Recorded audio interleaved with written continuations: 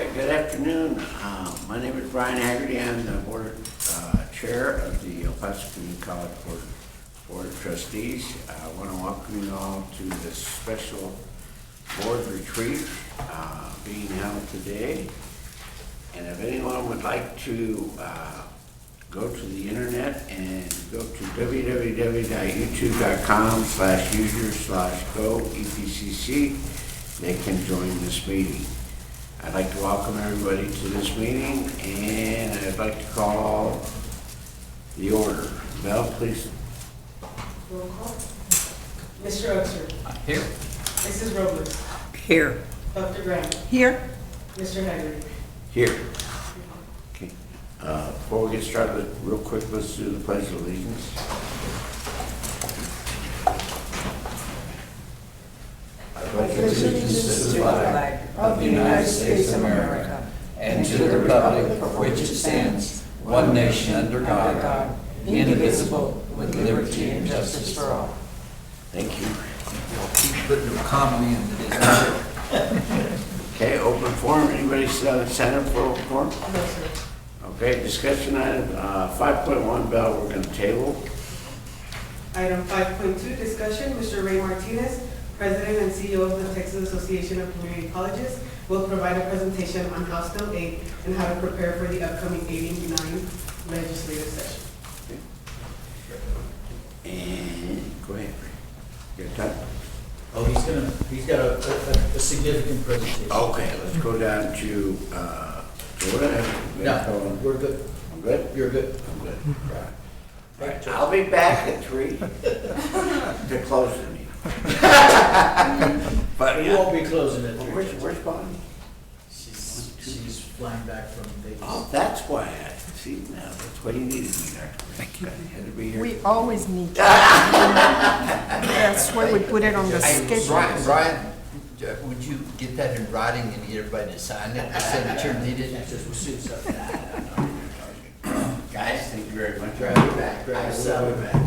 Thank you, sir. Good to see you. Okay, thanks for having me. It'll be under table. Yes, sir. I'll see you later. Yes, sir. Ms. Belinda, how are you? What I'm time can doing we fabulously expect you? well, thank you for asking. What time do we expect you back? Probably about 3:30.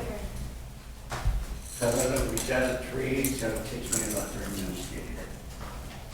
Okay. Is that okay? Well, no, but we don't have any choice. Well, no, but. Ms. Bell, we'll see you. Thank you. Am I up? What? You are. Oh, great. Okay.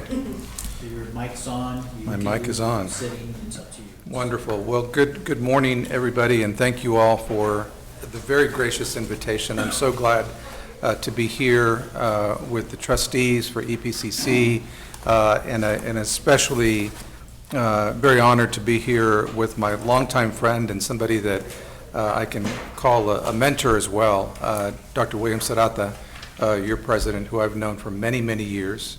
And I just regard him as one of the leaders in the higher education space here in Texas, but even nationally, that transcends every sector of higher education. Folks really rely upon Dr. Serrata for advice and counsel on so many different higher education issues, and somebody that, again, just has tremendous respect from his peers throughout the state of Texas and really throughout the country. I know you all know that.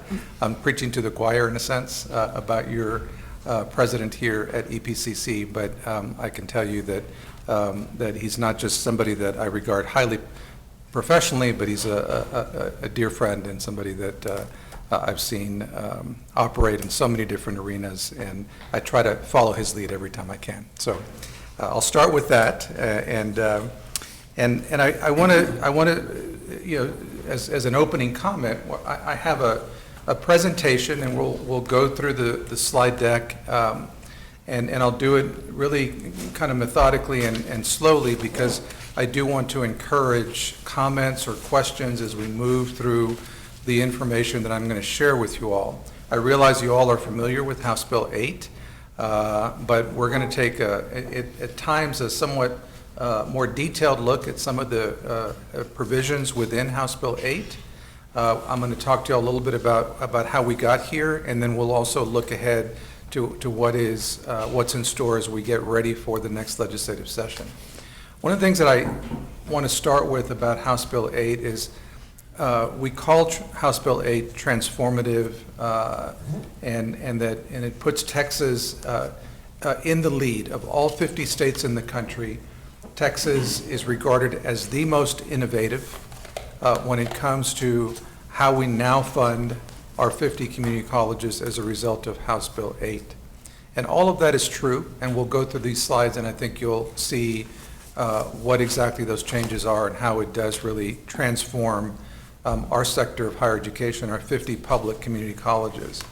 But I also want to just, what's not in the bill is you all as trustees, as governing board members, certainly Dr. Sadatta and his very capable leadership team, are always having to be vigilant and looking out for certain touch points in a student's post-secondary journey, right? So for example, access to higher education. We always want to be vigilant to ensure that things that we do, policies that we adopt, never close the door in any way to any person that aspires to enroll at a college like EPCC and achieve a credential, whether it's an associate degree or a workforce education credential. So that's one touch point that we're always having to be constantly on the lookout for, and to say, okay, what we adopt and what we do as an institution or as a governing board, let's make sure we don't do anything to close that door. And you have not. Our community colleges are full open enrollment institutions like EPCC, and so access is an important thing of what we are always looking out for.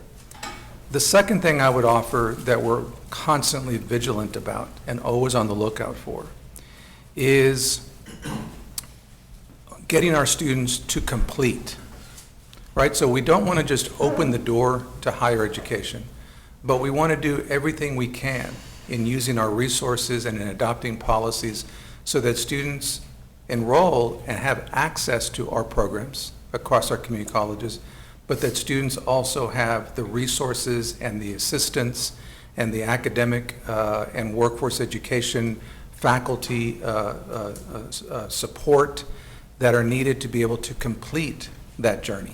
So we don't want to just open the door to it. We want to do everything we can to help a student complete that journey, whether it's to a workforce education certificate or whether to an associate degree or even to a bachelor's degree and beyond.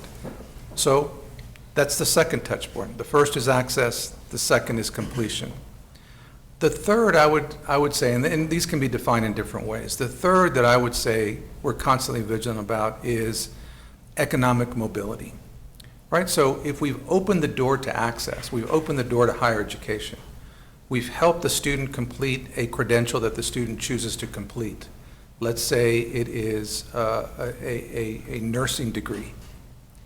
What we want to do is ensure that that credential has economic value to the student, that it leads to economic mobility, right? And so we want students to be able to have a credential that empowers them to be able to move up the ladder, either economically or perhaps even within a work environment. So they would like to move up and be promoted into different positions in an industry that they're working in already. So that credential should add economic mobility and even to a certain extent social mobility to the student that completes that credential. So that's the third thing is mobility. We want them to access, we want our students to complete a credential, and we want to embrace policies that bring value to that credential. And one way to define that value is economic and social mobility. And the fourth thing that I would say that we also, as trustees, as governing board members, as CEOs of an institution, a president or a chancellor of an institution, certainly for someone like me who thinks about policy and works on many days over at the state legislature thinking about the best policies to support you all and the work that you're doing at our community colleges, The fourth thing I would suggest is affordability. Because we can open up the doors. We can do everything we can to encourage completion. We can assess data that allows us to track the value of a credential, the true economic value of a credential. All of those are doable. But if a student decides they can't afford to enroll and to matriculate into a college, whether it's a community college or whether it's a university, then we haven't done our jobs. We have to always be vigilant about affordability. And that is certainly true for our community colleges. And that certainly is a great value of our community colleges. We judge ourselves by looking at our average tuition and fees compared to other states our size. And what we find is that Texas is a very competitive choice in terms of among the most affordable of community colleges, not just EPCC, but all other 49 community colleges, truly affordable options for our students. Access, completion, economic mobility, and affordability. Now, one could argue there are other touch points that are equally as important.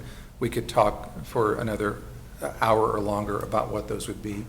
But I would put those on the table before I even jump into the slides to say that there's a lot that we could say about HB8 that makes it transformative.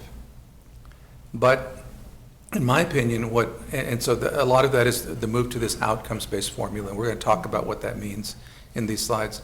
But I would actually look at it from a step back perspective and look at it from the perspective of what is really transformative from a student perspective. And what HB8 does is makes us stronger in each of those 4 touch points, in my opinion. It makes us stronger as an access institution. It makes us stronger as an institution that encourages and assists our students in completing. It makes us stronger because we're now assessing, when we're looking at data, to ensure that the credentials that we confer here at EPCC and our community colleges across the state are credentials that have economic value to the students, right? And the fourth thing is it addresses affordability in so many different ways, and we'll talk about ways that HB8 addresses affordability. So I think that's an important place to start, because we are going to take a bit of a deeper dive through this slide deck in terms of HB8, but I want to make sure that I set the right context about why this truly is a transformative piece of legislation. And one could say that those 4 touch points, we could add another 4, 8, 12, and I think HB8 contributes positively to any other areas where we always want to be vigilant and to look at the jobs that we do from a student perspective, because that's the most important perspective that we can focus upon. Let me take a moment, members of the board, to do a proper introduction of Ray. I take it for granted that all of our board members know Ray, and so I want to make sure that each of you knows Ray and what he brings to the table. So Mr. Martinez serves as President and Chief Executive Officer for the Texas Association of Community Colleges, which is a comprehensive membership association comprising a diverse mix of the 48 community colleges that are dues-paying members. Now, he represents all 50 community colleges, and I had shared with the board when we had 2 of our colleagues choose to leave the association prior to Ray's tenure, which was Lone Star College and Collin College. Ray came in. I was fortunate. I was fortunate, and I was challenged at the same time. So Jacob Friday, who is from El Paso, was our previous CEO. Jacob served at the association for a number of years, and he let me know in March of 2019. No, this year coming up on 2022. As I was assuming the chairmanship, that he was leaving the association and coming back to UTEP. And so Jacob came to UTEP. His wife was already working at UTEP, and he relocated to UTEP. And then we had the challenge of recruiting a CEO, knowing that we were getting ready to go into a legislative session. And so along the way, prior to Ray ever determining he even had an interest in TAC, he served as deputy commissioner for the Texas Higher Education Coordinating Board. And so before he was Deputy Commissioner for Academic Affairs and Workforce Education for the Texas Higher Education Coordinating Board, he and Commissioner Keller Ray's specific duties were leading the association, the agency's critical functions of academic programs, workforce education, as well as post-secondary readiness and success. He's got a deep understanding of higher education in the state of Texas. He previously served as the president. Before the coordinating board, he was the president of Independent Colleges and Universities of Texas. He was also chancellor of Western Governors University, Texas. And then he held senior government affairs positions at Rice University as well as A&M International University. He was also the director of the Committee on Higher Education when he served under Senator Zaffirini in the Senate. Lot of federal experience. He served in both the Clinton administration as well as in the Bush administration. So a federal view of this as well as a state view. So Ray brings a lot to the table.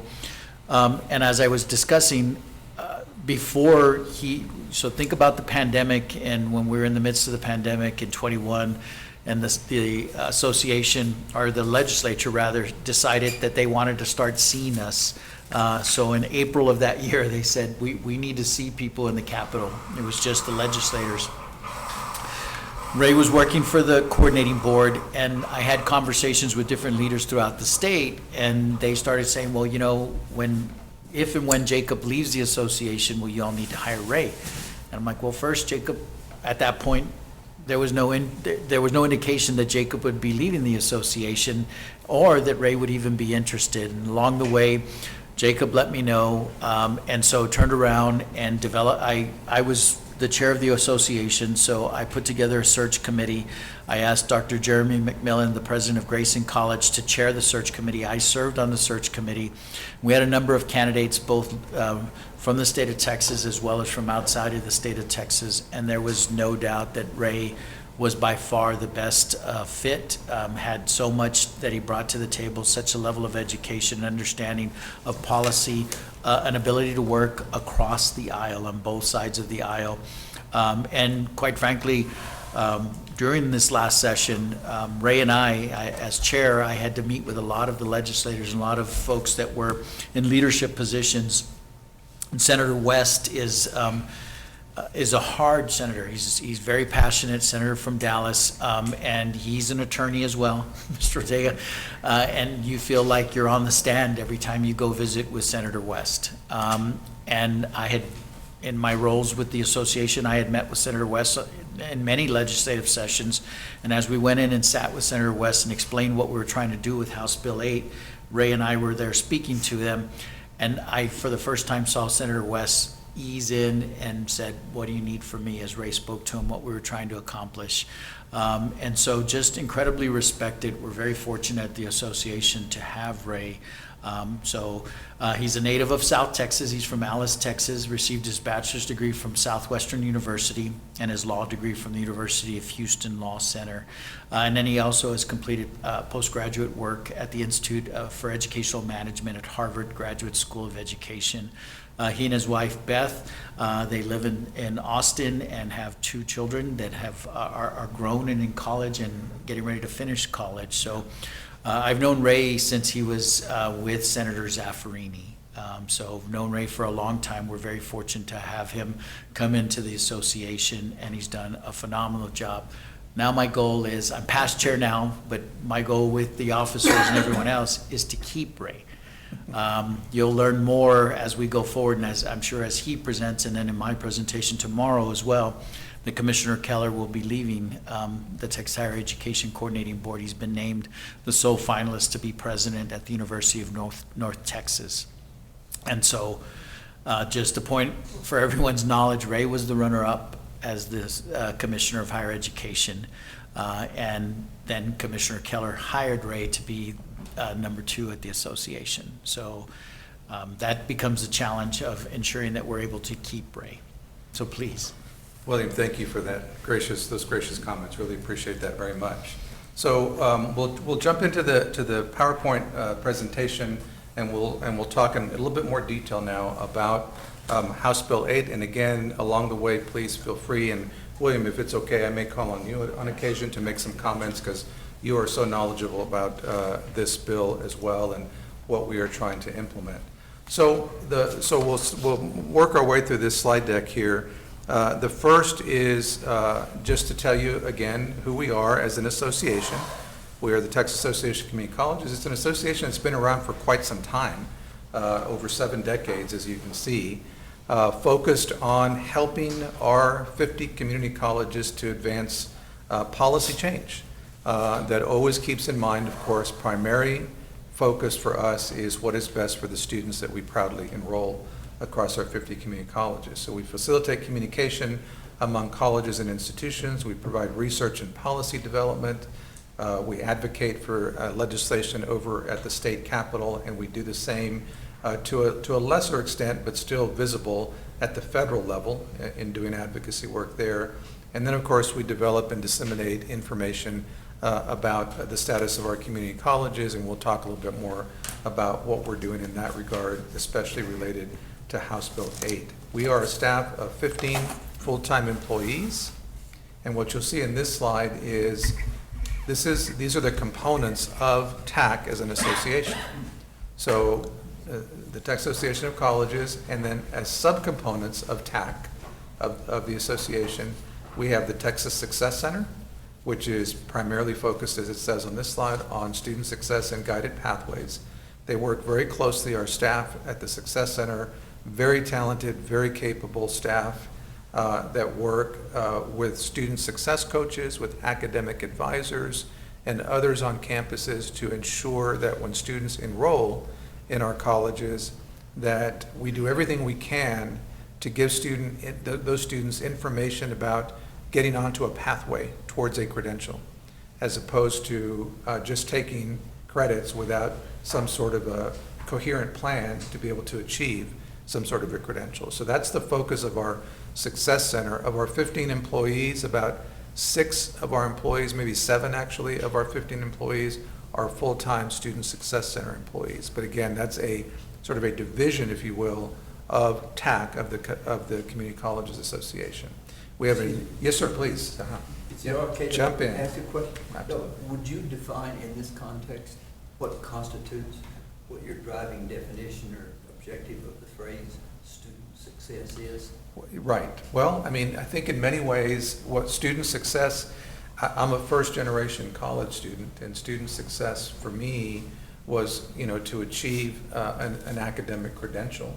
And that was at a minimum sort of I wanted to get to the finish line. Once I enrolled in college, success for me was to get to the finish line and get that credential, and not go, in my case, to a 4-year university, accumulate credits, accumulate debt, and come out of that experience without some credential that is going to add value. So when Senator look at the Success Center, then Yes. our objective to be able to evaluate or understand that is how many students actually have a credential, a degree. Is that the overriding, I would say you gotta that, understand, yes, sir. He will tell you I'm very simple-minded. Okay? And so they graduate and have a credential, that's a success. They can build on it. Yeah, exactly. But if they go for 400 hours and they don't graduate, that's not a success. That's not a success. I think it's a great question. I think at a very basic, from a basic perspective, I think we could all agree that that's not, we could define student success in different ways, right? But I think student success is to be able to achieve a credential. Now our focus is even more so on, as I said earlier, on we have a rich amount of data that we can actually look at income levels and track what did that credential actually bring to students that achieve that credential. Not track individual students, but That's above. that's beyond, right? Exactly. Yep. The most important aspect of student success would be to achieve a credential, the intended credential. In many cases, many students come to a community college with their success being defined on transfer. So they might come and enroll at EPCC, want to complete their core requirements and enough credits to be able to successfully transfer to a 4-year university, UTEP or some other 4-year. That from an EPCC perspective, that is also a definition of success as far as I'm concerned. And as far as HB8 is concerned, when we get into those slides, you'll find out there is a fundable outcome for students actually coming through the. bottom line is, there is a defined Yes, sir. criteria Yep. that we meet and we can fund, Yeah. not only financially, but with resources. Exactly. So once we have that. Yep, I agree. Yep. So that is, yes, please. And I know you might have a discussion later on covered under House Bill 8, but one of the concerns has always been in my mind the accountability system that is being used, because yes, it'd be great if everybody that went to college, completed within the 2-year period. But the reality is that a lot of people like myself, you have kids, you have families, you were unable to complete it within a 2-year period, and are they adjusting that to measure on the accountability system that, or to take in consideration that it's not practical for us to say all students, if they have everything on hand and no kids and no families, that they're gonna complete in 2 years, but that's not reality of our community and many communities. That is correct. Have they tweaked that at all? Well, They have, Please. Dr. Graham, I think so. A couple of things. We were very focused on not only getting students, so EPCC was around one Achieving the Dream College back in 2004. These are national movements through, that one was through the Lumina Foundation, the Gates Foundation, et cetera. Then we're one of 30 colleges nationally that was part of Achieving the Dream. Then you turn around and we were one of the also 20 or 25 colleges, one of 3 states. It was Texas, North Carolina, Florida, and 4 states in Ohio that were part of Completion by Design. That was right as I was coming in, and then the Gates Foundation said, Texas is too big to succeed. And so we funded the community colleges. We created Texas Completes and continue to move forward. Then we were one of the 30 colleges selected to be a part of the Pathways project through the American Association of Community Colleges. And so along the way, Dr. Graham, we were focused on helping students get on a pathway and be as successful as possible. And so I've shared with you all during my evaluation, at one point it took students 102 credit hours to earn an associate's degree at the college. It now takes them 75. So we've reduced that by 27 hours in the last 8 years. In addition, it took students 5.1 years to reach the credential. We've now reduced that to 3.8 years. So we've cut 1.2, 1.3 years out. But you're right, the old formula was still focused on headcount. It was focused on how many students you have in the seat. The new formula is focused on outcomes, and there's no requirement of how long it takes to reach that outcome. So we have an adult that has children, they earn the outcome. The outcome is based, the reward from the state is based on them earning that outcome. We've totally gone away from the 3-6 year The criteria. 3-year graduation rate is gonna be, that's an IPEDS piece, it's gonna continue to be there. And so we'll continue to focus. So that's there, but we have a lot of valid buts to go with That, it. absolutely, from the Okay. state's perspective, the state is looking at it, and Mr. Uxer, your question is particularly pertinent, given the fact that I agree with Ray. At one point, my complete focus was on getting students degrees and certificates. This House Bill 8 shifts, and it helped us with regards to the non-credit side. And if a student is enrolled on our non-credited side to get a credential that helps them in the job and increases their salary, we now have the opportunity to be rewarded for them as well. So it's very much focused on the economy and helping students get there. And so Ray will go through these, but there's a number of measures that really helped, it really focused on community colleges. I'll remind the board, this was put together at the end of the 87th legislature. And this is the commission, the Community College Finance Commission that Mr. Hunt chaired. He was named by Governor Abbott to chair this, and there was a commission that was created throughout the state, representatives from throughout the state, including community college presidents. We had 4 that were on there, and they came up with this provided their report to the legislature, to the governor, lieutenant governor, as well as the speaker of the House prior to the 2023 session. Just as a point, whenever it's appropriate, or if you would comment, what is your view, Texas view, on free community college for everybody? Just, Sure, we can talk I mean, about this is not that. appropriate now, but whenever work it in. Yep, we'll definitely do that, and I think we'll have plenty of opportunities to take that question, that question, but also others that maybe are not in the presentation, but that we want to talk about. So absolutely. I'll let you know what his position is. I want to hear that. No skin in the game is I a understand. undesired concept. I understand. No, Yep. that's fine. Yeah. I'll let him own up to it or not.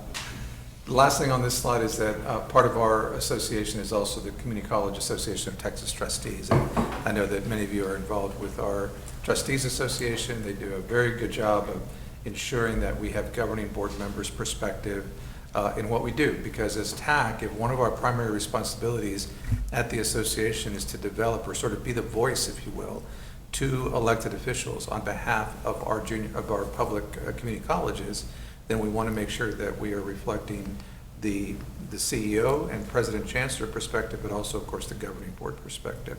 So as we call the Trustees Association, CAT is our acronym for that association. They're very much involved in the development of our advocacy agenda each year, and especially each legislative session. So that's TAC. And then, again, I've kind of given you all a preview of what we're going to cover here through these slides. We're going to talk about House Bill 8 in the first sort of tranche of slides that I'll go through next. Then we're going to talk about what we call the next chapter, which is the evolution of House Bill 8 into a truly dynamic formula. And I will talk about what that means, and we'll try to put some context around what it means to be a dynamic funding formula. And then we'll end the presentation with some slides about the upcoming 89th legislative session in 2025. It begins in January of 2025, and we'll talk about some of we're still working on our association's policy priorities, still getting input from many of our chancellors and presidents and many of our trustees and regents across the state, but I'll show you what we're at right now in terms of what we're looking at for our priorities going into the 2025 legislative session. All right, so let's talk really quickly about House Bill 8 and kind of go back a bit, because one of the most frequent questions that I get when I do a presentation like this is, why now? Why did the legislature decide that in 2023 it was the right time to pass a bill as fundamental, as transformative as House Bill 8? And there's many different ways of answering this question, so this is by no means the only answer. But I think if you look back to the work of Mr. Hunt, who did a tremendous job of leading the 12-member Texas Commission on Community College Finance as its chairman. Commissioner Keller, who of course, as Dr. Sedata said, is moving on from the courting board in the next 30 days or so to take on a new position as president of UNT in Denton. Both of them and the members of the commission did a remarkable job in capturing the reasons why it was important for the Texas legislature to seriously think about changing the funding formula of our community colleges when it comes to state revenue. And one of the compelling reasons is to look at population growth for the state of Texas. And this is a snapshot of an article, I think we have the date somewhere in there. December 23. December 2023, so it's just from last December, that talks about the fact that Texas has gained more people than any other state in the country in the last year of the census. And that's actually been true since 2020, probably even before 2020. But when the census data was released for the last decennial census, so 2010 to 2020, that data was released around summer to late 2020 into 2021. What we saw is that Texas had grown more than any other state in the country. In fact, our total population in Texas now is just over 30 million residents in Texas. We're the second state in our country's history to get to that milestone. The only other state in the country that has more population, California, 38.6 million or so, and dropping fast, by the way, because they're all moving here to Texas, quite frankly. So population growth was an important policy driver as our elected officials began to think, why is now the time? Why should we focus on changing so fundamentally, so significantly, the funding formula that had been in place for 50 years for our community colleges? Why change it now? And one of the reasons, of course, again, is the population growth. And here's another slide that shows Texas counties among the fastest growing in the country. In the top 10 growing counties, this is an article from the Texas Tribune from 2004, or from this year. It shows that, 7 of the 10 fastest growing counties in the country are counties right here in the state of Texas. Now, this continues to happen. This isn't looking back at something that has occurred and it's no longer happening. It is still happening. We are the fastest growing state in the country, and again, now over 30 million people. The civilian workforce is now, I've heard Chairman Brian Daniel from the Texas Workforce Commission say our civilian workforce population is just over 15 million Texans. That's remarkable growth, and we should applaud it. We're glad to have this human talent choosing Texas to come and live in our state. The issue, though, is are we aligning the skills that our workforce has with the needs of our employers and industry? Because while our population is growing phenomenally and the fastest of any other state, what's also happening concurrently is our state's economy continues to hum along very vibrantly. A very strong economy. Here in the state of Texas, we are outpacing average GDP of the nation. We outpace it here in Texas by a pretty good amount. And so the concern was, one of the concerns, and again, that's sort of documented in these slides, is the fast population growth. Great, we welcome that talent to the state of Texas. We welcome that to Texas. We also welcome businesses relocating to Texas or current businesses expanding in the state of Texas to keep our economy growing. But are we training the workforce with the skills that are needed for the industries that are either growing or relocating to the state of Texas? And the answer is, well, yes and no. To a certain extent, we are training our workforce in the ways that we need, but to another extent, we also need to do more. And how can we do more? What's the best way to reach training programs for the state of Texas? Where can we do that? When you're a legislator, you got to think, where is the best way to do it? What's the best return on investment that we can make with our taxpayer dollars that's going to help us to ensure that we are training the workforce that we need for today and especially for tomorrow?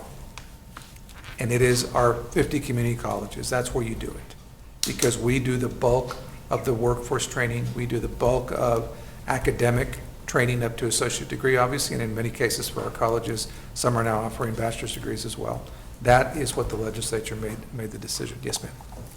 And that's great. One of the things that we're seeing is the high number of students that we're getting, especially most recently, that have, very little, minimal, or no education from wherever they're coming from, and they don't speak English at all, and they are too close to the age where the students should graduate, like 15, 16, and we are receiving them in the high schools with that challenge, plus they get frustrated and leave the college or the high school because of their inability to move forward.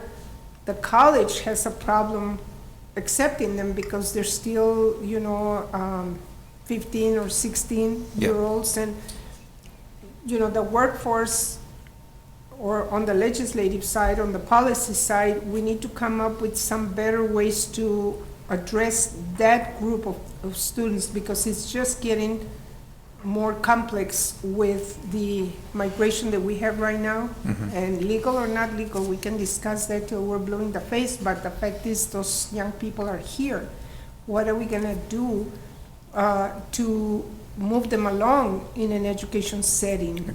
Because again, high schools can't handle that anymore. Right. Then, especially with the accountability systems that we have in place in the, outside of higher ed, Right. in the elementary and high school. Mhm. And then we get them here at the college, and what do we do with them? You know, and yes, some of them are trying charter schools, but then they get discouraged there too.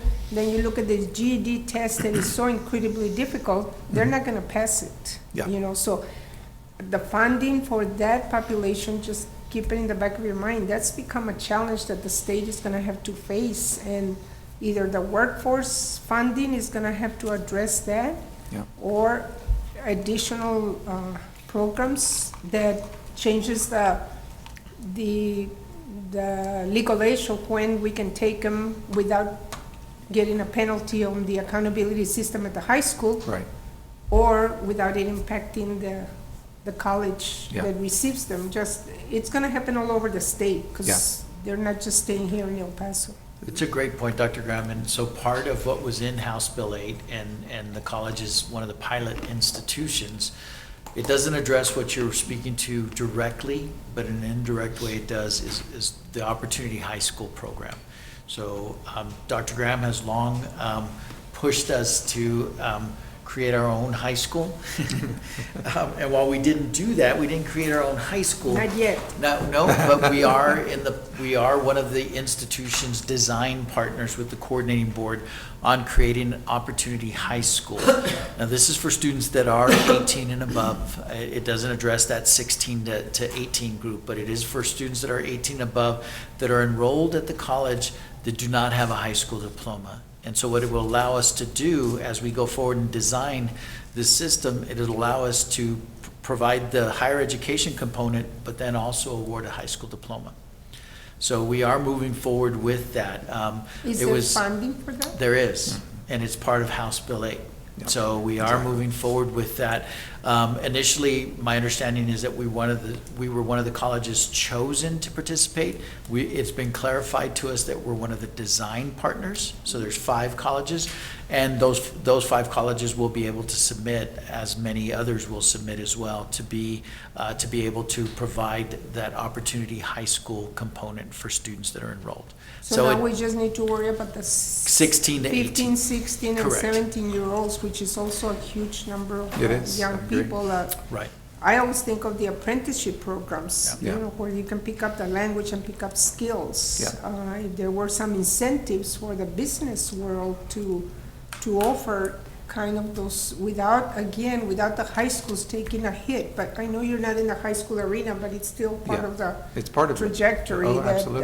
that we have to advocate on Mhm. behalf of all students. I agree.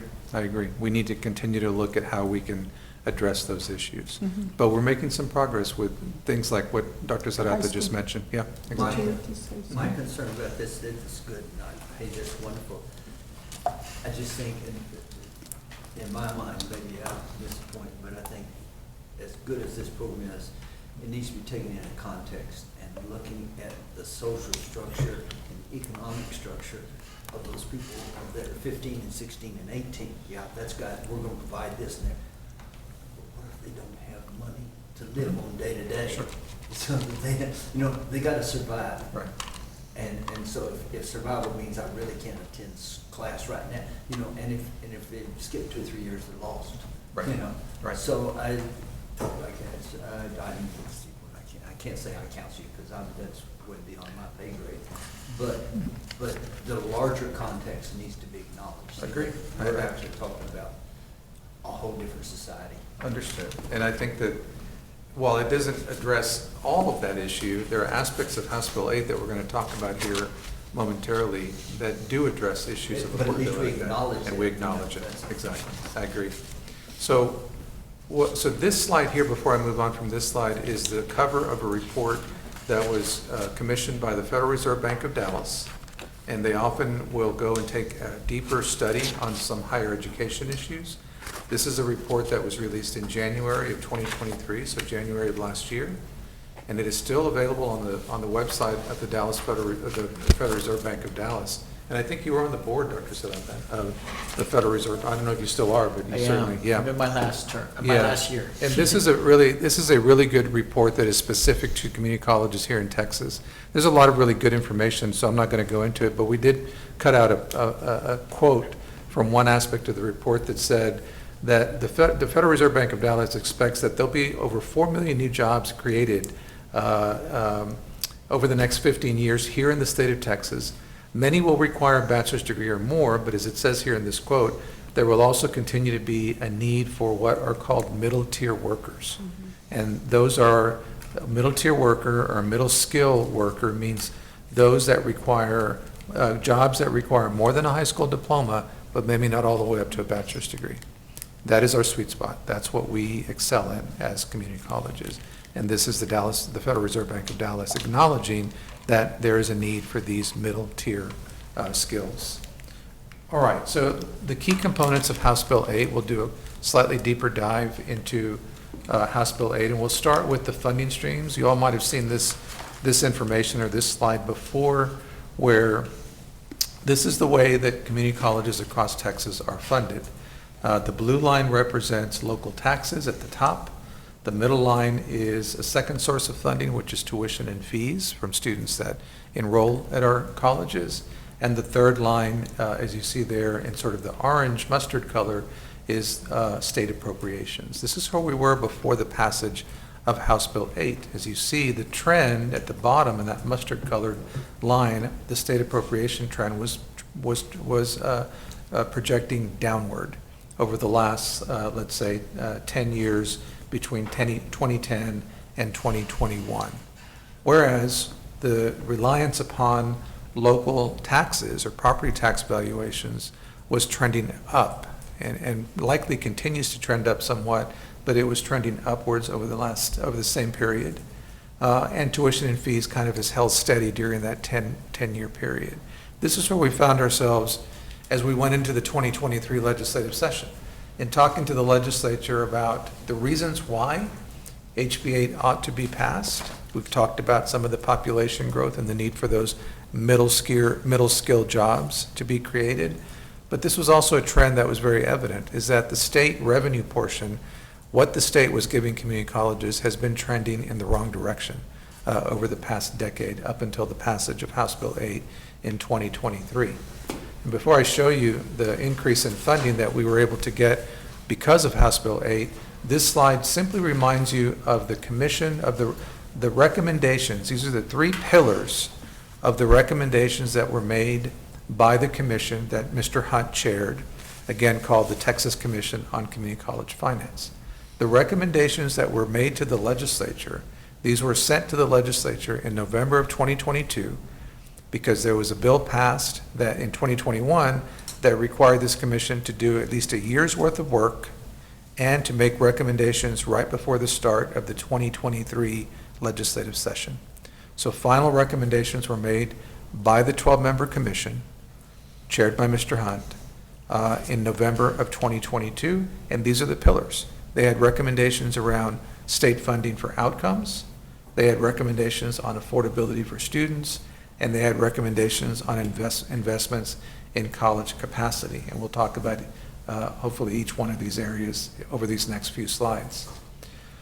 The outcomes recommendation, going back to this slide, I'm going to talk a little bit about the first pillar on the left, which is state funding for outcomes. Now, prior to the passage of House Bill 8, funding for our community colleges was what we would consider to be a static formula.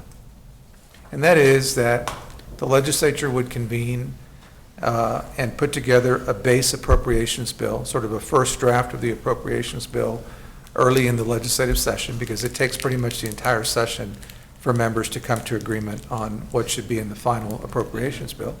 So in the base, or in the initial draft of the appropriations bill, there would be an acknowledgement that there's going to be state funding for community colleges. And they would say, okay, we're going to put $1.9 billion in funding, let's say, for the coming biennium and appropriate it in state funding for our community colleges. And before HB 8, that money was then simply divided up based upon what are called contact hours which essentially equate to enrollment, essentially. Now, there were about 10 to 12% of the formula was also based on what are called student success points or success points. But it was a small They percentage. never really Which, right, funded fully. right, didn't really achieve the desired results when success points were implemented 5 or 7 years before that, right? But the bulk of the formula before HB8 was, here's 1.9 billion. Community colleges, you go divide that by 50 based upon a formula that was determined by contact hours or enrollment. That was it. That's a static formula. What HBA did was to move us to a dynamic formula, to transition from one that is static and merely redivides the same pie to one that provides colleges with a predictable funding based upon outcomes. And again, a dynamic formula that funds our colleges, and it funds our colleges on a real-time basis. Question. Yes, sir. At that point, the funding changes, but is there an upper limit? I mean, it looks like this is fine, there's a pie, but is there an upper limit? So what happened is, limit $1 billion, we're gonna give each one of you 5 or X, Right. okay? Right. No, now we're gonna participate, but once we get to $1 billion, you know, in other words, the funding limit at the state now is undefined? That's a great question, and the answer is yes. In a dynamic formula, the idea is that the state, and this is what we're going to talk about as we talk about our priorities for the 2025 session, the idea behind House Bill 8 and the recommendations made by the commission and the recommendations made by the Commissioner Keller and the Courting Board to the legislature was this needs to be a dynamic formula, so that we're going to forecast outcomes for all 50 community colleges, and if they exceed those forecasts, we're going to ask the legislature to give us additional money to be able to pay for those exceeded outcomes. And I think Mr. Oxer's question is very timely because we're going to exceed our outcomes.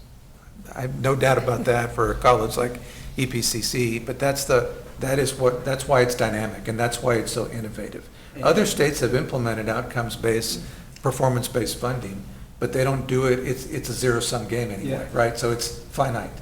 This is predicated upon the legislature saying, we're going to fund you all for the outcomes in the formula in HB8. As long as the that we propose. legislature agrees that it's a moving target. With that, and that's what we have to do, is our effective advocacy in 2025 with our legislators to remind them of the promise of HB8 in this formula and the potential that we have and what a good result it is that we are exceeding our outcomes. Because what it means is we are training the workforce for today and for tomorrow. That's what it means. And why is that not a worthy investment of state funds? The answer is, of course, it is. And I think the hesitation that I would have on that, which I love outcomes-based education, I've always been a firm believer in that, but, you know, when you're dealing with the legislation, is that they do this year, and then 2 years later, they turn around and do something different, and, you know, like the Right. success points, Understood. you know, we all got focused behind that, had a lot of training on it, and then all of a sudden, it's really not. There was somebody Agreed. else, they made a promise last year, but that's not us this year. Right, understood, and we can't bind future legislatures, we certainly believe in that concept, but the idea is that we presented a compelling Yeah.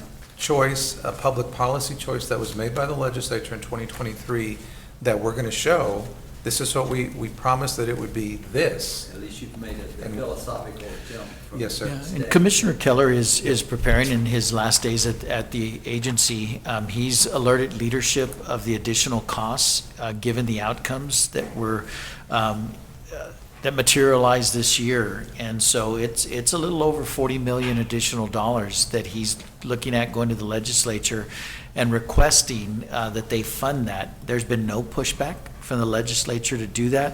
And then I'd remind everyone, as we go into legislative sessions, there's things that the legislature, at the very beginning, fills holes, so to speak. They go back and they pay for things that they didn't allocate enough for.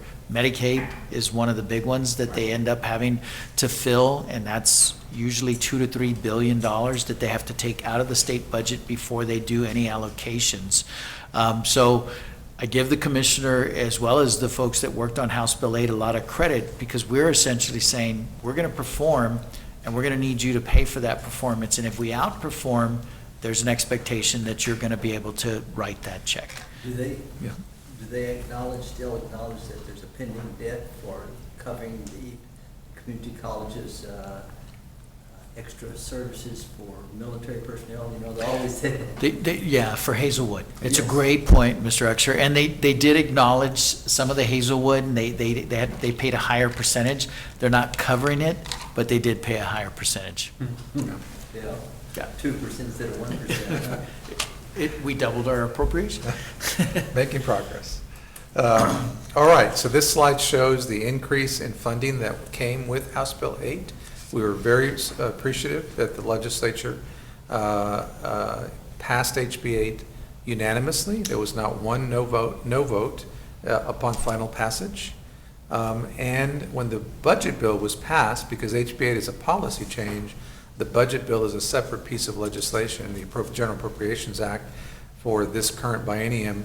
We saw a 23% increase in funding, in formula funding. There was other funding, non-formula related, that we will talk about in just a second. But in formula funding, we went from approximately $1.9 billion for the previous biennium to just under $2.3 billion in formula funding for the current biennium. And again, all of that gets divided by 50 community colleges based upon outcomes now and not based upon enrollment or contact hours. And that's the important change. So that's the increase in funding that we saw. And here, this slide captures the additional funding. So $2.2 billion increase in funding for formula in HB 8. And again, that takes us from 1.9 to approximately just under 2.3 billion for the biennium that we're currently in. There was also 133.5 million in funding for TEOG. That's our need-based financial aid program for students that enroll at our community colleges. Before the passage of House Bill 8, on average, we could meet the needs of about 27, maybe 28% across the state of students that enrolled at our community colleges who demonstrated financial need through their FAFSA or through their TAFSA, either form that they filled out. 27, 28%, that's low. We needed more funding for TEOG so that we can take those grant dollars and spread them out to many, many more students. The legislature agreed, and they increased funding for TEOG across 50 community colleges by $133.5 million. That means we can now meet the needs of close to 70 or at 70% of the students who demonstrate financial need who enroll across our 50 community colleges. So remember, we talked in the earlier slide about outcomes, affordability, and increased capacity. Those are the three pillars of the recommendations made by the Commission on Community College Finance. Outcomes, we got an increase in formula funding that was very significant, $2.2 billion.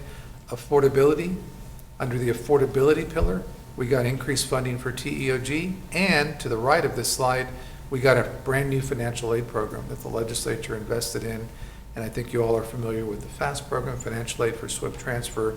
That is the financial aid program for students in high school who wish to enroll in dual credit. But for many places around our state, could not afford to do so because in some instances, and I don't know about the EPCC before FAST, did you all charge tuition? No, we waived, You the waived. board has chosen to waive tuition and fees for dual credit since we started those Got programs. it, yeah. Some, yeah, go ahead, sir, On the please. state level, okay, with all this extra money, Yeah. is this funded out of projected streams, or are they getting into the rainy day fund? No, sir, no rainy day fund. This is not rainy day fund. All right. Right, this is That's a not, good job. yeah, this is not rainy day fund, and these are general, this is general revenue. Yep. So as we go through and as Ray explains, and he and his team have done a wonderful job because they get into EPCC specific, what you'll see is purely formula. TEOG is not shown in that, nor is FAST. Right. And as they went forward and projected what the FAST resources were, they projected, what was it, 40 million, I believe? Or was it in that range? And they had a projection estimate of $2 million for the college. As we've gone through, just between the fall and the spring, we received $4.6 million from the state. We have not, summer has not gone forward yet, but we're going to receive approximately $5.5 million of FAST resources for the current year of the biennium. Did they ever issue a recall? They have not. They have not to date. Knock on wood. That's right, exactly. So we'll continue to move forward, but these are great examples of the recommendations by the commission that were adopted into House Bill 8. And I'll just make a comment here that as a former legislative staffer, I'm very familiar with, blue ribbon panels or commissions that do work. They produce a report, and often that report doesn't get a lot of attention once it reaches the legislature. This one was very different. This one, again, the commission that was chaired by Mr. Woody Hunt, it had a tremendous impact, and most of the recommendations that were made in that commission report are reflected somewhere in House Bill 8, including this recommendation that was a commission idea to create the new FAST program for dual credit for students who are free and reduced lunch who want to enroll in dual credit programs, but in many parts of the state were unable to do so because some of our colleges could not offer dual credit without charging tuition and fees. Now, if you are eligible for free and reduced lunch at a high school, a public high school across the state of Texas, and you want to enroll in dual credit, nobody requires the college to participate, but the vast majority of our colleges have chosen to participate in FAST, and therefore those students can enroll at no cost, free tuition and fees, and no instructional material charges either.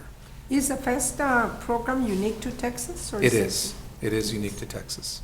As far as I know, I'm not sure where This is Texas any other funded? state that has it. Ohio Do they have tried, something? Ohio tried, but it is not at the level of what we did in Texas. They utilized Ohio as a model for what they Sorry. did in Texas, yeah. Yep. Yep. Okay, so we move forward. Now, this slide shows you the funding for FY '25, so this will not reflect the just under 2.3 billion because that number's for the biennium. What we did here is to show you the amount of funding that's appropriated for House Bill 8 implementation for FY '25, which is the fiscal year we're about to go into, beginning September 1. And you'll see that the vast majority, 95% of the state revenue that comes in formula funding is going to be appropriated through the performance tier formula. And we're going to talk, and I'll remind you all what the performance tier is just a second. 5% is base tier. And the base tier was created by House Bill 8 because the commission recognized that there are some colleges in the state that struggle to raise enough revenue through local property tax valuations to offer basic instruction in operations. And therefore, the legislature decided they would include a base tier funding methodology into House Bill 8.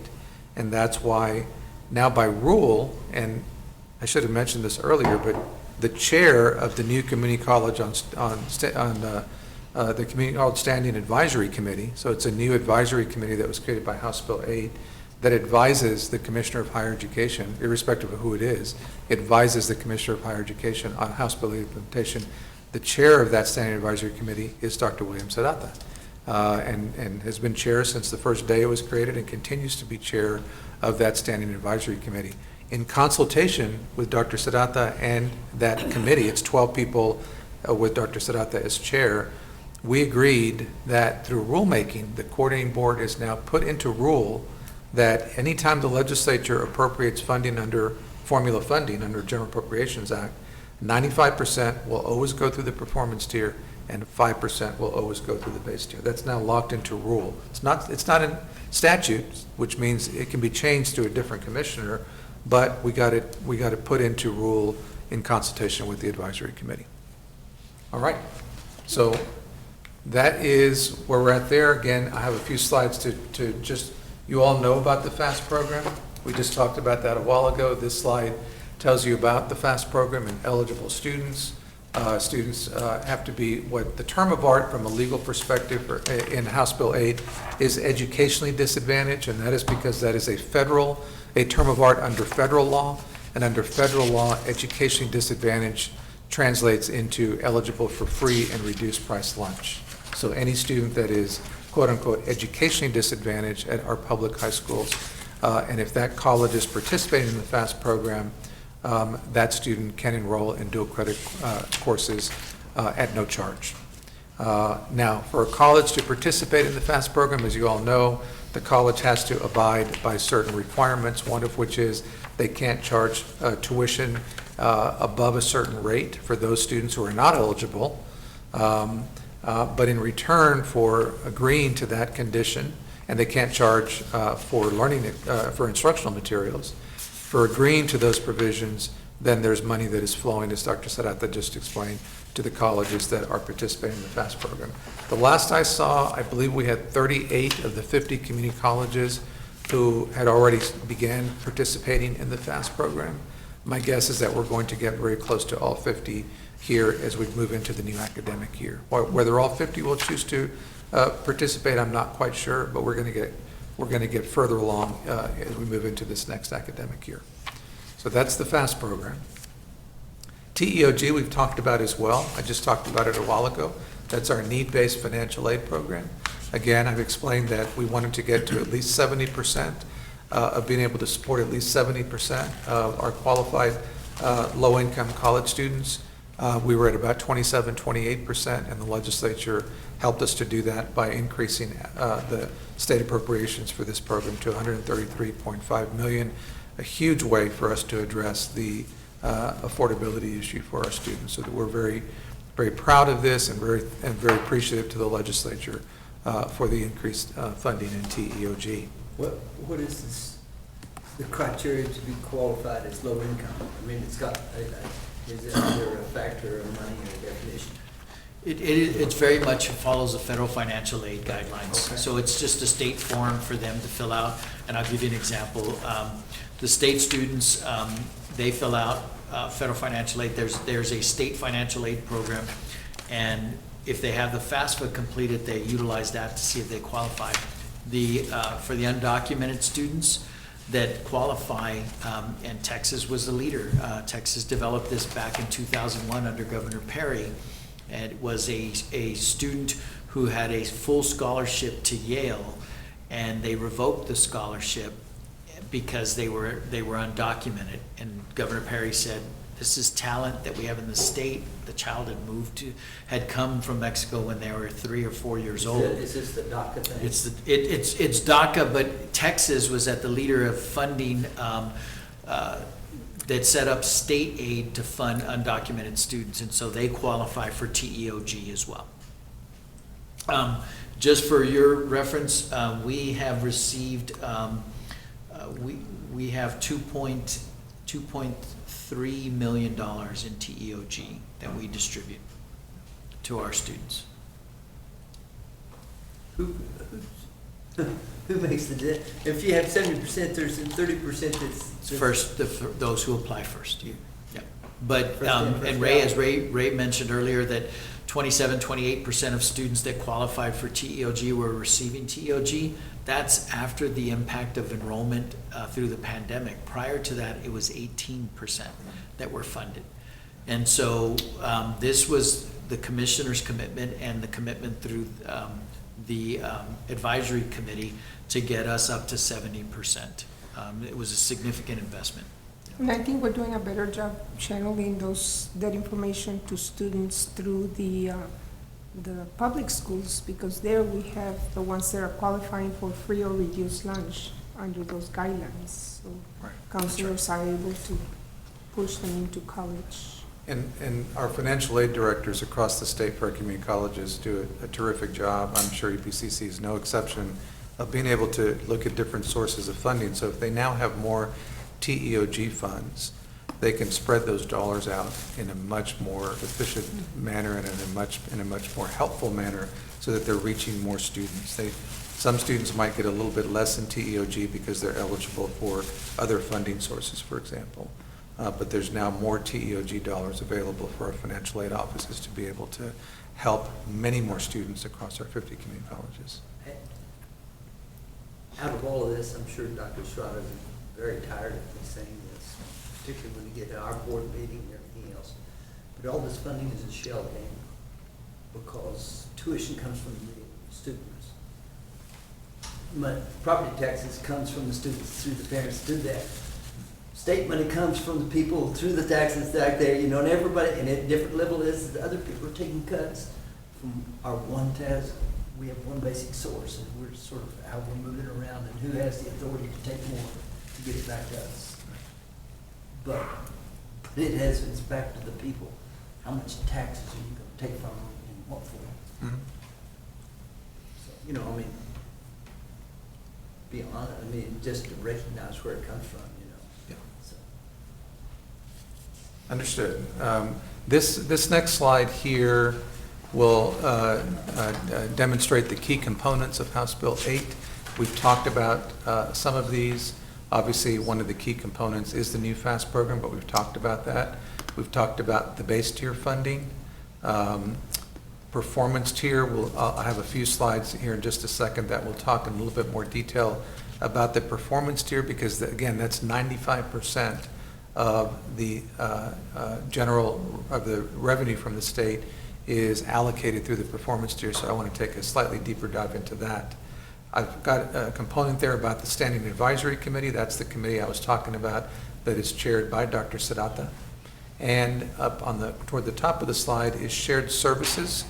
You'll recall again the slide that I showed you from the commission that said 3 pillars. One was outcomes-based funding, one was affordability, and I've given you 2 examples of affordability that were included in House Bill 8. That's the increase in TEOG funding and the funding for the new FAST program. On shared services, an example there is the coordinating board, a state agency of about 300 employees, has been wanting to be able to have the authority and some funding to establish a center for institutional collaboration. So why would that matter? Well, there are examples of services that community colleges would like to be able, and quite frankly our universities as well, would like to be able to have, but sometimes are very costly. And it would be better and more efficient to aggregate purchasing power and have either 50 community colleges or 15 come together and share a service. Labor market, real-time labor market information is an example. There are private companies that track data that shows real-time labor market information. They do it through want ads and through other sources that they're able to aggregate and then have some really rich data about what are the labor market needs. And it's important sometimes for our colleges, and many times for our colleges, to have that information, but it can be very costly to purchase from a private company.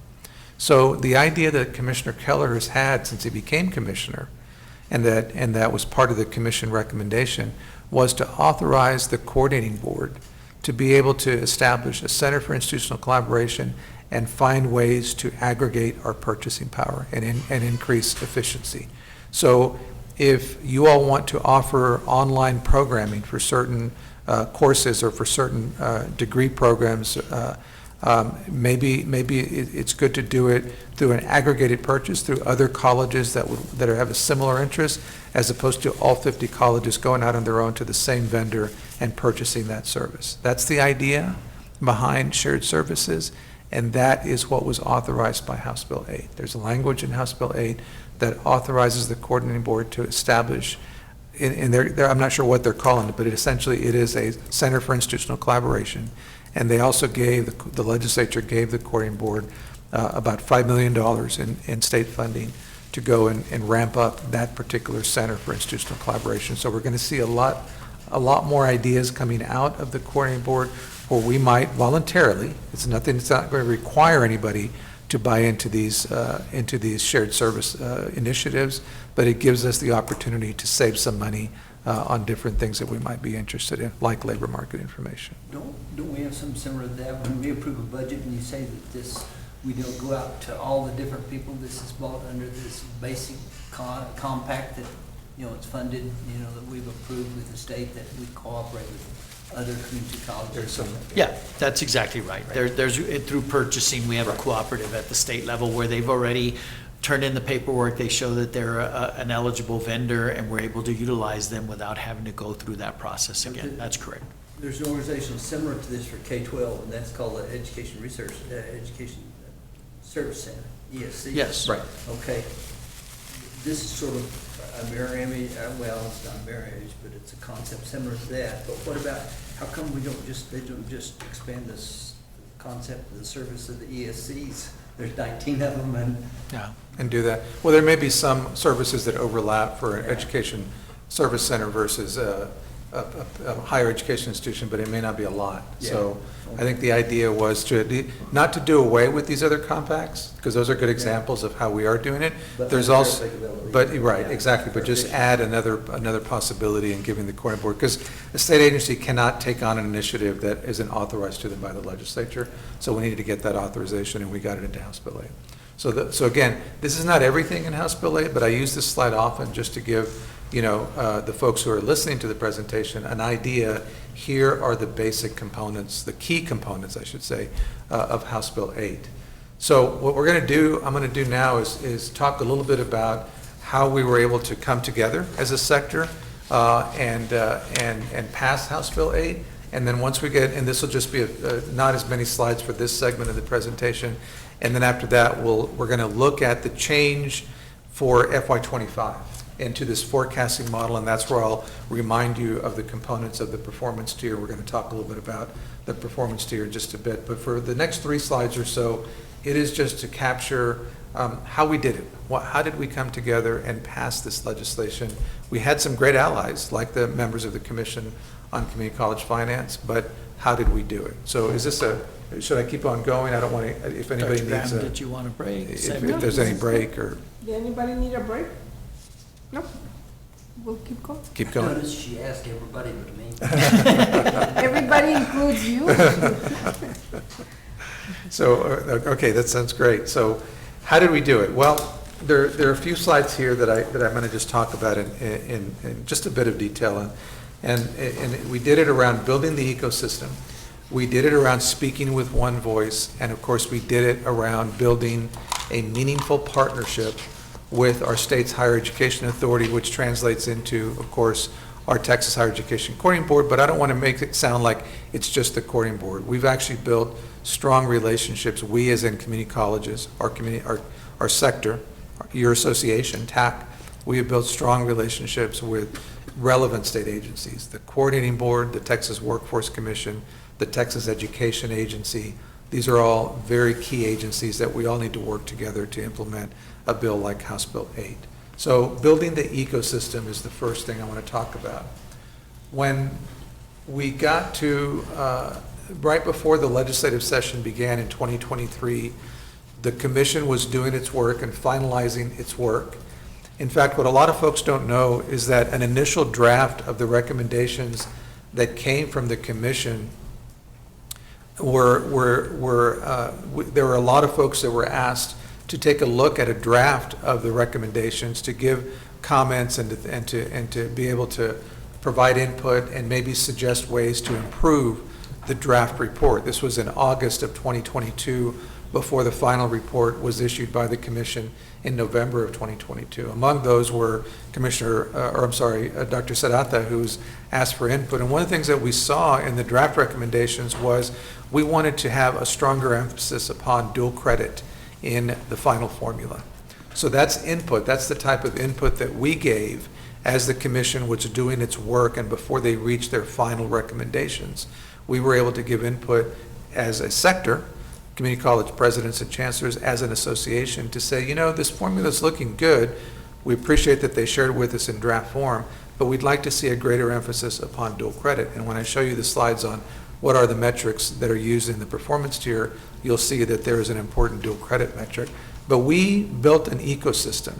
We knew at TAC, we knew it through our leadership, and Dr. Serrata was chair of our association during the time that the commission was doing its work and that we passed House Bill 8.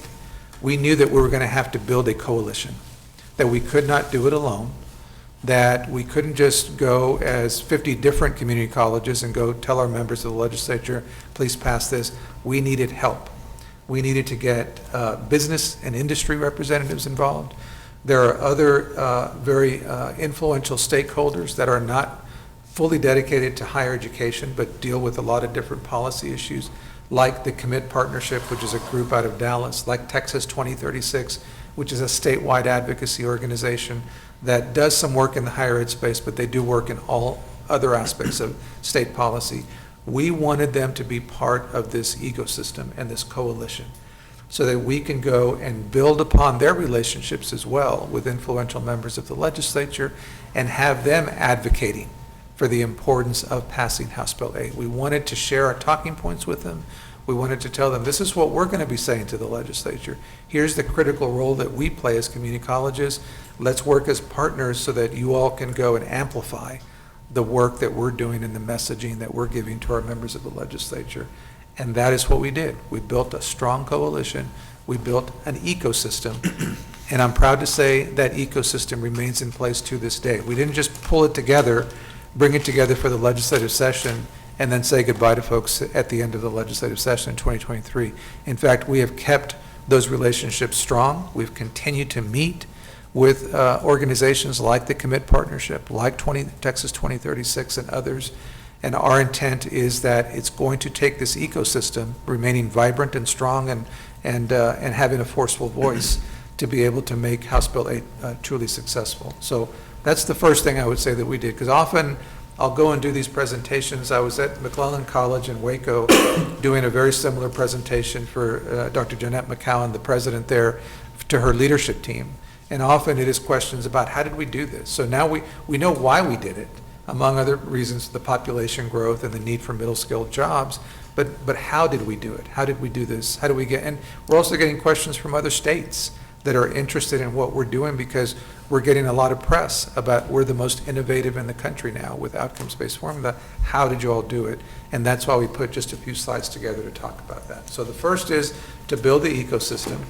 The second, and probably this really should be first, because I would argue that this is probably the most important thing we did, is to speak with one voice, to recognize that our impact as a sector is really most influential and most impactful by speaking with one voice, having a unified voice. And that means not just our CEOs, it means our CEOs, our trustees, and our regents, our sector, governing boards, and our administrators talking with one voice. And that's not to exclude other aspects of our campus life and our campus population, or our campus organization, like our faculty members and other various, our chief academic officers, our chief financial officers, all equally influential, all with a very strong voice, an informed voice at the legislature. We wanted them to be a part of our unified messaging, and I'm proud to say that that was the case. So we collaborated with our trustees, with college leadership, and we coordinated our messaging, and we spoke with one voice. I can tell you all that last December, and Dr. Sarata might have been there and heard this as well, there was a panel discussion. The coordinating board every December does a leadership conference. And there was a panel discussion for legislators at the conference last December. And among the members that were on this panel was Dr. Greg Bonin, who's the chairman of the House Appropriations Committee, very influential and very respected member of the legislature, who has been very supportive of House Bill 8 and really worked very closely with another state rep, Representative Gary Van Dever, who was the author of House Bill 8 on the House side. Dr. Bonin was on a panel discussion, and one of the questions was about, actually a lot of the discussion was about HB 8, but one of the questions was how did, from a legislator perspective, how did the community colleges get this done? And his answer was, because we didn't have to solve their problems for them. He said, as a member of the legislature, they came with one voice. They were unified. They put a letter on the desk of every member of the legislature the day of the vote that was signed by 50 community college presidents saying, we support this bill. We support this bill.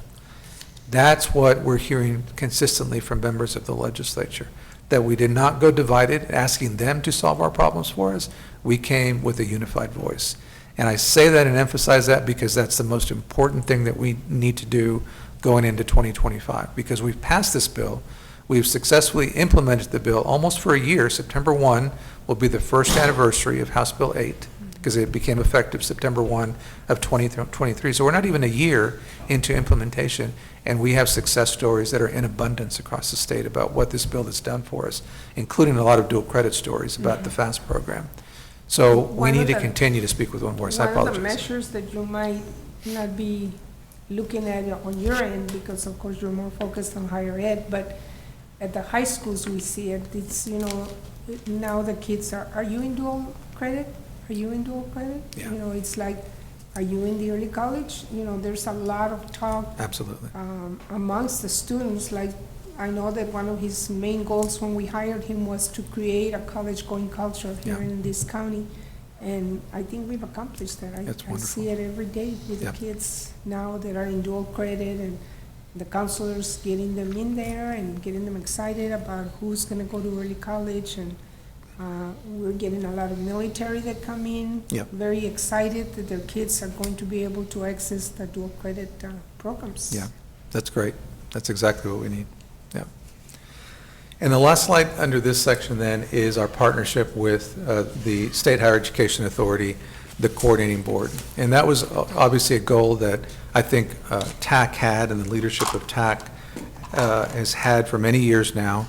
I think there's always been a robust relationship between the association and the coordinating board and other relevant state agencies.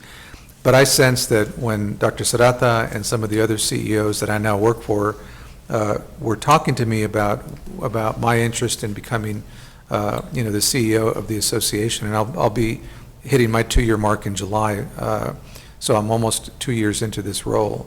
One of the things that was emphasized was to go from robust to a truly meaningful relationship with folks at the coordinating board, to be able to have a collaborative partnership with not just the commissioner of higher education, but perhaps equally important, sometimes even more important, with members of the team, assistant commissioners, associate commissioners, and others at the agency who will help us to fully implement our goals. House Bill 8 is our primary goal, but we have to go to the coordinating board for a lot of issues that we deal with that are not related to House Bill 8. So that was one of the ideas, or that was one of the emphasis in trying to build and enhance the relationship with the coordinating board. And I'm proud to say that we've certainly done that. It's helped that we had Commissioner Keller there, certainly. It helped that I came from the agency, obviously, because I knew, obviously, the staff, having worked there for 2.5 years before I became the TAC CEO. But again, it's something that we're very proud of, that we have built a very strong partnership, to the extent now that some of the collateral that we build, we'll do one-pagers with some of the branding from the coordinating board and things about HB 8. It's often the case that we go to the coordinating board, and they often will want to see what we're doing on our communications collateral, and sometimes want to co-brand our collateral with us so that it has our logo and the coordinating board logo as well. It's also true the staff at the coordinating board have been extremely gracious in joining us for webinars and different educational and training initiatives that we're taking on at the association to help folks better understand House Bill 8. So we're very proud of this relationship, and we know it'll continue, even though Commissioner Keller is moving on to this different role. Okay, very quickly then, we want to talk a little bit about emerging partnerships. And then after this, we will begin to sort of wrap up the presentation with a look at the funding formula as it currently exists as a forecasting model.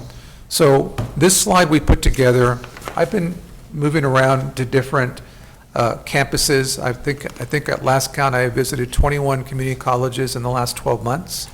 It's one of the best things about my job, is that I get to either get on a flight like I did today and come to EPCC, or I get in my car and go to Corsicana, Texas, which I did a couple of weeks ago, to go have dinner with the trustees at Navarro College. That's one of the more recent trips that I took.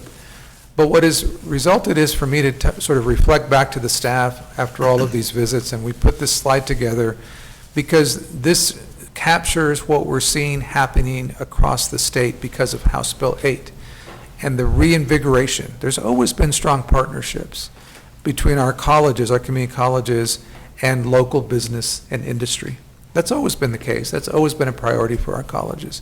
But because of House Bill 8, these relationships have been reinvigorated.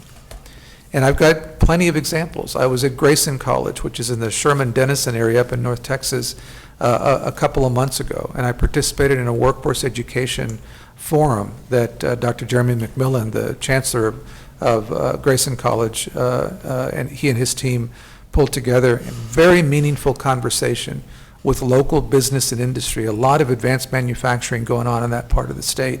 And you had representatives there touting the virtues of this enhanced partnership that business and industry have with their local community college. Because we're flexible as community colleges, we can build new programs, and now with House Bill 8, many of our colleges have the funding that they need to be able to grow or develop new training programs that correspond to local business and industry. So without going into a lot of detail, we're seeing co-developed curriculum programs where employers are working directly with faculty at our institutions, at our colleges, to design courses and programs that directly respond to their immediate needs. We're seeing expansion of apprenticeship and internship opportunities between business and industry at local and regional levels, or local and regional levels, and community colleges. We're seeing an increase in shared resources and expertise. That's definitely happening where you have partnerships occur where a local industry will come to a college to say, we need to train folks for this particular functionality, and we've got the resources and we've got the tools we can provide for you.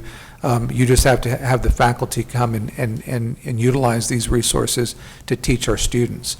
At Navarro College a few weeks ago, I saw a partnership with John Deere, where there is a training program at Navarro College where students learn to be essentially mechanics of John Deere tractors. And these John Deere dealerships, which there's one right close by in the Waco area, there's such need for these technicians that these jobs are guaranteed. They come out of this program after a year of training at Navarro College, and they have a guaranteed job at any John Deere dealership that they want. The local one would be great, but sometimes a student wants to move to a different state or wherever. They are trained to go and work at a John Deere dealership and to help repair and be technicians for their technology. These are examples. Those are just a few. It's happening. I know that you all are doing very similar partnerships here at EPCC, but this is an example of the growing partnerships that we're seeing occur across the state of Texas. Again, these were partnerships that already were in existence, but they've been really reinvigorated and revitalized because of the momentum behind House Bill 8. Go ahead, sir. So did John Deere actually come up to you guys at the college and say, hey, we need to do this, or we'd like to? There were I met with faculty who, they have this warehouse type facility. There were John Deere tractors that were given by John Deere, by the industry. Might have been the Waco dealership, I don't know. But there was a big John Deere tractor, and the students are trained to be able to repair their equipment and their tractors and other things that they provide for the agricultural industry.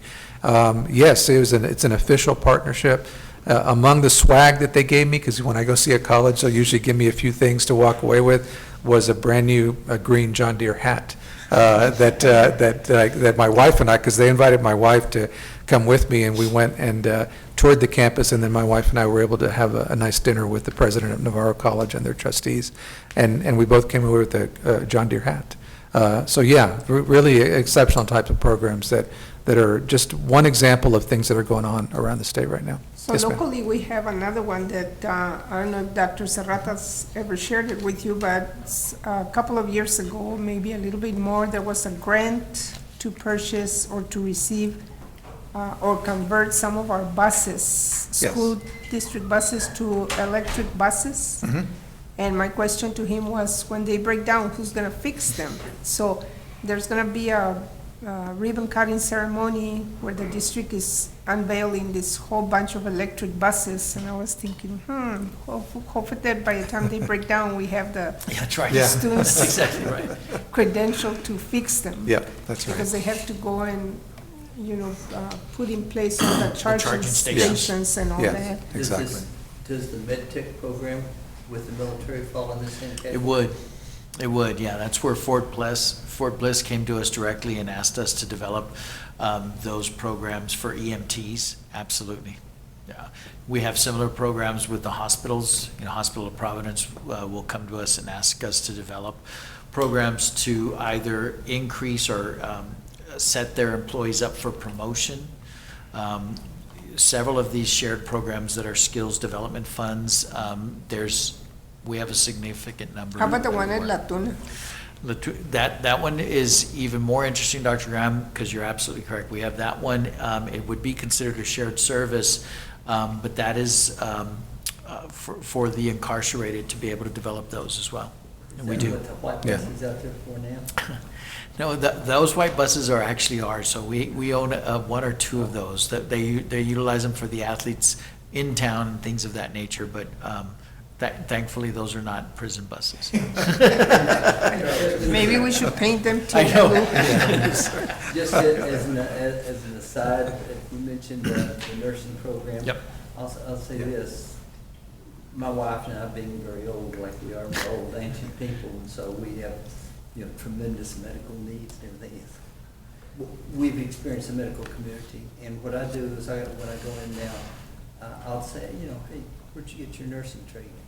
And I will say this, I have yet, with all due respect to UTEP and Texas Tech, I have yet to have anybody rate a UTEP nurse or a Texas Tech nurse over a EPC RN that's working in that facility. Yeah. They're at least as good, if not, and most of the time, I've got several times, talk to the supervisor, and they'll say, I'd rather have an EPCC nurse. All right, So, that's great. That's great validation. So you're not getting old, you're just more experienced, no, Seasoned. No. Seasoned. Yeah, I like that. more seasoned. Yeah. All right, so I'll move us along here, because I don't want to wear You're out my fine, welcome. Ray. You're fine with time. We have you Good. scheduled for 3 hours, so Okay, you're we're halfway good. done. And And then I don't know, I do know, I'll share with the board, that I know that Enid, who's our photographer, I do know that she has to, you didn't get your, oh, he did already? You're so Yes. good, Mel. Excellent, never mind. But I would ask the board, if anyone does want to take a break, you let us know when, and we'll stop for a break. Yeah. Want to stop for a break, If you guys want to. sir? Want to stop No, for a I break? can hold it along. Are we good? Okay. This next slide is just, again, we're under the theme of partnerships. So what I asked the staff at the association to do is to find some articles. They found one from EPCC. There's more than one. You all have actually had some really good press around success stories of House Bill 8 and many other successes you all have here. But this is just a snapshot of some of the headlines that we're beginning to see emerge because of House Bill 8. Yes, sir. Real quick, Dr. Sutter, if you're gonna put this up, I would like to see those where you bring in the Command Sergeant Major of the Army and have that in there, because the Army is the big thing here in Texas, and we're training the EMTs for that, okay? And I think, isn't that a sort of a? It's a model first- program. Yeah, It it's is. a model Yeah. program, so. We Yeah, can do that. We can do it. Yep, we will get that inserted into the slide, absolutely.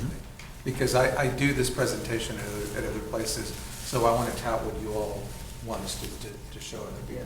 Yeah, that's a great idea.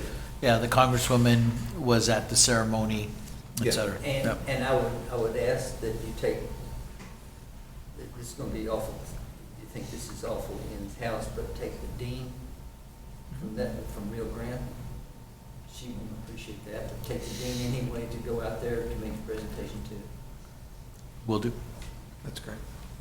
All right, and then moving along, this slide here represents work that we've done at the association in reaching out to the philanthropic community. And by that I mean the foundations. There are many both in Texas and nationally that like to support innovative policy and funding work that's going on around the country.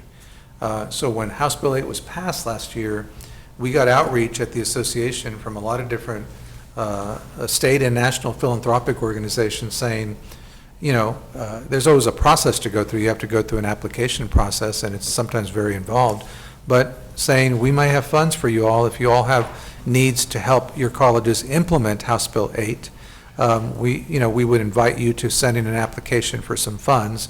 We did so. We built a plan around these areas where we wanted to help our colleges through the rulemaking process, which was very intense for the first few months after House Bill 8 was passed. There was an emergency rulemaking process that we went through it, and so we wanted to help our colleges with understand that process and be able to have communications around that process.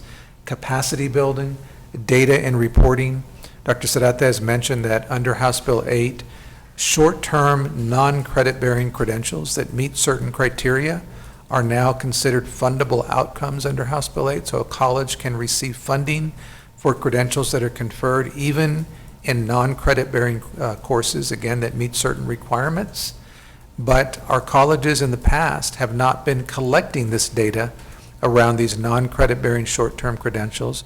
So a lot of our colleges, particularly our smaller and medium-sized colleges across Texas, needed help to be able to figure out how do we reprogram our reporting systems to be able to capture those short-term reskilling, upskilling programs that now are fundable under House Bill 8. So that was the plan. Again, we had these areas that we wanted to go ahead and offer some assistance to our colleges, and we ended up raising $1.175 million from 4 different philanthropic organizations. Lumina Foundation is what state is Lumina based out of? Is it Indiana? Indiana. Indiana-based They're in Indianapolis. association that does a lot of work across the country in the higher education space. They gave us a grant. The Trellis Foundation is actually a Round Rock-based organization there by Austin. They're close to Austin. That gave us 21% of the 1.175 million. ECMC Foundation is a national foundation based out of Minneapolis, but this is the foundation that Jacob Friday now heads up as president and CEO. And Jacob, his leadership team were very generous to give us a grant for House Bill 8 implementation. And then the Bill and Melinda Gates Foundation, I think everybody's heard of the Gates Foundation, they gave us the bulk of our 1.175 million. And again, that money, so that's not dues raised from our 48 college members. Those dues are not touched in this regard. This is extra money that we're using right now, that 1.175 million, to implement various deliverables under these areas, under capacity building, data reporting, technical assistance, et cetera. So we're very proud of that we've been able to raise some funds through the philanthropic community to be able to help our colleges to implement House Bill 8. Okay, that is the section on partnerships. And then I think really pretty much the final piece of this presentation is to now take a slightly deeper dive into what we call the next chapter. And the next chapter is looking at the funding model for FY25, because there are changes to how we funded HB8 in the first biennium, or in the first fiscal year of this biennium, which is FY24. That's the fiscal year we're currently in that ends August 31st, and how we're going to fund House Bill 8 moving forward for the coming fiscal year, and that is fiscal year 25 beginning on September 1 of 2024. So that's the next section we're going to go into, and I'll start going through those slides now. This is where we're going to talk a little bit about the performance tier, just to remind you all, again, just the basic elements of the performance tier. So the legacy funding model, we've talked about this. The legacy model was based upon a small amount of success points. There was what were called core operations. Every college got $1 million, irrespective of size, under the old funding model. So all 50 got 1 million, 50 got some funding for success points, but the bulk of the funding was contact hours and enrollment. So that's what you see reflected on the left-hand side. House Bill 8 turns that upside down. And what we do now is we allocate state revenue based upon performance tier and a base tier. And I showed you all a slide earlier. Performance tier, 95% of the funding. Base tier is 5% of the funding. In FY24, remember, base tier is for those colleges that struggle to raise enough money through local property tax valuations to provide basic instruction and operations through their college. 23 colleges of the 50, 23 colleges qualified for base tier funding in FY24 at amounts that range from a small amount of a couple $100,000 to a couple of $1 million, just depending on what, and there's a formula to determine how a college if the college receives and how much a college will receive in base tier. And I won't go into the details of that because, again, it's 5% of the funding, and EPCC is not a base tier college. Usually if I go visit a college that is one, we'll take a deeper dive into that particular model, but with EPCC, we're not in that base tier. And we never will be. And you won't be, right, right. And so performance tier is what we're going to focus on for just a second. This is the performance tier. So you've heard me talking about fundable outcomes. The fundable outcomes under performance tier, and again, going now back to the Commission on Community College Finance. Keep in mind that one of the recommendations from that commission was that if the legislature passes an outcomes-based formula, the recommendation was to keep it as simple as my word. It's not the word used by the commission, but do not make it too complicated. And focus it on just some primary metrics that every college can benefit from.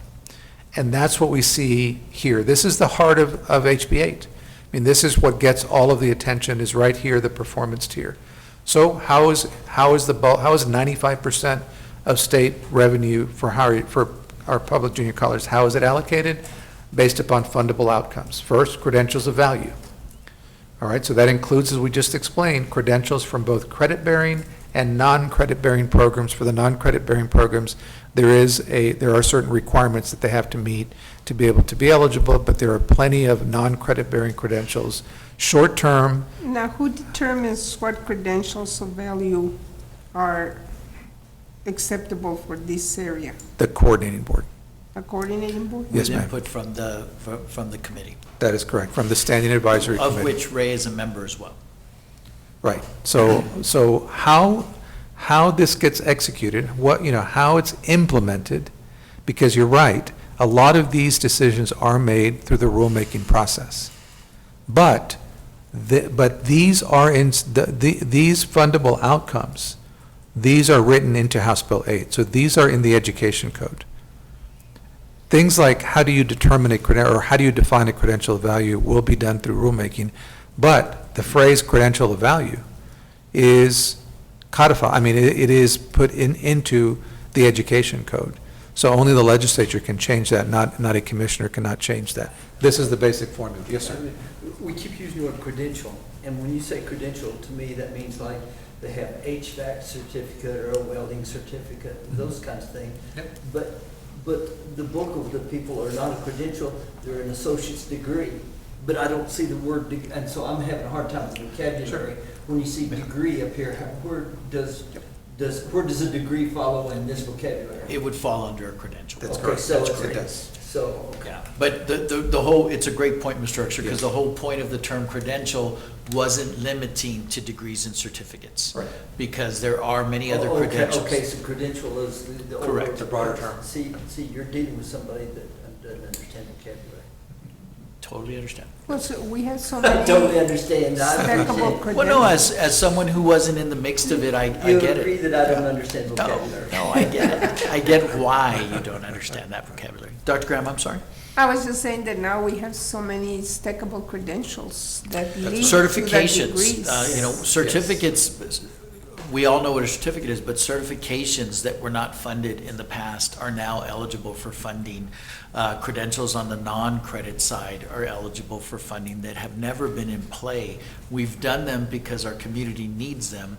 Commissioner Keller and his team said they're meeting a need, a workforce need in the community. The college should be rewarded for providing that credential. Yeah, exactly. Yep. So again, going to this is a very, my word again, sort of a simple formula that the fundable outcomes, the 95% of state revenue is awarded through these fundable outcomes. So a credential of value, so you get a dollar amount for a credential, for every credential of value that's conferred. You get a dollar amount for credentials, a higher dollar amount for credentials of value awarded in high demand fields. And so again, who defines high demand fields? That's the rulemaking at the coordinating board. So that's not in the statute, but it's the rulemaking at the coordinating board. Third, Are they in yes. touch with the communities that they're, Yes, Agreement? yes, there are sources for how we would define high-demand fields, and a lot of it is very good sources from our 28 local workforce development boards and through the work of the Texas Workforce Commission. So there are good sources that that show us, here are the jobs that are in high demand. Most folks, most of the media talks about STEM programs, science, technology, engineering, mathematics, as sort of the typical high-demand fields. But in certain parts of the state, there may be a need for others that fall into the category of being a high-demand field, even if it's not a STEM credential, right? So credentials of value in high-demand fields, transfer. So this is the third fundable outcome. A student who does at least 15 semester credit hours at a community college and then transfers to one of our public four-year university like UTEP, that is a fundable outcome. And then fourth is dual credit. So a student who completes a sequence of at least 15 semester credit hours in dual credit courses, that becomes a fundable outcome. So there's a rate assigned to each of these fundable outcomes, and then there's a weight that is placed onto that, and that is, so you get additional funds based upon how many students who are economically disadvantaged fell into one of these four categories. And you get that information from the ones that we have at the high school? Correct. Yes. And then, so for economically disadvantaged, academically disadvantaged students, and adult learners 25 years and older. These are the weights. The more we do for students in these categories, the more value there is to the dollar amounts that are assigned to the fundable outcomes. So the That- academically disadvantaged would include our SPED population? So we need to increase that program. We do, Dr. Graham. So each of these are considered what we reference in the committee as bonuses. So you get these additional weights for producing in these particular areas. 74% of our students are deemed economically disadvantaged. So you might be thinking, well, how much, I'm sorry, go ahead. 74%? 74%, yep. In Region 19, Mr. Mendez. And so that had a lot to do with, so the dual credit students, only the economically disadvantaged do we receive FAST funds for. Now, we receive the bonus of them earning 15 credit hours for all of them, but the FAST resources, and so when the coordinating board put out the projected model that indicated that the college would receive $2 million, that was based on 40% of dual credit students being economically disadvantaged. So immediately, I knew that we were nearly twice that. And so we, 74% of Region 19 students are on free and reduced lunch. We ended up being funded for the FAST program at 74.5%, which means that we're reaching the population that the commissioner and the advisory committee wanted us to reach through dual credit. How are we doing on the adult learners? The adult learners is a more difficult population. From my perspective, we're going to have to focus much harder on how we pull them back in. Do we have a plan? We are developing a plan, Dr. It's just a more difficult population to reach. Yeah, but it's a whole bunch of them out there. There are. A lot of old people out there. And the real key here, and what Commissioner Keller was looking at is, so across the nation, there's 41 million people that have credits but no credential. And so how do we get those individuals to get back into the system and get them a credential that they earn? And so that's why these bonuses were placed in there, for us to work harder to try and pull those adults back in that have credits and no credentials. I'm anxious to see the plan. Absolutely. So the dollar amounts attached to each of these outcomes. This is what this slide represents. So for every student that completes 15 semester credit hours of dual credit, that is valued at $3,500 per student. And this is how the performance tier is allocated. Outcomes for each of the 50 community colleges in each of these categories, all of that data is sent into the coordinating board. The coordinating board then takes these particular rates, assigns the weights that you see down below. So 0.25 for academically disadvantaged and economically disadvantaged, and 0.50, a slightly higher weight, is assigned to adult learners, because again, as Dr. Sarata said, There's 41 million, estimates of 41 million adults across Texas, across the country. Over 4 million in And over Texas. 4 million in Texas, right. It's a large number in Texas, and we want to do everything we can to entice those adult learners that have some credentials, but some credits but no credential. We want to get them back into the classroom and get them a credential, because that is what's going to give them value and give them that economic mobility. So that's this is the funding map that is available. This is right out of the Corning Board website. This is where they have all of these. Now, some of these are new for FY25. So, for example, the previous slide I just showed you, those are the fundable outcomes. We're actually adding a couple of things in FY25 as fundable outcomes, and this was all done through rulemaking. But one of the things would be on the bottom, the Opportunity High School Diploma that Dr. Serrata talked about earlier.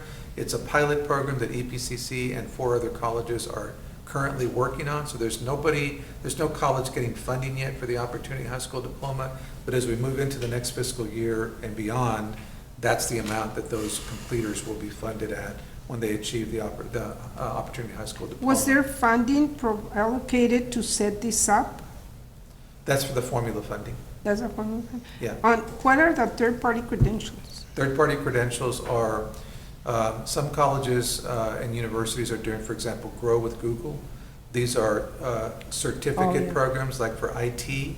And if it's a third-party credential that is recognized by a national organization called the American Council on Education, they have a sort of a national repository of third-party credentials that they have some sort of vetted or done their homework on that are shown to add value to a student, right? So those that fall into that ACE catalog, that American Council of Education catalog, are going to be now fundable to the tune of $1,000 and increasing, if it's a high-demand third-party credential, to $1,250. Would this help, for example, students that we recruit that, no, I don't want to go to college because I wouldn't be able to make it on the math. And these are kids that are so proficient with technology that would be ideal to bring them into a credential that has more like cyber security Sure. and stuff like that, but they don't want to take all these other courses that they feel they can't handle, and they don't want to. As long as it's a certification that provides them a wage, Dr. Graham, we can submit. And again, as long as ACE has it as part of theirs, that's the tool that the American Council on Education, that the coordinating board is utilizing. Okay. All right, so that's a lot of information there. We also have some key terms for House Bill 8. I won't spend too much time on this, but there's a definition for a credential of value. Positive return on investment for college completers compared to a high school graduate after a 10-year period. So if there's a positive return, it is considered a credential of value. If there's not, through data that's available to track these types of earnings, then it will not be funded because it's not considered a credential of value. Yes, sir? Just because of the advances in technology, I would recommend that you consider something shorter than 10 years. There's actually, you're right, and I think we will, there's actually more Or data maybe that's there's coming. a second. It's a 3, 5, and 10-year window. Yeah, okay. But the outer window is a 10-year window right now. But yes, sir, you're right about that. Yep. Okay, so those are the key terms, and then very quickly some key changes. Now we're going to just sort of spend a few minutes talking about FY25 because we're making some changes to the way House Bill 8 was administered in FY24 to what we're now seeing in FY25. And so each of these next 4 slides will talk about some of these changes. First, credentials of value. Here we're adding credentials of value premium. And again, this is going to be for FY25. There's no funding yet under FY24 for this, but these will be, institutions will receive additional funding for each student that earns a credential in a time frame less than the expected time frame to meet that positive return on investment. So that 10-year window, if a student achieves that positive return in 7 years, there's enough data that the Corning Board can calculate and give that college an added bonus because the student actually got to that positive territory and it didn't take them 10 years to get there, right? That's the idea, that's the basic idea behind adding this credentials of value premium. So this is an addition. All of the things that I talked about earlier of the 4 metrics that are in the as fundable outcomes, all stay the same. They all stay in there. Now we're just talking about adding something like credentials of value premium. This slide, I already talked about these. We're adding the Opportunity High School Diploma, 5 colleges participating in the pilot, EPCC being one of them, and third-party credentials. We've talked about that, so that's another change. What you see here is anything in gray font is what's already in House Bill 8 and what we've already done for FY24. What you see in the more prominent sort of darker blue font here are things that we are adding for FY25. So again, credentials of value premium, and then a couple of additional fundable outcomes that you see down there in that column. Here, there's going to be changes to how we define the statewide high demand fields. And we're adding not just statewide high demand fields. So again, there is a higher premium. There's a higher fundable outcome for credentials conferred in high demand fields. So we want to make the high demand fields definition as flexible as possible because it varies often from one region of the state to another. We're such a large state, what may be a high demand field in here at EPCC may be very different than what Houston Community College is looking at there in the Gulf Coast region. So there's changes made for FY25 to redefine how we look at statewide high demand fields, to add regional high demand fields so that those get funded at a higher premium, and to be able to give colleges some flexibility to work with their local workforce development board and petition the coordinating board to add essential and or emerging high demand occupations onto the list. So these are important changes, again, done with a lot of consultation with our standing advisory committee. And I think we're very optimistic about those changes. And the last thing here in this section is a few things about alignment of incentives. These are changes, again, occurring through FY25. And so some of these are just technical changes. Adult learners, students that are older than 25 years for a period prior to earning a credential. So the student needs to be at least 25 years of age when the credential is conferred. Even if they, so they could have some credits They and can. not graduated, but be 25 when they get it, Right. the As graduation. long as they're 25 or older when they get the credential, they can fall into the fundable outcome for the weight, if you will, for adult learners, right? So if an adult learner gets a automotive technician level 1 certificate, which is a 4-credit or credit-bearing certificate, but that individual is economically disadvantaged, so is low income, and is 30 years of age, then that dollar amount for that level 1 certificate, I forget what the amount was in the previous slide, let's say it's $3,500, would be increased by 0.25% because that student that got that credential was low income, and it would be increased by 0.5% because that student that got that credential was 30 years old when they got that credential. That's how the rate is applied, and that's how the weights are applied in this funding formula. All right, so these are the changes. Why did they remove the double counting on the Right. dual credit? Yes, the double counting on dual credit was because for FY24, because we're moving quickly into implementing the bill, the commissioner, the coordinating board allowed, excuse me, I'm getting a cramp. Let's see, we're too long. I got like a hamstring cramp, sorry. Didn't mean to startle anybody. And H-Beta is not that emotional, by the way, so. And they insert those kind of cramps hurt. They hurt. Stand up, Ray. And It happens. It hurt 2:30 in the morning. You get up. They get him, yes, that's exactly right. I've experienced that as well. It's the flight this morning and the fact that I'm sitting here, but anyway, so where was, the double counting. For FY24, we allowed for, because we were moving so quickly into implementation, if a student completed 15 semester credit hours of dual credit through a college like EPCC, and then transferred to a 4-year public university like UTEP, there was a fundable outcome given for dual credit and for transfer. And what happened is, through the rulemaking process and through input through the legislative process, a change is made that we really should not be doing a double fundable outcome for the same 15 semester credit hours that a student earns. It has to be separate semester credit hours.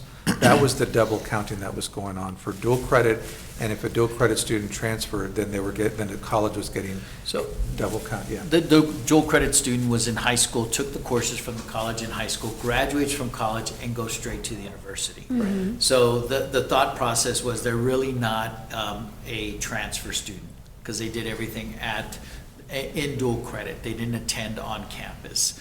And so. Yeah, but it's still under the credit of the community college. Correct. Now, however, Dr. Graham, I give the coordinating board a lot of credit because they adjusted the values accordingly. Right. So while they said this will no longer, I'll give you an example, iPads.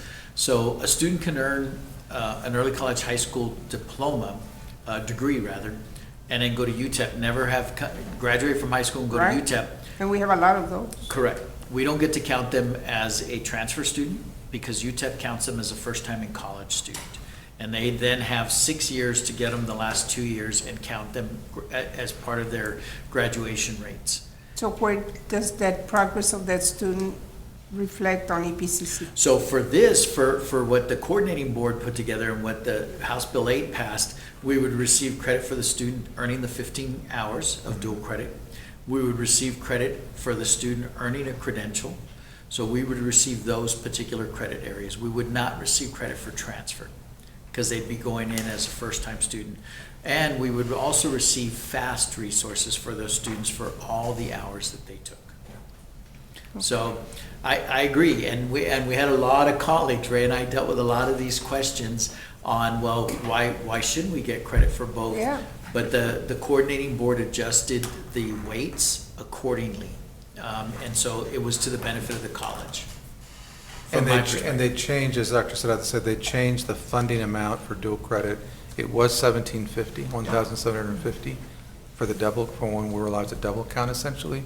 And now that we're not anymore, they changed that and moved it up to $3,500. Okay. So they increased the rate The for allocation. dual credit, the allocation. That's exactly right.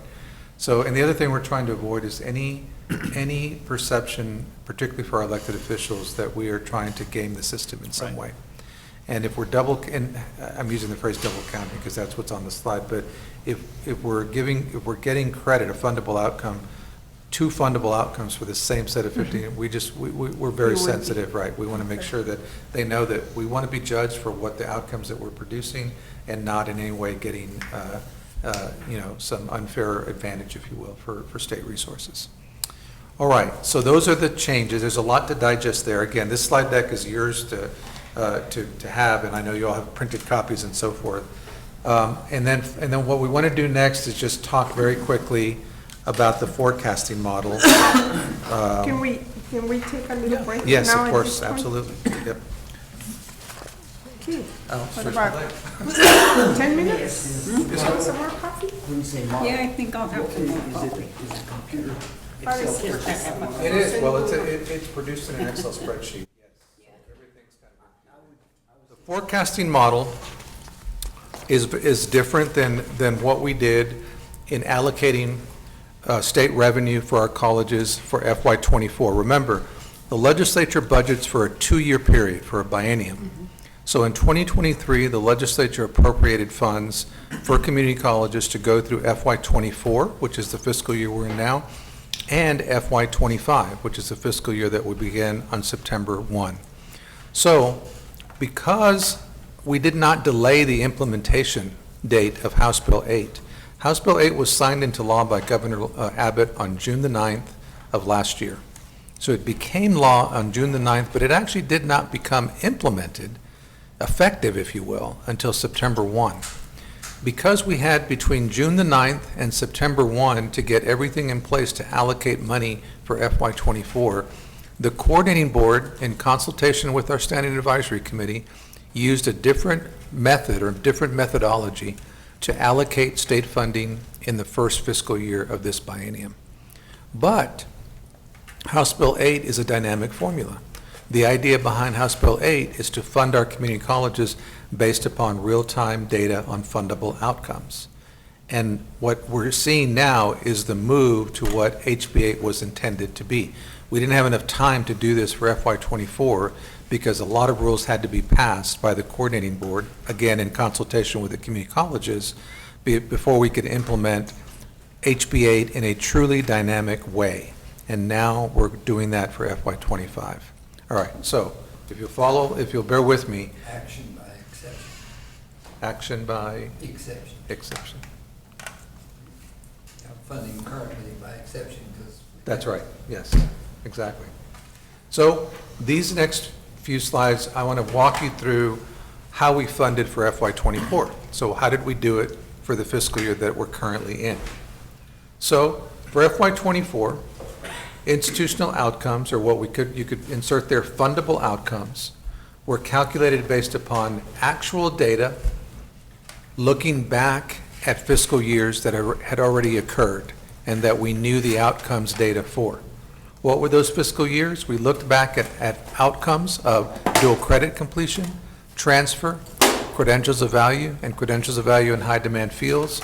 We looked at how each of the 50 community colleges did by looking back at FY20, fiscal year 21, and fiscal year 22. So that's the first thing we looked at. What were those outcomes in those 3 fiscal years? The next thing is you look at the average of the 3 fiscal years. You average those 3 for the outcomes, the fundable outcomes, and then you compare it to FY22 alone. So we wanted there to be some flexibility. So it wasn't just based upon the average. If that number was actually lower than what that college did for FY22 alone, then the funding was based upon FY22 alone, or whichever one of those was greater. Either the average was greater or FY22 alone. So in this hypothetical here for this slide, what we call College X, let's assume hypothetically that College X did better with their outcomes with FY22 alone and not up against the 3-year average. And these were done for every single outcome. To the benefit of COVID? That's correct. So the 20, you're exactly right, Mr. Exter. 20 and 21 were impacted by COVID dramatically. And so that's where the coordinating board said, we'll do a 3-year average, or we'll look at the latest data, and whichever is higher per outcome. So there's 15, at that time, there was probably 15 different outcomes that we were looking at, and they were based, every single outcome was based on either the average or the fiscal year 22, whichever was better for the college. Right. That's what we did for each allocation that was done for our colleges for FY24 in that fiscal year's ending here over the next few months. So what are we doing for FY25? How is it changing for FY25? All right. The first thing is for FY25, institutional outcomes for each of the 50 community colleges will be projected using historical data that is a larger window. Now we're looking at historical data for FY 2018 through FY 23. FY 23 now is the fiscal year that we have complete data. It used to be 22 when we were doing this last year. Now we have certified data for FY 23. So what we're going to do is look at projecting outcomes for each of the colleges based upon historical data, and that historical data will be based upon 18 through 25. So what we want to do is create a trend line of this historical data for those particular fiscal years that you see here on this slide. Now, for FY25, what we're going to do is, so again, going back to this slide, this is the data that will be used to project what you should be doing with your outcomes for FY25. They're using these fiscal years, and I say they, this is the coordinating board. All of this is done through rulemaking. For FY25, for the expected outcomes, they're looking at this historical data from 18 through 23. So what will happen now For 25, yes, sir, I can go back. Oh, no, I'm sorry, you use the least square means fit with the smaller one overlaying, and I can think of a case where a bunch of people could come with yachts, and then you'd have to. Understood. I'm sorry. That's okay. I mean, you know. Not at all, but no, that's that fine. Yep, Everybody can make a case why I should be different. that is true. And We've had those cases made. We've had those cases I made. get copied on those cases. I'll keep my mouth shut. Yes, that's exactly right. Dr. Sadata gets copied on all of those. So for FY '25 now, we're still going to take the same concept, and that is the better of a 3-year average or the most, or the forecasted fiscal year. So here, for FY '25, for every college, there will be an average done for FY '23, FY '24, and FY '25. Knowing that FY '24 and '25 are projected based upon that historical trend, looking back at those fiscal years, we're projecting what your outcomes ought to be for those fundable outcomes for '24 and '25 based on historical data. We're going to average certified data, which is complete for '23, together with forecasted data for FY '24 and '25. And a number is going to be created. An average for those 3 fiscal years will be created. Then we're going to look at what the projected number is for that college just by FY '25 alone. Remember, FY '25 is calculated by looking at this trend line. Whichever one is greater is the one that will be used to fund the college for FY '25. So it's the same concept. In '24, we were looking back at certified completed data. But that's looking back. The idea of HB8 was dynamic. It is to fund outcomes on a real-time basis. And to do that, you're going to have to forecast what the outcomes ought to be and then build in a settle-up process so that if a college exceeds its forecasted outcomes, there's going to be a settle-up in a positive direction for that college down the road. If a college does not meet their forecasted outcomes, so there's a promise and peril to House Bill 8. The promise is you get more funding if you exceed. The peril is if you don't exceed your forecasted numbers, you're going to owe the state some money back, right? It's not going to come and give us a check. It's going to be just in future allocations, it will be reduced, right, because you didn't meet your expectations. So that's where we're at. It's the better of the average or projected FY '25. I'll stop there for a second in case anybody. You forgot algebra rule 11. I don't remember that one, but yes, sir. Yeah. Figures don't lie, but liars. Yes, I got you. I understand that. That was kind of the fear that we've had all along, or that has been expressed in Yes. our board, that what if we don't meet that expectation on the outcomes? Yeah. And I think part of it is because it's still so vague as to how you measure it. Understood. And- Yep, and we're going to be doing a lot of training and education around this because this is actually about to be adopted formally by the coordinating board in their July board meeting.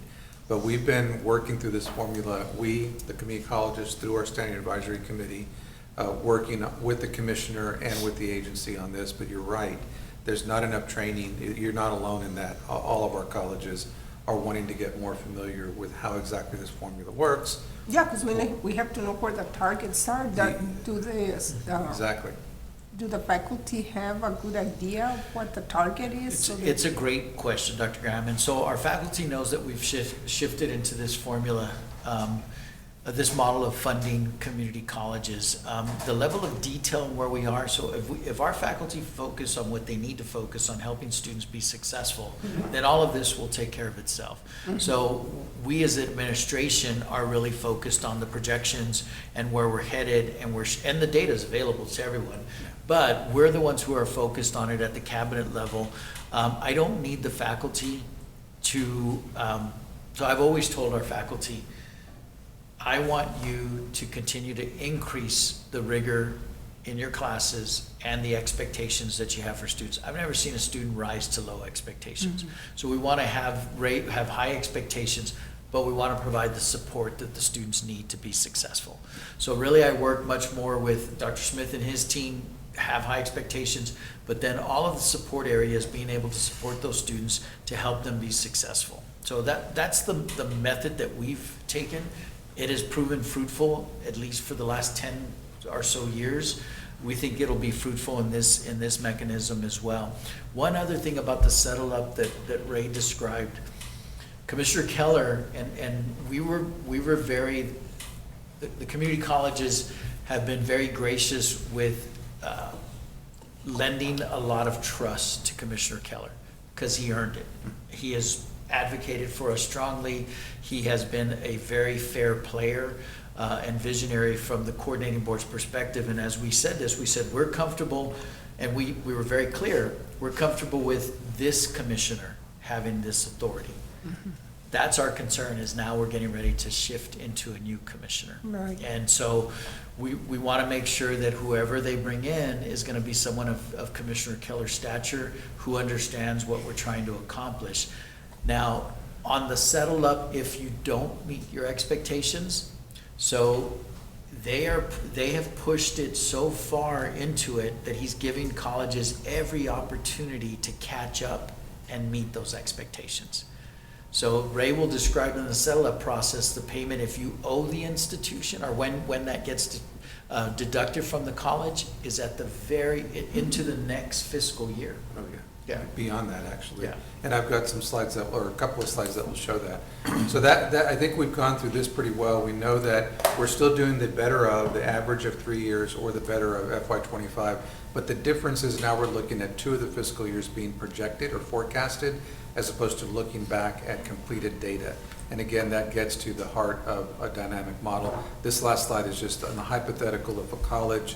If we're looking at a hypothetical college, we were just saying they would get, they would choose to go with the average, or they wouldn't choose it, but the coordinating board would fund them based upon the average, because that was a better number than FY25. So now we're down to the last few slides here, and these next 2 are critical, though, to kind of piece together everything we've just talked about in terms of the forecasting model and how we're moving to this model in FY25, so that you can see it in terms of payments to the college.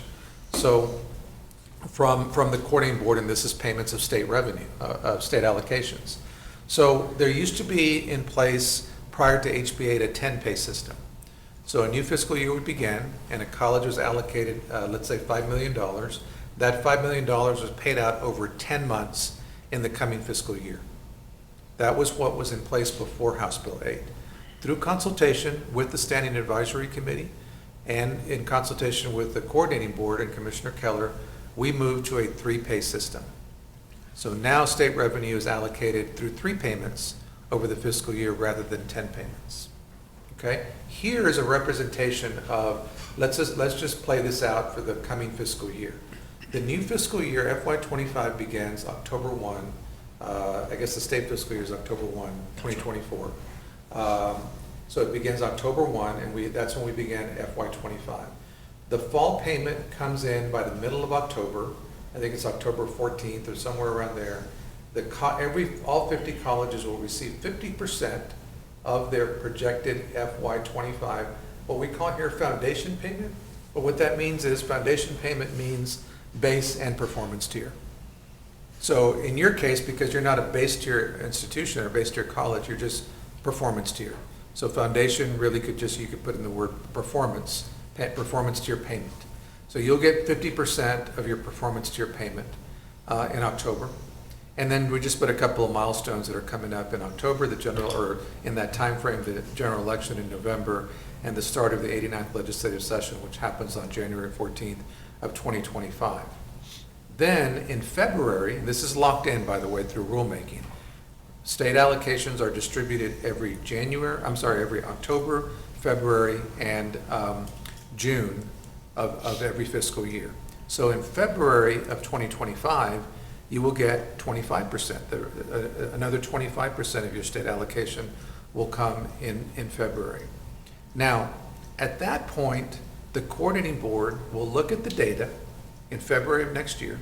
As they get into February, they'll be looking at it in the months leading up to February. And they will look at how each of the 50 colleges are doing based upon the forecasted model. And if it looks like a college is actually already exceeding their forecasted outcomes, there will be an additional payment or additional funds going upwards. There will not be any deduction in what's called the dynamic adjustment. A dynamic adjustment will happen now every February.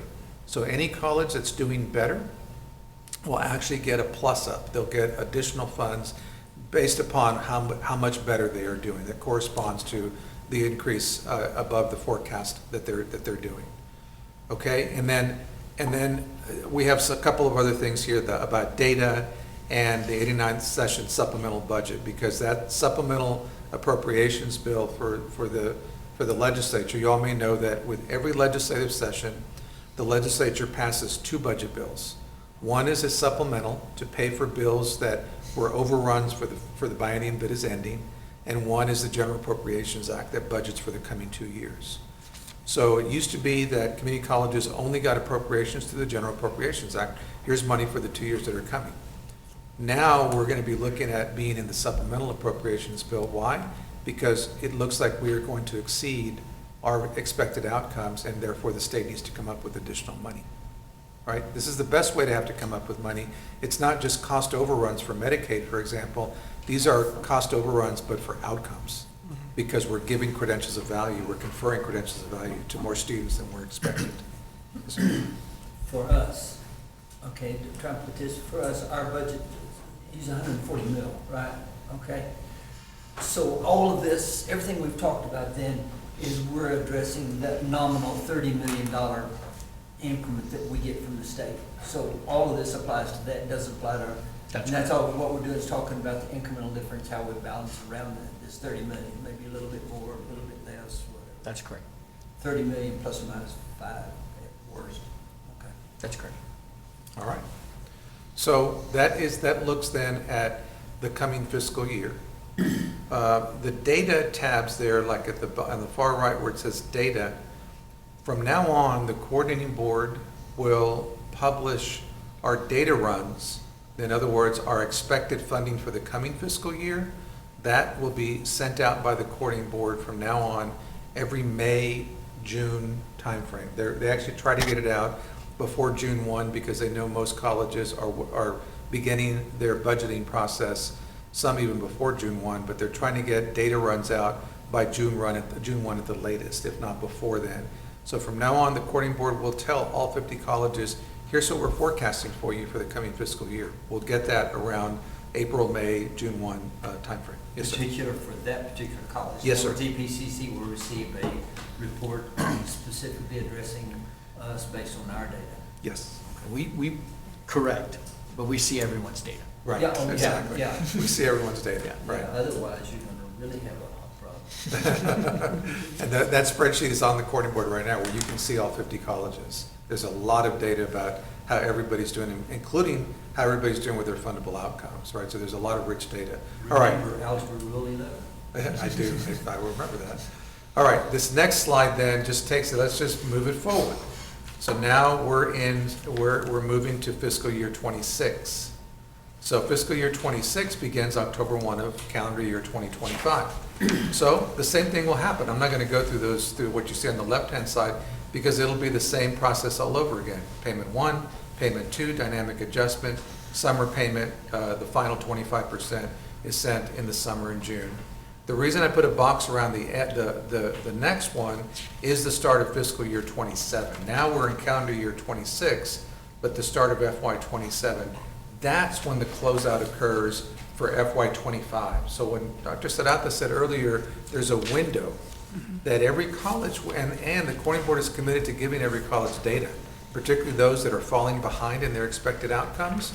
During that window, the college will be letting, or the coordinating board will be letting colleges that are not meeting their expected outcomes know you're falling behind, so that the college can try to do something to see if they can make up for that by the time closeout occurs. Because when you get to the start of FY 27, which is still a little over 2 years away, you're gonna be judged by certified data for FY 25. And if you fell short, that's when they're gonna deduct what you fell short by from your FY 25, from your first payment in FY 27. That's the window for the closeout process. They described it as, Commissioner Keller described it as a glide path. Right. Yeah. Exactly. But it's really to the benefit of the institution given that you, remember, short-term credentials are part of this. And so if there's a need, and I would never just produce credentials that are not meaningful, but it gives institutions an opportunity to work with partners, to work with their local community to ensure that they're producing the kinds of credentials that are needed by the business and industry in their respective communities.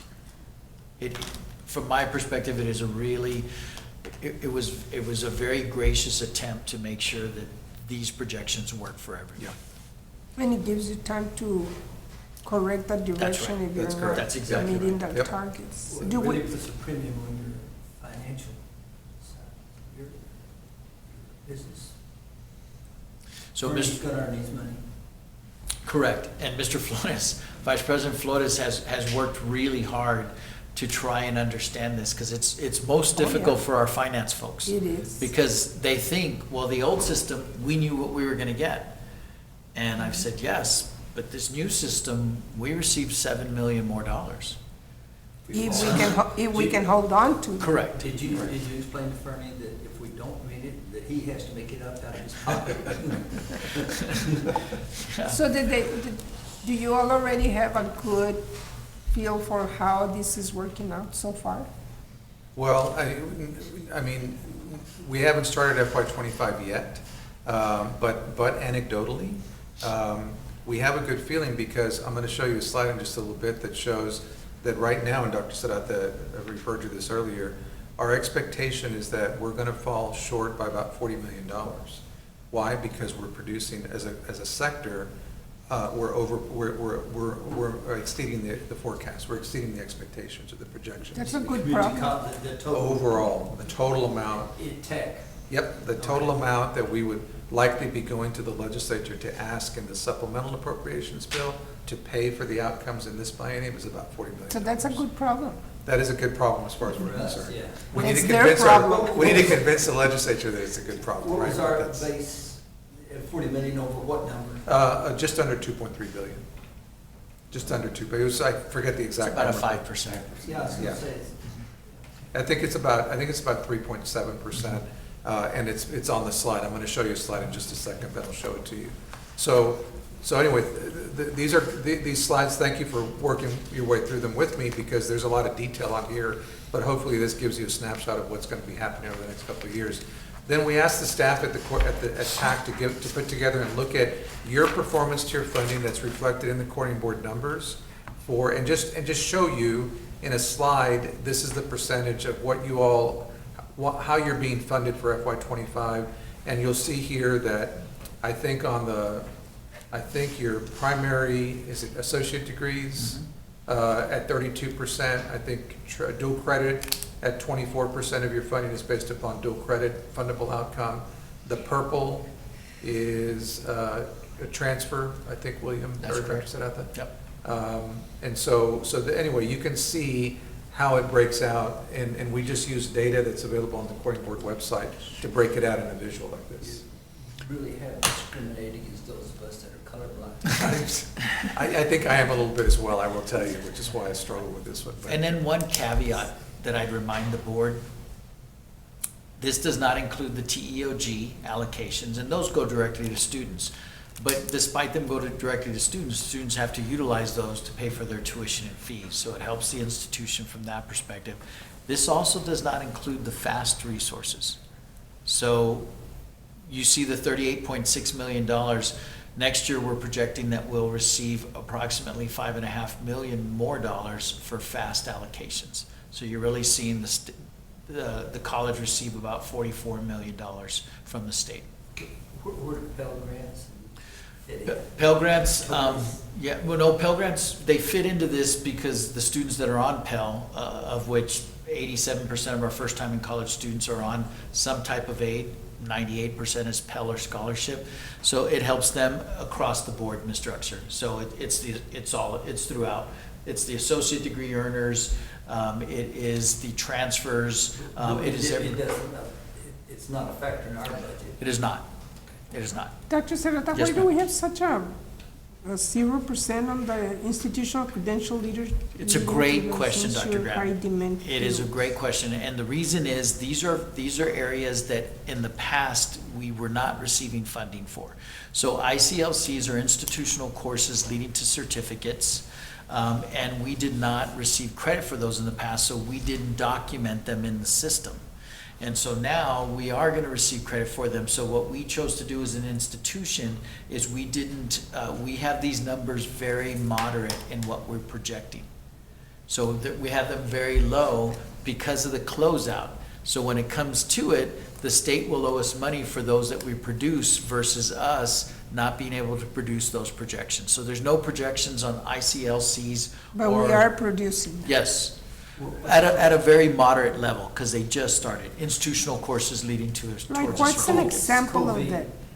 What's what? I'm sorry, go ahead. Go ahead. Oh, I was just saying, what are examples of that? Oh, gosh. There's several on the non-credit side. I'll pull them up right now, Dr. Graham, as Ray continues. COV is credential of value. Okay. That's Yeah, what that That's is. what that is, Yeah. yep. You got whippy dippy IT expert. What's that? Whippy dippy IT expert gets Ah. extra money. Got it. Well, are we talking about like an example of an institutional over ICLC? Yeah, Yeah, I mean, it may not be here at EPCC, but in some colleges, let's say a phlebotomist certificate. that's correct. And Could we do- be. Because could we be have a great. whole bunch of And we them do here. do phlebotomists. And- That's a great example. Is that a good? That's Right, correct. so, Yeah. so as long as it meets a certain requirement of contact hours, Okay. right, then it becomes fundable, or it is fundable. And so EPCC is no different than a lot of our colleges that were not collecting this data previously and are taking a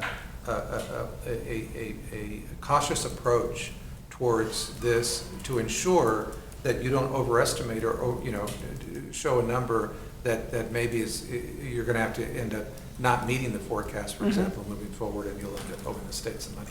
How does So- this compare to some of the other community colleges? Have you had a chance to look at that, Dr. Of Isabel? course. Of course, Data we're the 10th largest community college in the state of Texas. And our funding is very much in line, right approximately 9th or 10th in the state. So what you'll see is Lone Star is the largest college. You'll see them receive significant number. The key becomes, Dr. Graham, as you look at this and you see the projections, so some of our institutions on the projections, Alamo colleges, they're the second largest in the state now. It's Lone Star, Alamo, then Dallas. They received $24 million more in the first year of the biennium. In the second year of the biennium, they're receiving $19 million more. So theoretically, they could see that as a $5 million cut. But we have to remind our CEOs that you're still getting 19 million more than you got in fiscal year 23. So, but they received a significant cut. Tarrant colleges received a significant cut as well, theoretic cut. I have to explain to my colleagues, you really didn't get a cut. Look where you were in 23, look where you are now. So we ended up, just based on the performance tier, in fiscal year 23, we received $38,675,000. This year, in the projections, we're receiving $38,605,000. So they're showing a projected difference of $70,000. Now, I feel very confident because we didn't include a lot of the ICLCs, et cetera, that will actually be at a larger. And I remind the board again, this is purely performance. It does not include the FAST resources, which for us will be about $5.5 million more. Yeah. All right, well, a lot of really good information. The final slides here are just about, very quickly, I won't spend a lot of time. We do have interim charges that we are tracking very closely at the association. We'll keep all of the members apprised when interim hearings occur. There's been an interim hearing on compliance with SB 17, which was the bill that required certain things occur with regard to diversity, equity, and inclusion at publicly funded campuses around the state. That SB 17 hearing was limited to just the four-year universities, or really their system offices, is who asked to testify in front of the Senate Higher Education Subcommittee. So far, there hasn't been any interim charge hearings on any of the issues that are of particular relevance, not that SB 17 was not, but that we've been invited to testify on, but we expect that there will be. We're expecting that there will be an interim hearing, likely in both the Senate side on the Higher Education Subcommittee and on the House side at the House Higher Education Committee to come and talk about HB 8 implementation. So when that happens, we haven't had an official invitation yet. We don't know what it will look like, but our expectation is that sometime in August or perhaps September, there will be an interim hearing where we will be invited, likely the leadership of our association, maybe a few select CEOs, probably some trustees as well, to come talk about how HB 8 is being implemented. How do we feel about it? Is it being successful? So these are just, again, I won't spend a lot of time on these slides. These are just to give you a feel for the categories of interim charges. This is from the Senate side, from the Senate Subcommittee on Higher Education, and another categories here. There's the DEI policies, the SB 17, of which there's been one hearing already on SB 17 compliance. Those are the categories on the Senate side. The House more recently issued their interim charge recommendations, and these are the recommendation or the interim charges that are relevant to higher education that we put and we capture on this slide here, including one on student financial aid and workforce pipeline. All of these we likely will be asked to at least have a representative to talk about what we're doing in each of these particular areas. But again, I do expect, as you see on the left-hand side, HB 8 is listed. I do expect that there will be an interim hearing by the Higher Education Committee in the House on House Bill 8. So we'll keep everybody posted and let everybody know how that goes. But we expect that it will be informative and positive. We feel like our legislative members know that we remain unified in implementing House Bill 8 and supporting House Bill 8, and that we have a lot of success that we can tout whenever we do talk to them, either privately one-on-one or in a public setting like an interim hearing. So there'll be a lot of good things said. How did the hearing turn out on DEI? It was an informative hearing. Chancellors from each of the 7 university systems testified to talk about what their institutions are doing to comply with SB 17. A lot of information was given about it, but the bottom line was that all of our universities are in different stages of compliance, but everybody is following the law. And I think that was a strong message that was sent by the chancellors. Was there a lot of negative talk on that?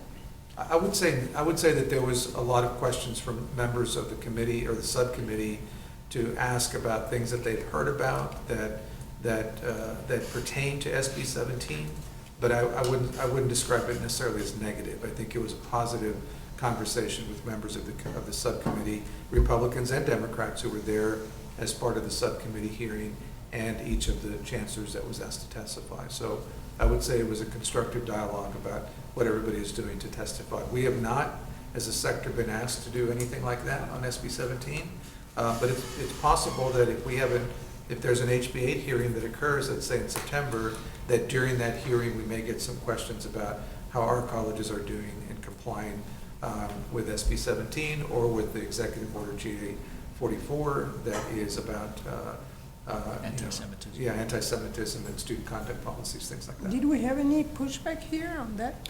On Senate Bill 17, we have, Dr. Graham. I mean, there's a real concern among some of the faculty and staff. And what I explained is that we're going to continue to facilitate the success of all of our students. And as we break down the data, if we see an issue with white males or we see an issue with African American females, we're going to implement initiatives to help those students be successful. The key just becomes that they're open to all students, that we're not by any means designating one group of students over another group of students. And so legal counsel has been instrumental in guiding us through the SB 17 process. And I will give, as Ray indicated, the legislature was pretty adamant that they wanted to make sure that we were recruiting all students to higher ed. There was certainly an understanding that the demographics of the state continue to shift, and they want to make sure that the economy of the state continues to move forward. And so there was a real push from the legislature as well as from the chancellors that we needed to focus on all students. There's concerns among some of the faculty and staff, well, does this mean that, we don't think that this group's important anymore, et cetera? And we've tried to reassure our faculty and staff that we're going to continue to move forward and facilitate the success of all students. I can see that, go back one slide, and it, out of that, it seems to me that it would bother me because you have your middle position there, middle comment on anti-Semitism, and I think given the current atmosphere, that, but by actually identifying that, it becomes discriminatory, by exclusion. You need to make sure you emphasize the broader policy of what's between your ears as opposed to what your face looks like.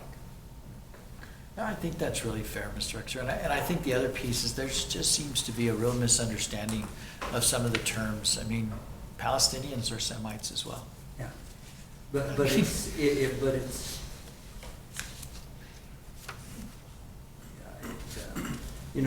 what you really need is to put everybody in a uniform and send some basic training so that they learn to take care of the guy or the girl beside them, not to worry about what they look like or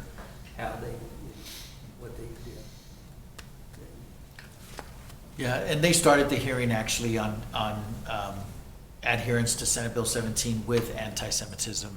And given the current atmosphere, you can see that. Yeah. But still, there's a larger picture that we don't want to lose. yeah. But believe me, I have, my business partner was Jewish. My closest neighbor he's half Jewish. I talked to him the other day. He's Jewish, his wife is very Hispanic. And he right now is extremely worried about his kids.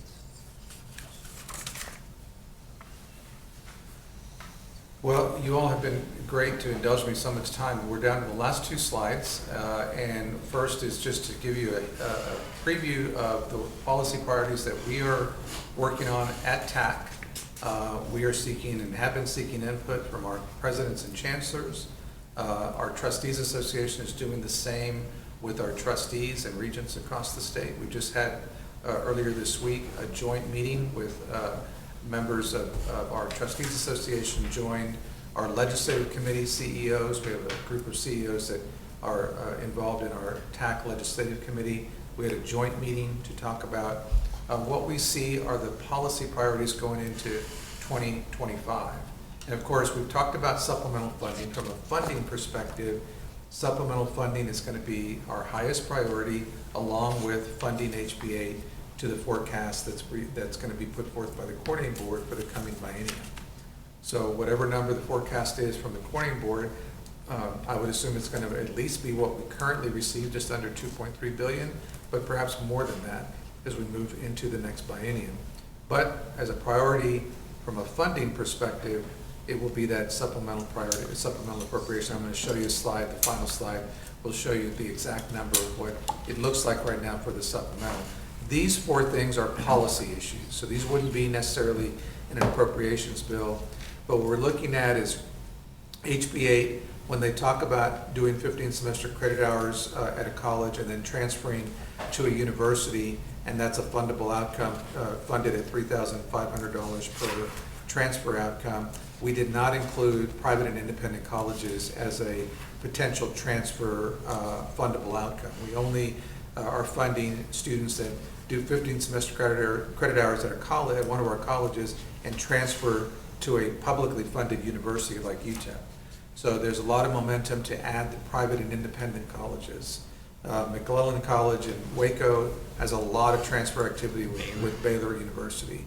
And right now, all those transfers from McClellan to Baylor do not get funded under this formula because those students are transferring to a private university and not to a public university. So that's one of the priorities that we've identified. The agency is supportive of this. The Private University Association also supportive. We think that's going to be something that we can probably get done. Are you seeing the same thing out of TCU and ACC, Abilene? There's quite a few. Yeah. Yes, St. private Edwards, schools that's right. that is correct. There's at least 42 across the state, private universities. Yeah. So again, these are a work in progress, so I'm not going to spend a lot of time on this slide. These are the priorities that we've identified so far through our legislative process, through our association, again, including the voice of our trustees and regents as well. And this is the final slide, and what you'll see here. Can we go back Yes, just of course you on can. the House Bill Uh-huh. 8 on the state borders? Yes. Are they talking about bordering with other states or bordering like we're on the border? With other states. Other states. This is maybe a priority, but this was gonna be a hard one to Yeah, get. this one's not gonna Yeah. pass. So, for instance, we have a number of students who transfer in MSU. Mm-hmm. We will not receive credit for those students.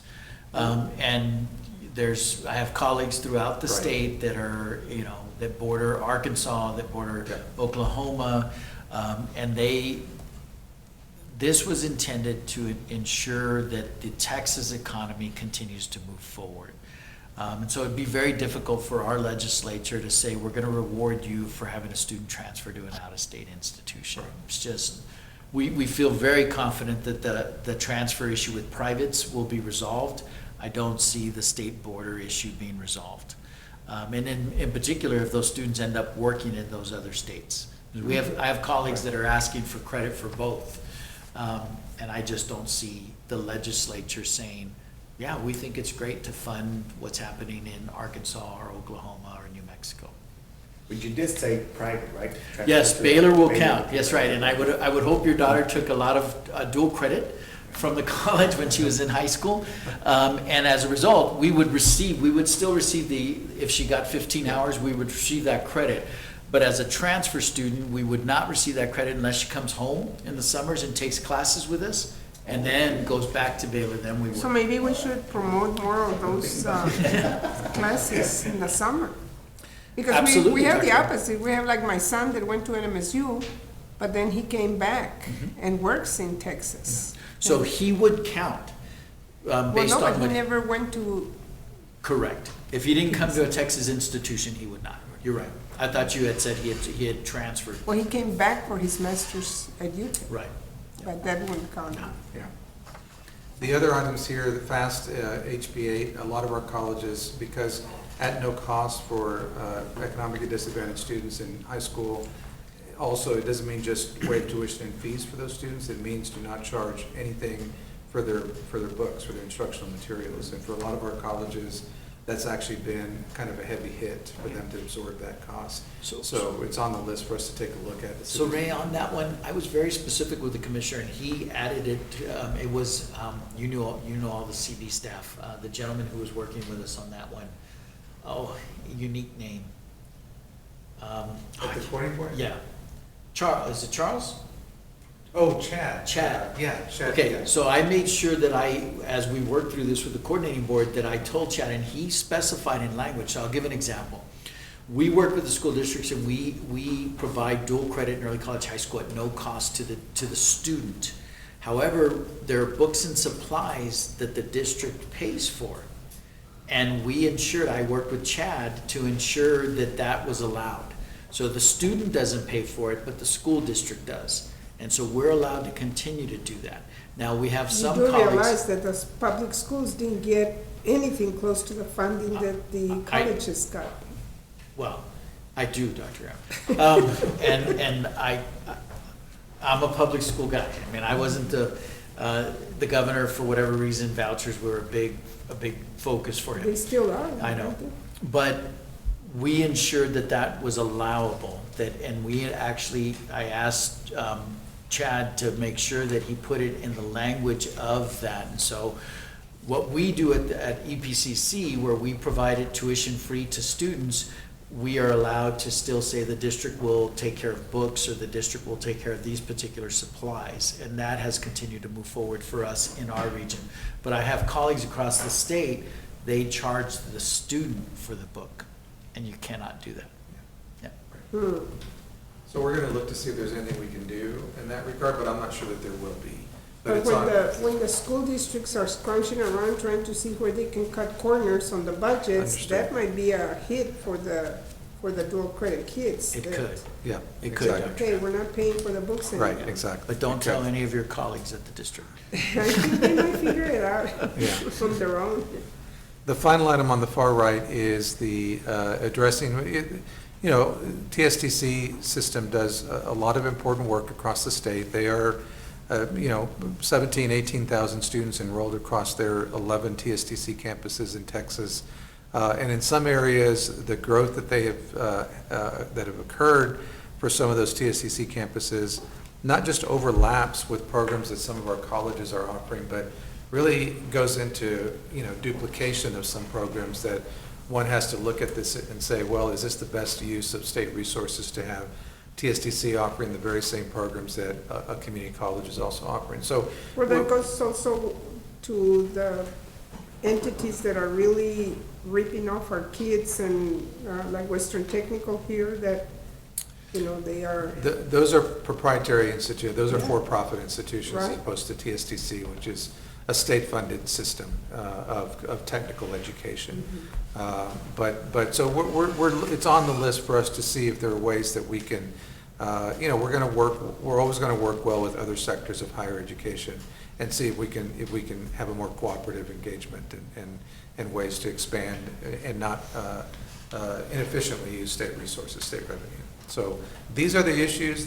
These are likely to evolve before we get to the start of the legislative session. There's more.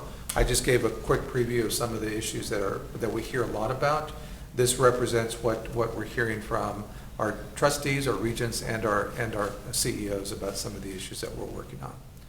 And again, this last slide is the final slide. This slide actually has a lot of information because as you see on the right-hand side, you'll see that, for example, the change in dual credit funding, you know, over from FY24 to FY25, and you'll see that change is a pretty significant number. This doesn't equate to 120% increase in dual credit enrollments, but it does indicate that dual credit is seeing a lot of positive momentum across the state, and you see the various categories. What I circled at the bottom is where we're at right now with the projected expectation of of exceeding the forecast. So right now, according to the Corning Board data, and this is actually from the Corning Board website. This slide is branded to us at the bottom to TAC, but it's actually just a screenshot from what's on the Corning Board website. And what we're showing at the bottom is that right now we would exceed our current funding allocation by $40.1 million, approximately. That's a 3.7% sort of overrun, if you will, or beyond the forecasted outcomes or the funded outcomes that were appropriated for the current biennium. So that's the good news. I mean, this is a good story to tell that we are a sector of higher education that is producing what we said we would do. We wanted an outcomes-based, performance-based formula. We got it. We've embraced it. We didn't ask for any delay. We worked hard through a lot of work with the Corning Board to get emergency rules in place, to now put a funding formula in place that is meeting the expectation of House Bill 8 and being a forecast model, a truly dynamic model.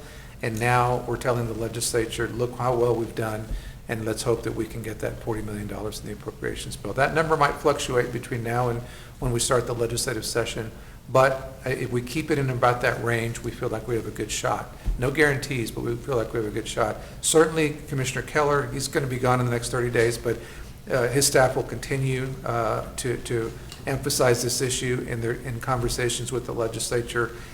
Certainly, we've had our own conversations with staff members and others in legislative leadership. And again, nobody's going to make guarantees this far ahead of a legislative session, but so far, what we're hearing is positive about where we're at and what we're going to be requesting in the supplemental appropriations bill. Can So we we're going to send you continue over working. to the public school No. side? We need some lobbyists on that. Okay, so we did. That is the last slide, and I want to thank you all for just giving me such a generous amount of time and such great questions and discussion, and I'd love to come back and we can continue to do this on future occasions, so I'm happy to be here. Yeah, I cannot thank Ray enough for the great work, not just in presenting to our board, but for all the work that he has done for us as an association since he came on. Ray was an advocate for us before in all the roles that he has played, in particular at the coordinating board. But came in and just did a phenomenal job with the legislature. I'll remind the board that House Bill 8 passed 142-0 in the House and 31-0 in the Senate. Wow. So show me any piece of That's very legislation unique. in today's body politic that is unanimously approved. So we focused on the future economy of the state of Texas, and that sold with the legislature. So we feel rather confident where we are. Go ahead, Mr. Uxer, please. Oh, I would just say, I think that's great. But if I look at this, the whole thing, you know, it's extremely broad, complex, and expensive thing. And then I think about the legislature. They're gonna meet for just a couple of weeks every other year. And so, my advice, if you like, a totally unsolicited advice, is that you cherry pick those. First of all, I'm glad you got it by vote, but when it comes up again, you're not gonna get those votes again. You're gonna start having people pot shotting you because that doesn't fit their idea.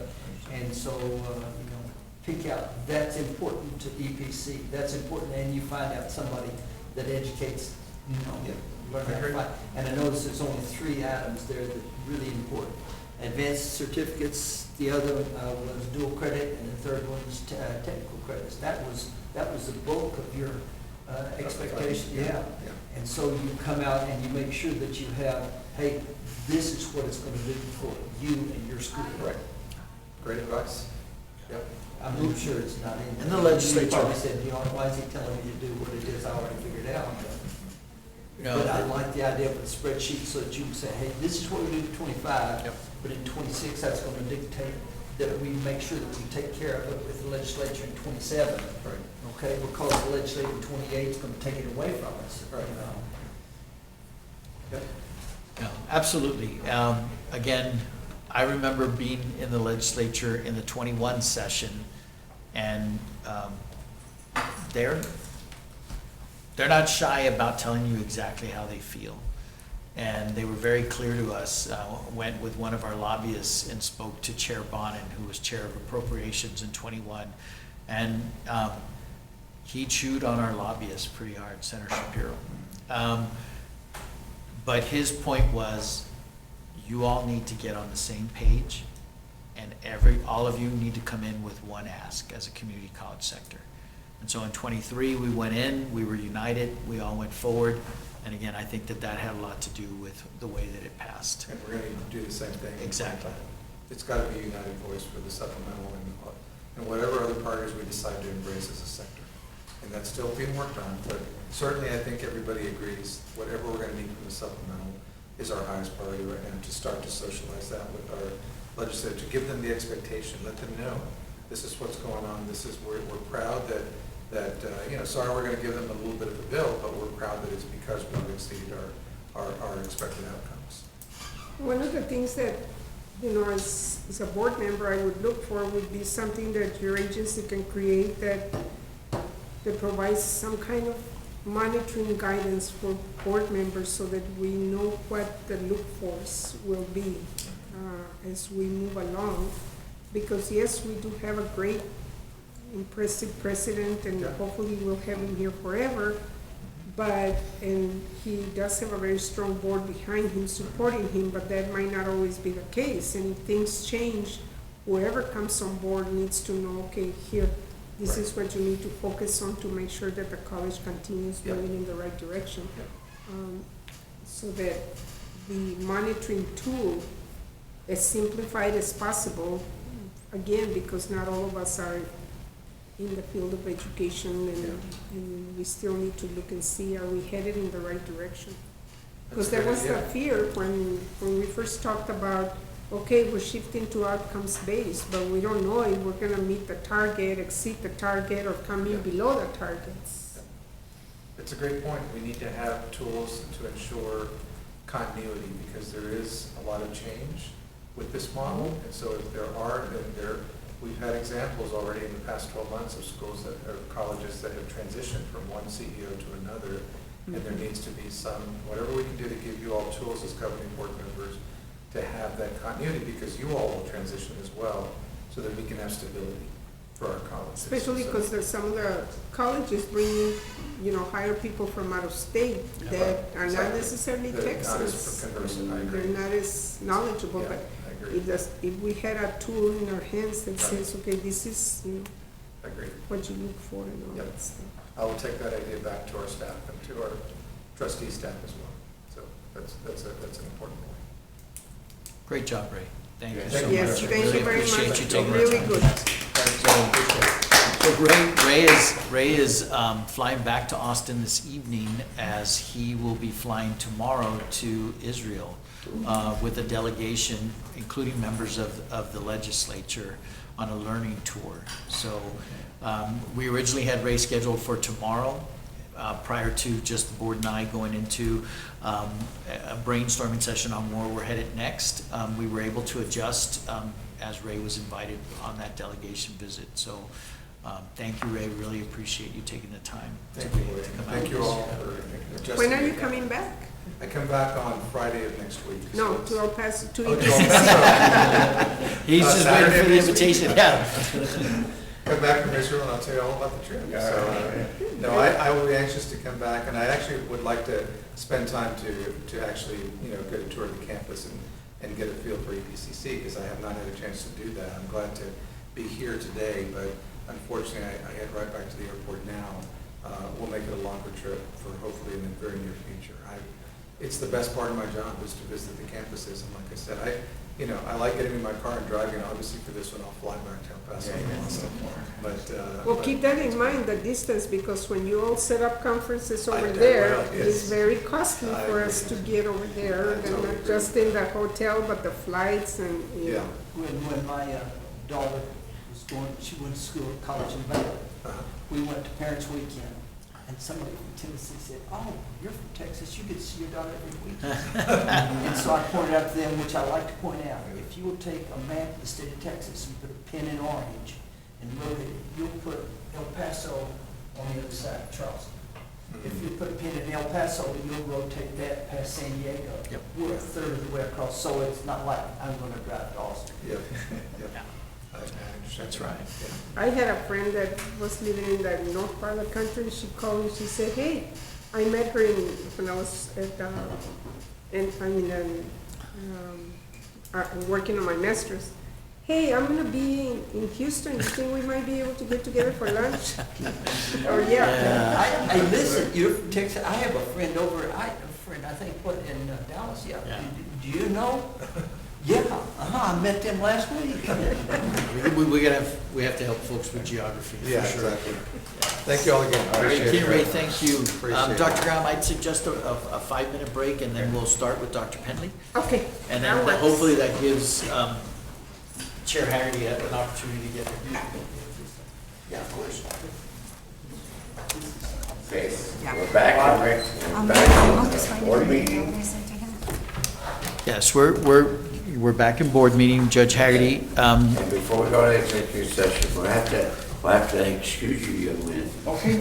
But before that, can you read 5.1? Item 5.1, discussion, Ms. Rosemary Marin, legal counsel, will provide an update regarding Senate Bill 17 and Executive Order G-844. Okay, so now we are out of regular session and we're in executive session, and the time is 3:26.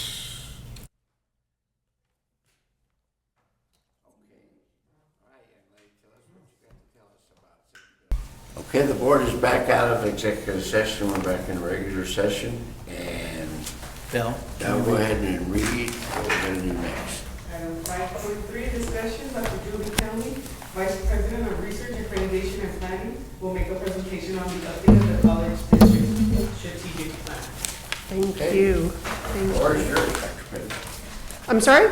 The floor is yours. All right, all right. And just to address the elephant in the room, this is not COVID. I am at the, I know everybody's like, what? Oh, you mean the mask? I'm sorry? Right, I am yeah. So I just out of an abundance of caution while I'm getting over a cold, but I was also told to stay near the podium, so extra social distancing. Thank you so much for your time this afternoon. It is that time of the cycle where we need to think ahead to our next strategic plan. And we do need your input and your guidance as we begin that process. As a point of interest or curiosity, I brought copies of the current strategic plan. Of course, those are reflected in the posters all throughout the college, but you're welcome to take those if you would like. So, overview on an abstract level, the strategic plan is your way to start the process and guide the college in what will happen over the next few years. Typically, the strategic plan is a 5-year document, and that's what we intend to do for the next plan as well. A little bit more specifically, for us at the college is it's our roadmap. Once we have your direction, then we can work to implement that through goals and outcomes and through departmental area plans. And as you'll see in the booklet, our current plan is in place until the end of the 24-25 academic year. So it seems a little bit early, but we all know how quickly you blink in your 2 or 3 years down the road. So now is a good time to start that process. In general, the strategic plans of any organization include these 4 components. And they do work to support each other. And it is a continuous cycle of check-ins, reviews, exploration, and using what we know to drive the next steps of the organization. And throughout this presentation in your booklet, you'll see some things in purple. Those are your responsibilities or your directions for us, and the things in teal are our response to that. And I guess that's it. So some of the specifics of the plan itself, some of you have seen this explanation in Dr. Serrata's town halls or states of the college. Your components, the vision and the mission statement, are the general what. What do you see us doing at the college? What would you like us to do and to be? Once we have your big picture with the vision and the narrowed down into your specific mission, then we can in turn generate the goals and outcomes. Dr. Serrata has already taken the lead in that, which we'll talk about in just a second. So you tell us the what, we'll respond with the how. And if you have your strategic plan, or if you want to look over at the posters on the wall, you'll see that if you go to about the middle of the plan, you'll see the strategic goals. So these are our hows. And then the rest of the booklet, the second half of the booklet, includes more specifics about how we will achieve these sort of abstract goals.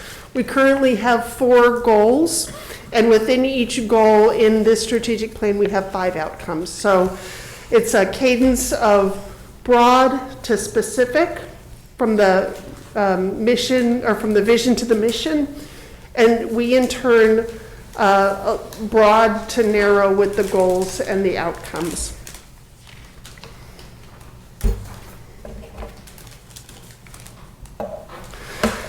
So earlier I talked about the components of a strategic plan as a cycle feeding off of one another in a circular model. And once the plan is identified for the organization, that's what it looks like. So now I want to step back a little bit and talk about how we get to that point. And that's the main reason that I'm with you this afternoon, is to start that process of you telling us what to do with the vision and the mission. So the funnel is a really good analogy for that. Again, starting very broadly, what do you envision us doing? And then we'll get narrower, and then we'll be able eventually to identify specific outcomes that every department in the college can use as their North Star to identify their annual area plans. I've talked to you in your board meetings from time to time about updates based on the area plans that every area, Dr. Amaya, Dr. Smith, my area, are pursuing each year. So I didn't have room for the fifth piece of the triangle, but the area plans come out of those outcomes. Okay. So a little bit more about your piece of this work, or your pieces. Again, the vision is the initial or more general statement of what you would like us to become. Some of the components of an effective mission statement are listed here. And again, on the posters and in the strategic plan booklet, you see the current vision statement that you have generated.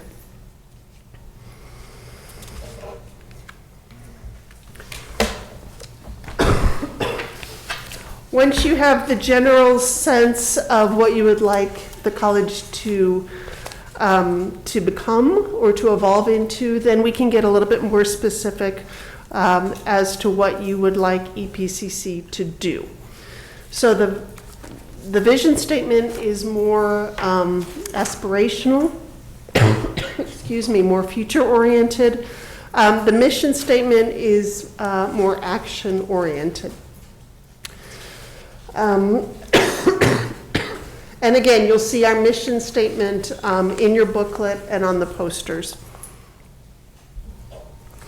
At this point, I would draw your attention to the handout that's in the binder. These are some examples from other colleges around the state to illustrate the difference between the abstract, and you'll see those becoming statements in red. A lot of to be, will be, and then the mission statement in terms of more action-oriented, how they will do that, by offering, by meeting, by providing. So I wanted to provide those as examples of what other colleges in the state are currently doing. I would also say, thank you, that you're not required to change your mission statement or your vision statement. This is one piece of the strategic planning process. If your current statements still reflect your idea of the what of EPCC, then you're good. And we'll continue using those as our guiding statements. But I did want to have this opportunity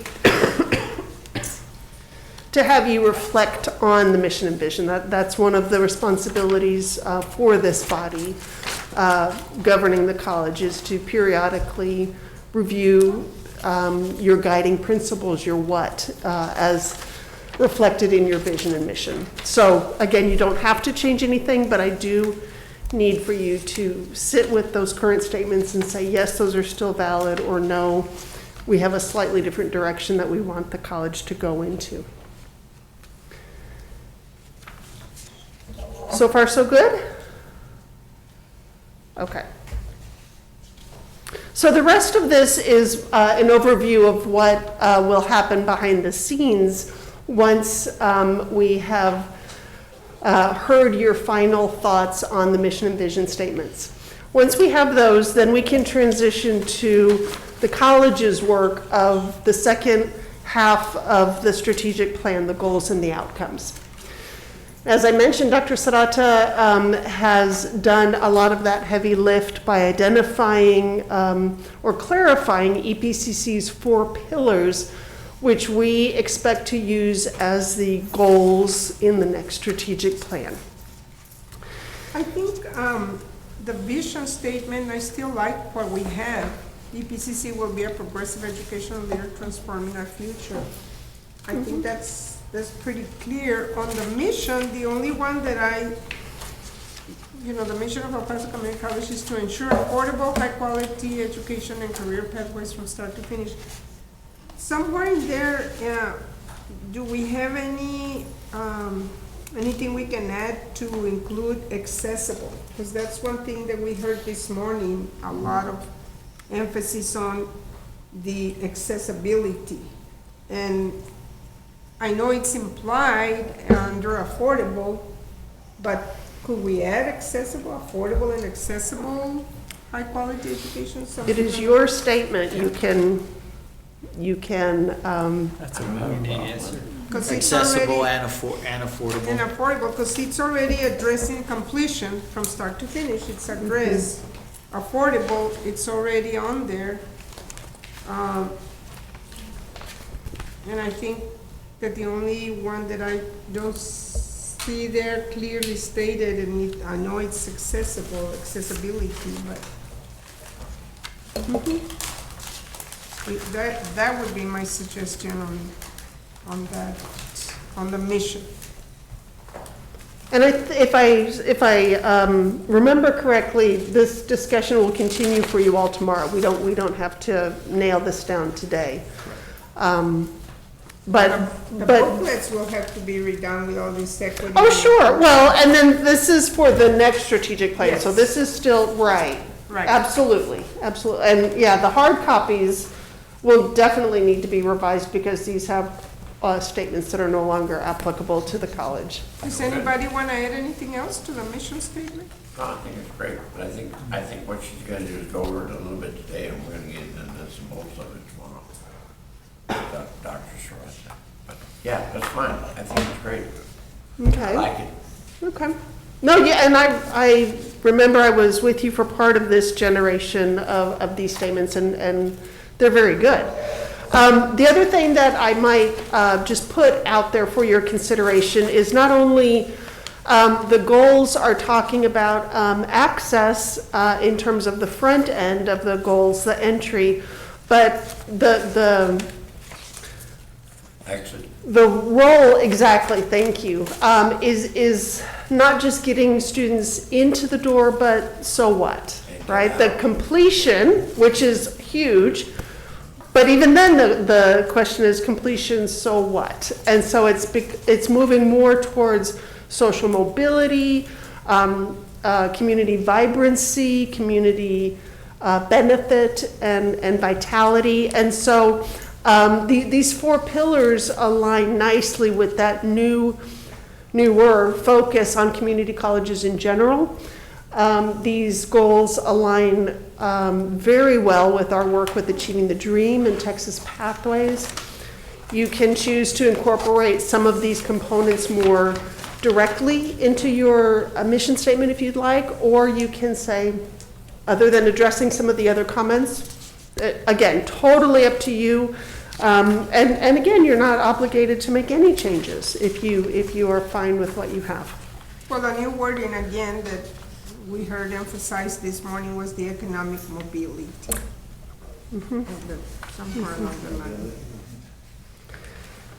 The money. So we will be waiting to hear where you land on that, absolutely.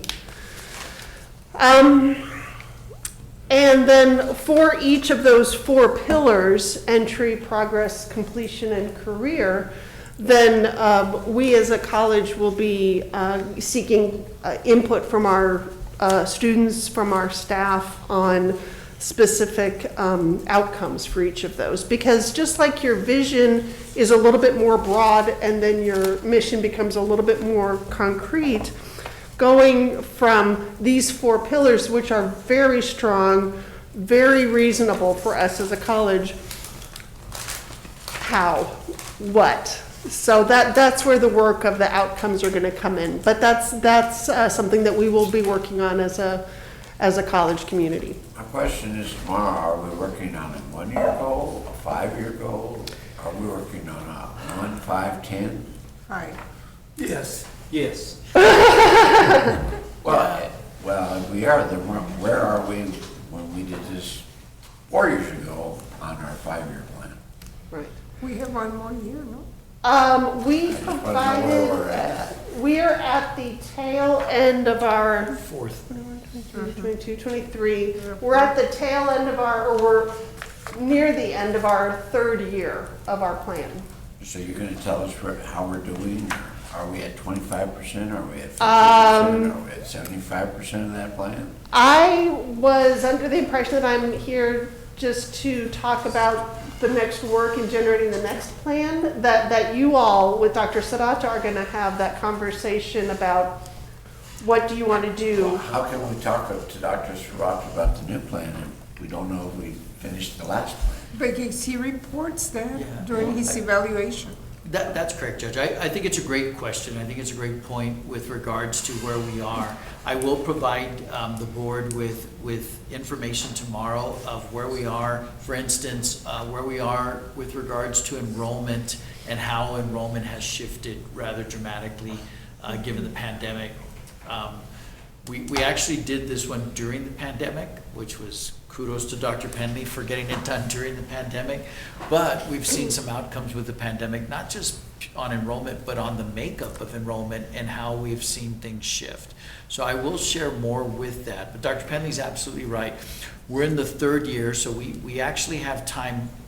What I would say is by this time next year, we need to be very much towards the end of where we're headed, because then we'll have the new plan coming into effect.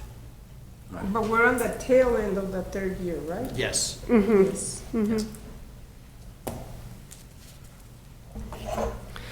And to be honest, Dr. Sadato is very kind. The current strategic plan, my Director of Institutional Planning and I are looking at being a little bit more concrete with these outcomes, because we found that several departments, particularly the administrative support departments, including some in my division, were saying, we're not really sure that these goals speak to our work, or they were struggling to find how they fit into this mechanism. And so with the new goals, the pillars, we're working intentionally to identify concrete examples of how the physical plan could support that, or how accounts payable could support that. And so being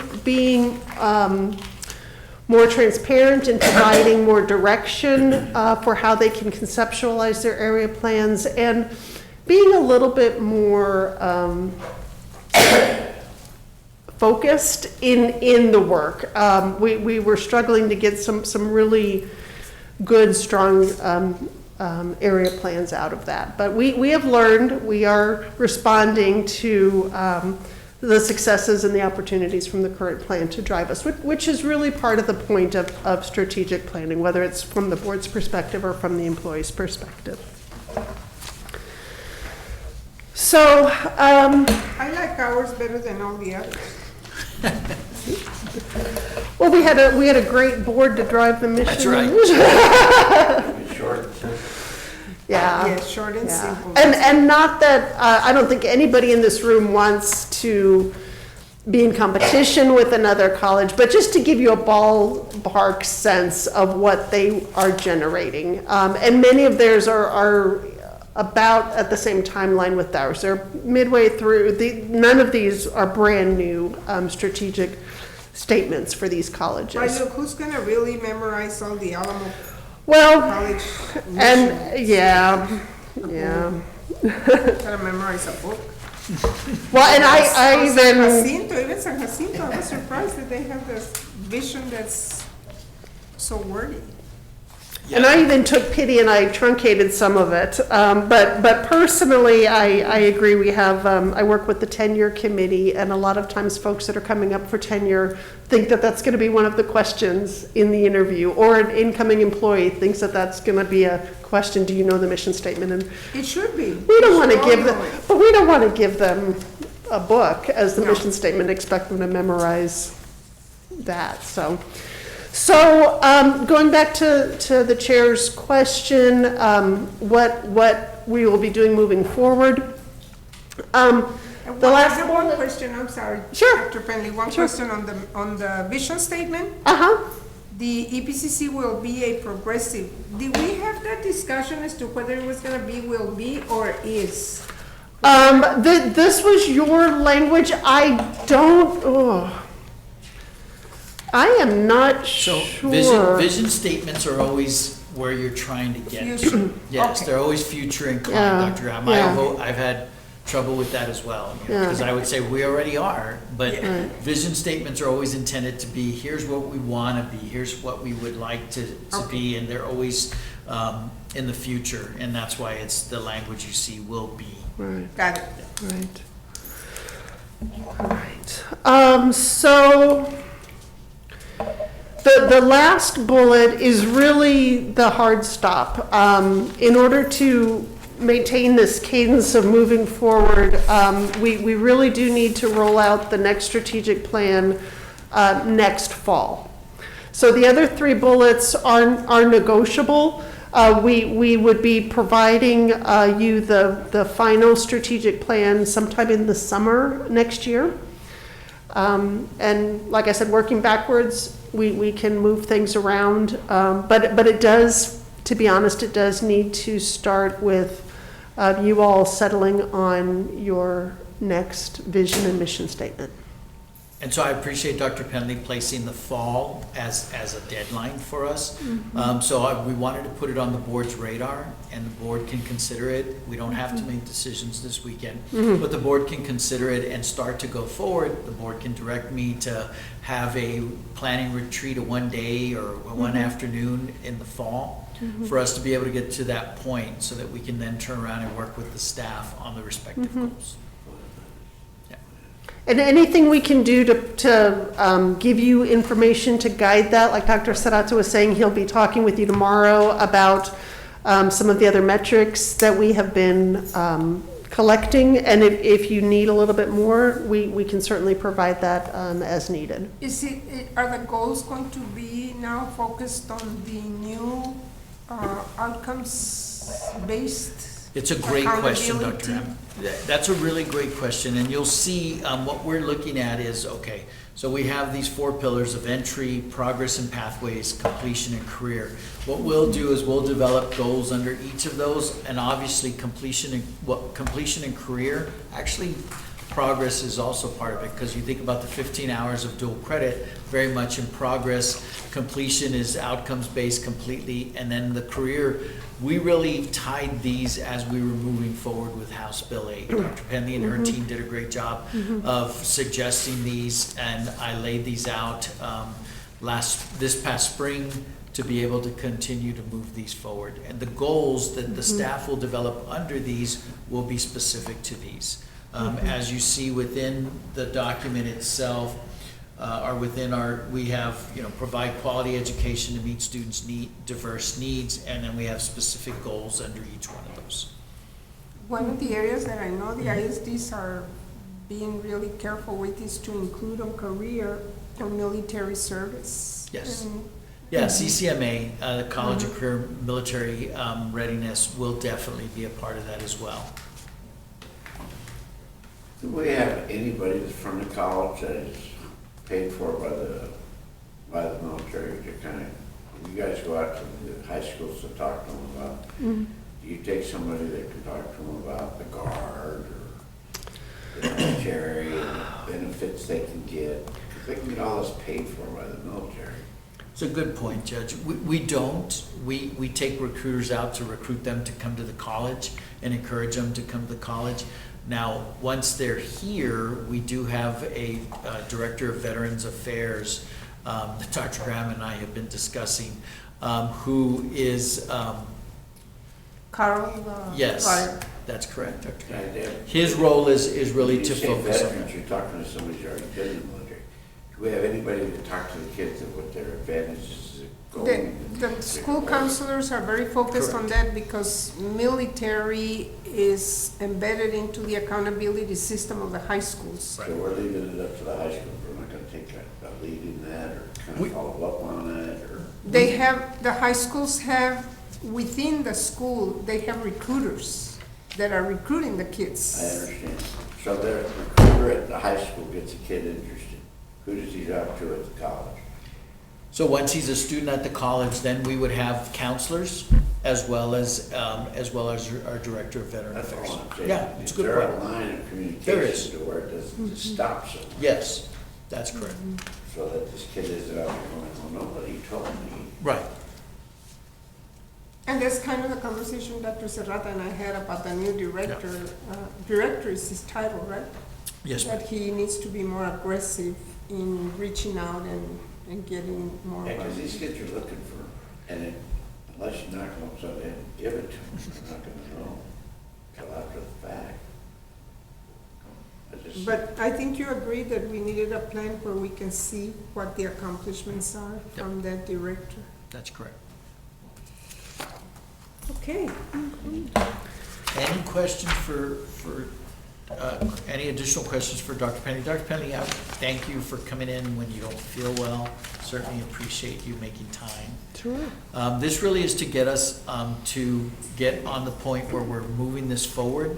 As you can see, by the end of the fall, we really need to finalize the mission and vision statements so that our teams can continue to move forward with the outcomes and goals. Good job. Thank you. Thanks, Dr. Penny. Thank I hope you you. feel better. Thank you. And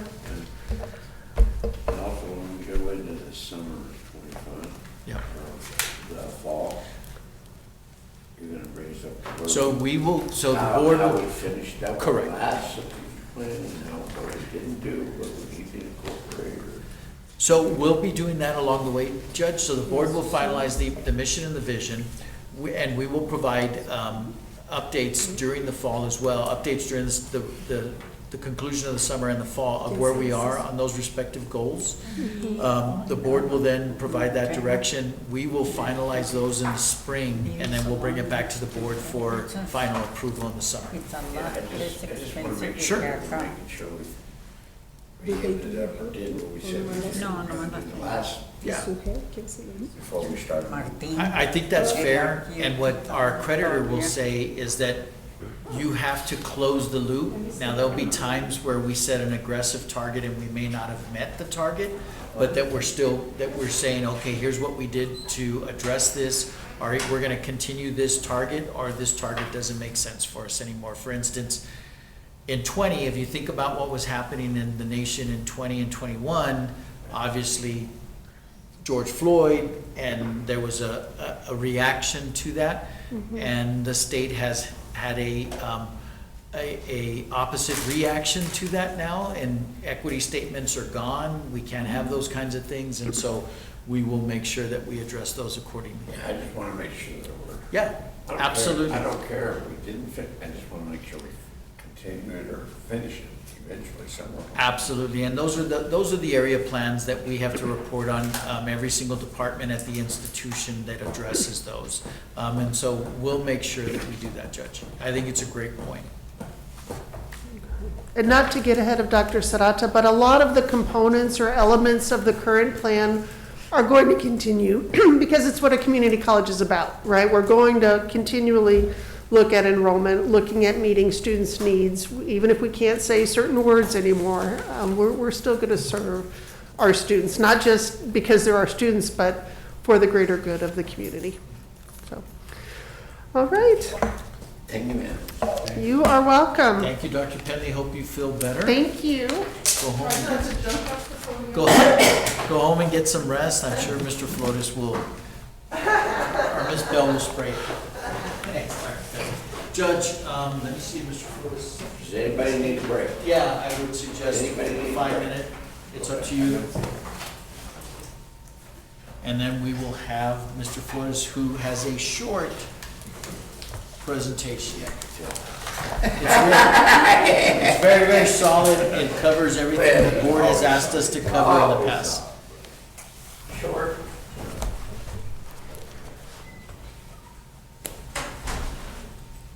Members of the board, Dr. Serrata, thank you for the opportunity to present the first budget development workshop of the year towards developing the fiscal year 24-25 operating budget. This next slide will list the main items the presentation will cover.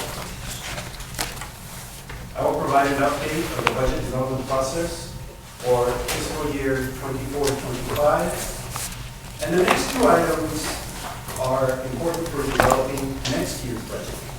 Provide an overview of revenue sources for fiscal year 23-24 and projected revenues. Provide an overview of fiscal year 23-24 adopted budget and projected expenses. Thank you. Then I'll provide an overview of the 24-25 projected revenues. This is a starting point for next year's budget. Then an overview of the 24-25 baseline budget. And then we'll look at the preliminary budget strategies, which summarize all the items I just mentioned. And then we'll have a discussion of the four-year financial model. Yay. And then we'll talk about next steps for adoption of the 24-25 budget. The next slide details the main steps that are followed from inception of the budget development process to the ultimate adoption of the budget at the end of August. In February, the Budget Office has been diligent in providing workshops to budget heads and support staff answering any questions, providing hands-on training in Building B across the street. Ms. Diaz leads that effort and does a wonderful job in doing that. In February also, the budget requests were completed by executive level. On March the 8th was the deadline to provide budget requests to the Budget Office. And so from March to April, the Budget Office is working hard to compile the many budget requests that were submitted by the executive levels that form the baseline budget. From April to May, there are meetings with the vice presidents to review prospective budgets. These meetings with the vice presidents are to check the accuracy of their submissions and to see if they have any questions. In May, there's a preliminary review of the baseline budget with the president to include revenue projections. And this is where any discussions might include possible salary enhancement and any strategies related to the budget. Then from June to July, there's a review of the approval of additional funding requests by the president. The president has not been given those additional funding requests yet, but it will ultimately, he will look at those and he pares those down, and they will move forward in the budget development process. From June to August, the budget workshops will be given to the Board of Trustees. Then, at the August board meeting, there will be adoption of the budget by the Board of Trustees. So I got a question. Yes, sir. Between February and August, where in those months do the executive levels look at anything that in their level needs to be eliminated? Yes, sir. Possessions, classes, something that we don't need anymore?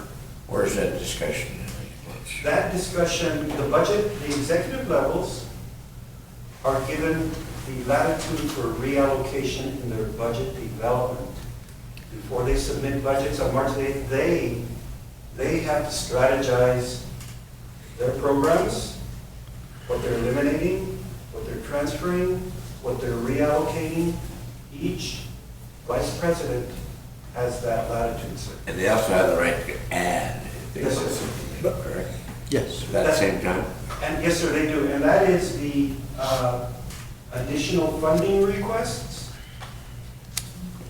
that they also submit with their budget requests. But those are scrutinized a lot more carefully by the president. Those do not advance until they've gone through that vetting, which happens in the June to July timeframe. There's nothing in there to say that you gotta get rid of something if you want something new. There's no direct- So that's a great question, Judge. Those are the things that I have let each of the respective vice presidents and cabinet members know. I've told them, you have full discretion of your budget. If you need X and you currently have Y, feel free to repurpose Y to become X.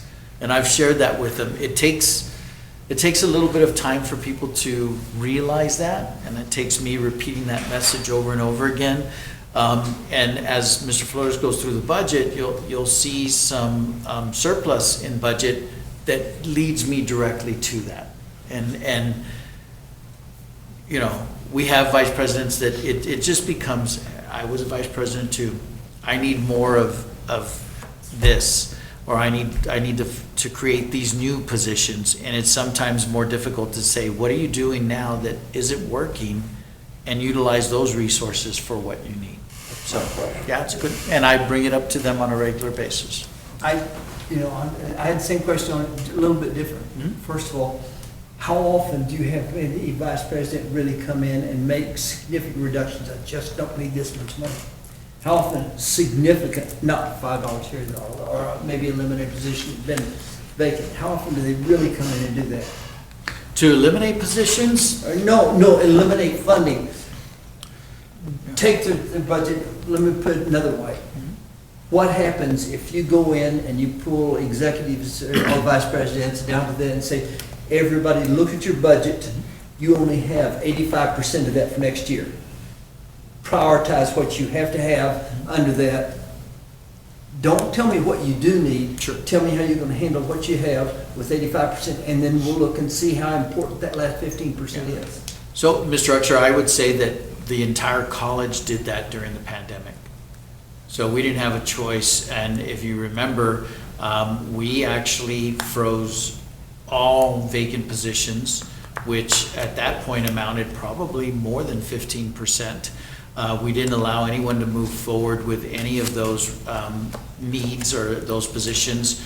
We turned around, we did no salary enhancement for the fall of 20. So it's not as far-fetched as you imagine. We actually went through and did all of that. Now, in fairness, we were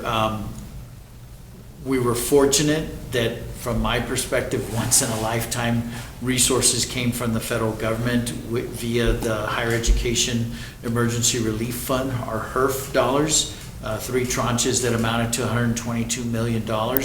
But in that start, from the spring of 20 as we went into the fall of 20, that's exactly what we did with each of the vice presidents. And we didn't really give them a choice. We made the decision, the board and I made the decision to freeze those positions, but they were fully aware of that. Now, as we look where we are now versus then, we're still not at a staffing level of where we were in 19. In 19, we were in amongst the 10 largest employers in El Paso County. We're no longer in that. At that time, we had 3,200 employees. We currently have about 2,400. So we're still about 25% less than where we were at that particular time. But I think prior to that event, I would have said, you're absolutely correct. We've never been able to do something of that nature. But we didn't have a choice. So we're still recovering from that. And quite frankly, we've become much more efficient. Yeah. And the other thing is that I guess it's the wording, but it reflects a philosophy. May review of preliminary baseline by the president to include revenue projections and additional funding. All of a sudden, there it is. Hey, revenue, there it is, and additional. What, in other words, you've already accepted baseline. And I guess I'd like to say, hey, let's just keep driving the baseline down. If we drop back to pandemic, let's go back down to pandemic levels and tell me what it is now. You've recovered from pandemic. Yeah. How much have you really needed that recovery? In other words, very draconian type thing. So I'm not opposed to draconian type of methods with regards to the budget. The only caution I have is we do have accreditors and affiliations with the institution that come in and say, if you don't have X number of faculty, if you don't have X, then we won't accredit your program, Yeah, we've and we been down can't that move route forward. before. Correct. That's right. So I'm just curious, Yeah. is tough, but I've been there. When Yeah. people come in and say, okay, I you know, need- everything is, but, you know, you got 80%. That's all that we can do, but we have to meet all standards. So, It's a game. huh? It's a game, but there's a balance to make sure you're doing the right thing. You don't want to get too fat and sassy, but you also don't want to get too lean. End of theory.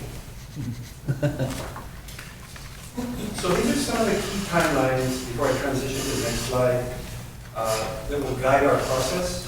And as a reminder, the board has to approve a budget by August the 31st. This next slide contains some of the main considerations supporting development of the FY 24-25 budget. So we are going to look at current year revenues, and that is the basis for the revenue projections for 24-25. Then, this is the second year that we're going into the biennium. The 24-25 budget is based upon a rollover of the 23-24 adopted budget, adjusted for salary savings, from vacant positions, and reallocation of funds by executive levels.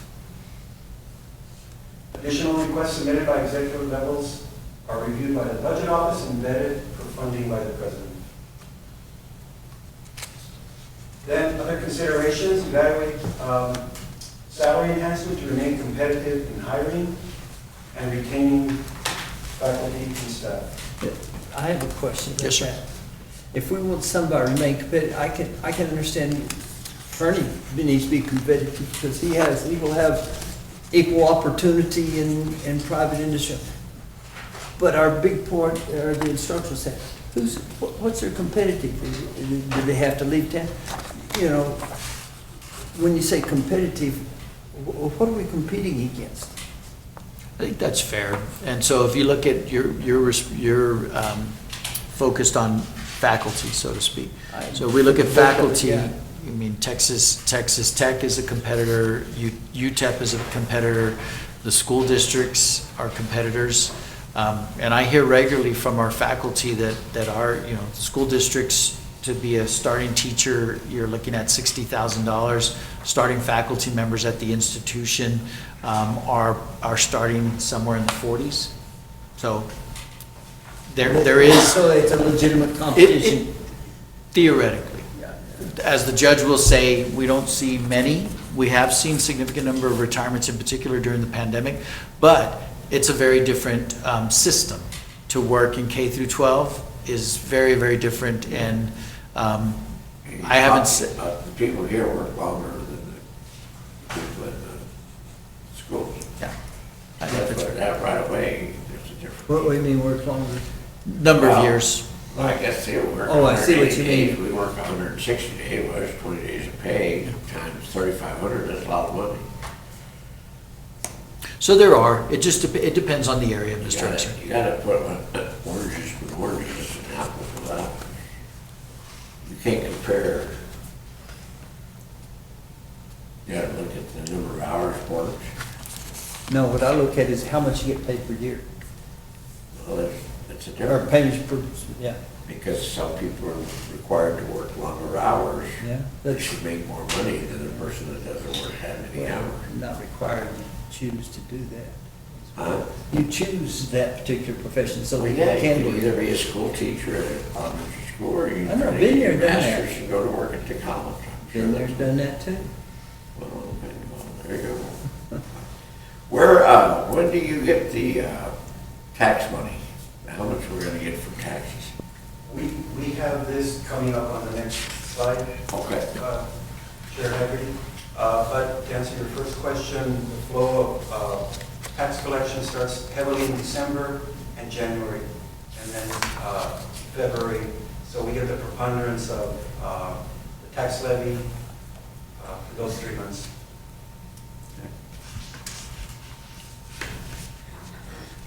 So these next three slides are going to be a review of the 2023-24 adopted budget. kind of give background before we move to the following year. As a review, the revenue sources comprising the current budget, the highest category is property taxes, $70.1 million, 44.34% of the budget. Followed by state appropriation, $40.6 million, 25.72% of the budget, followed by tuition and fees, $37.6 million, 23.82% of the budget. Those are the three, that's the three-legged stool that the revenue supports the budget with. Followed by other income, which largely is comprised of interest income at $5.9 million. Self-supporting programs are budgeted at $3 million, followed by overhead recovery. And you take that same budget and you break it down by functional areas required by NACUBO. That's the functional area classifications that we're required to follow. That's the same with other community colleges in the state of Texas. So the functional areas comprising the $158 million, by and large, instruction is the largest at $55.7 million, followed by institutional support, followed by academic support at $18.9 million, operations and maintenance, followed by student services, transfers, public service, self-supporting, and research. Altogether, this is the operating budget by functional classification.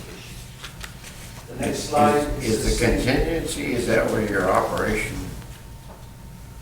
What's contingency? Where's the maintenance account? Where do you put money away? Okay, the next slide, Next slide. sir, is the expense category, and here's the contingency that you're asking That's what I about. was looking for, say it. This is comprised of two things. This is comprised of a biennium reserve amount. And so that was set aside after we got the appropriation last year.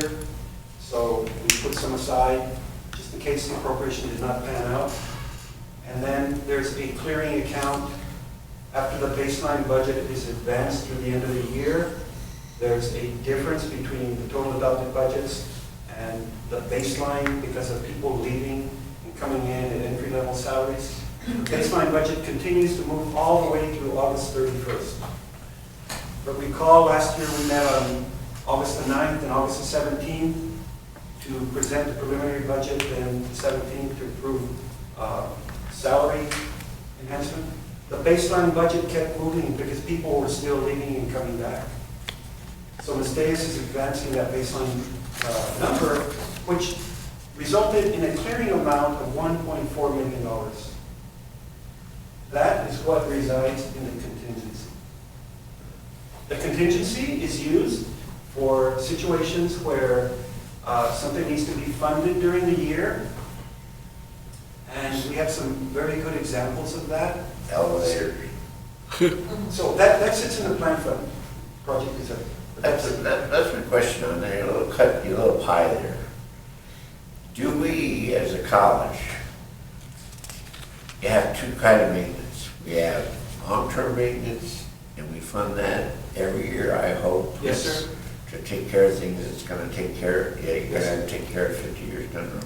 And do we have an account for immediate repairs? Yes, sir. So we do a transfer from the operating budget every year of $3.3 million towards the plant fund. In the plant fund, that goes to fund deferred maintenance, regular maintenance. Deferred, that's the word I was looking for, deferred maintenance. Deferred maintenance. And so, in addition to that, we've been very fortunate, as Dr. Serrata said, with the HERF money. So you saw where we were talking about surplus earlier. Any surplus amount that does not increase our fund balance is transferred to the project reserve for long-term deferred maintenance projects. This past year, Mr. Lobato has replaced a chiller for about $2 million. And our transfer is 3.3, but the air handling units that he's working on to replace, Many of them are very old. So he has done a lot of work on deferred maintenance. Recall that when we met on the capital planning presentation that Mr. Lovato and I did for you on January 7th of 2023, the long-term capital project presentation, that covered 3 years. And that represented a lot of things that Mr. Lovato had on his wish list, and he was very good at doing that. During the pandemic, when the buildings were closed, he worked on the sewage systems at Valle Verde, very, very expensive work. He did the turnaround right here in front of Building A. All of that is extremely expensive. So yes, sir, we set aside at the end of the year from the surplus, push it into Project Reserve, and it's our hope that the more money we can put on deferred maintenance instead of doing GO bonds on the taxpayer, we want to take care of it now. Mr. Lovato was excellent at that. We hope that our new executive director of fiscal plan, James Boer, who's on board now, has the same thinking in mind. We plan to have discussions along with Dr. Serrata towards that end. Short-term maintenance, deferred maintenance. It's very pricey. We feel that deferred maintenance costs are escalating, will continue to escalate. So what makes more sense? Invest in deferred maintenance or get 5.3% in an interest-bearing account? Deferred maintenance, those costs are escalating quite rapidly. So we have those discussions on short-term, long-term, and then pushing money into the Project Reserve. Thank you. You're welcome.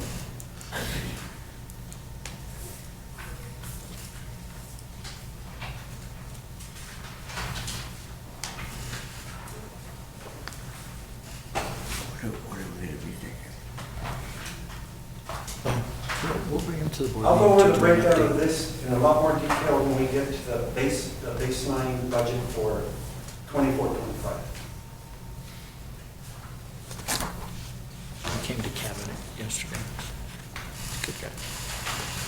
Worked for Isleta. Worked for UMC.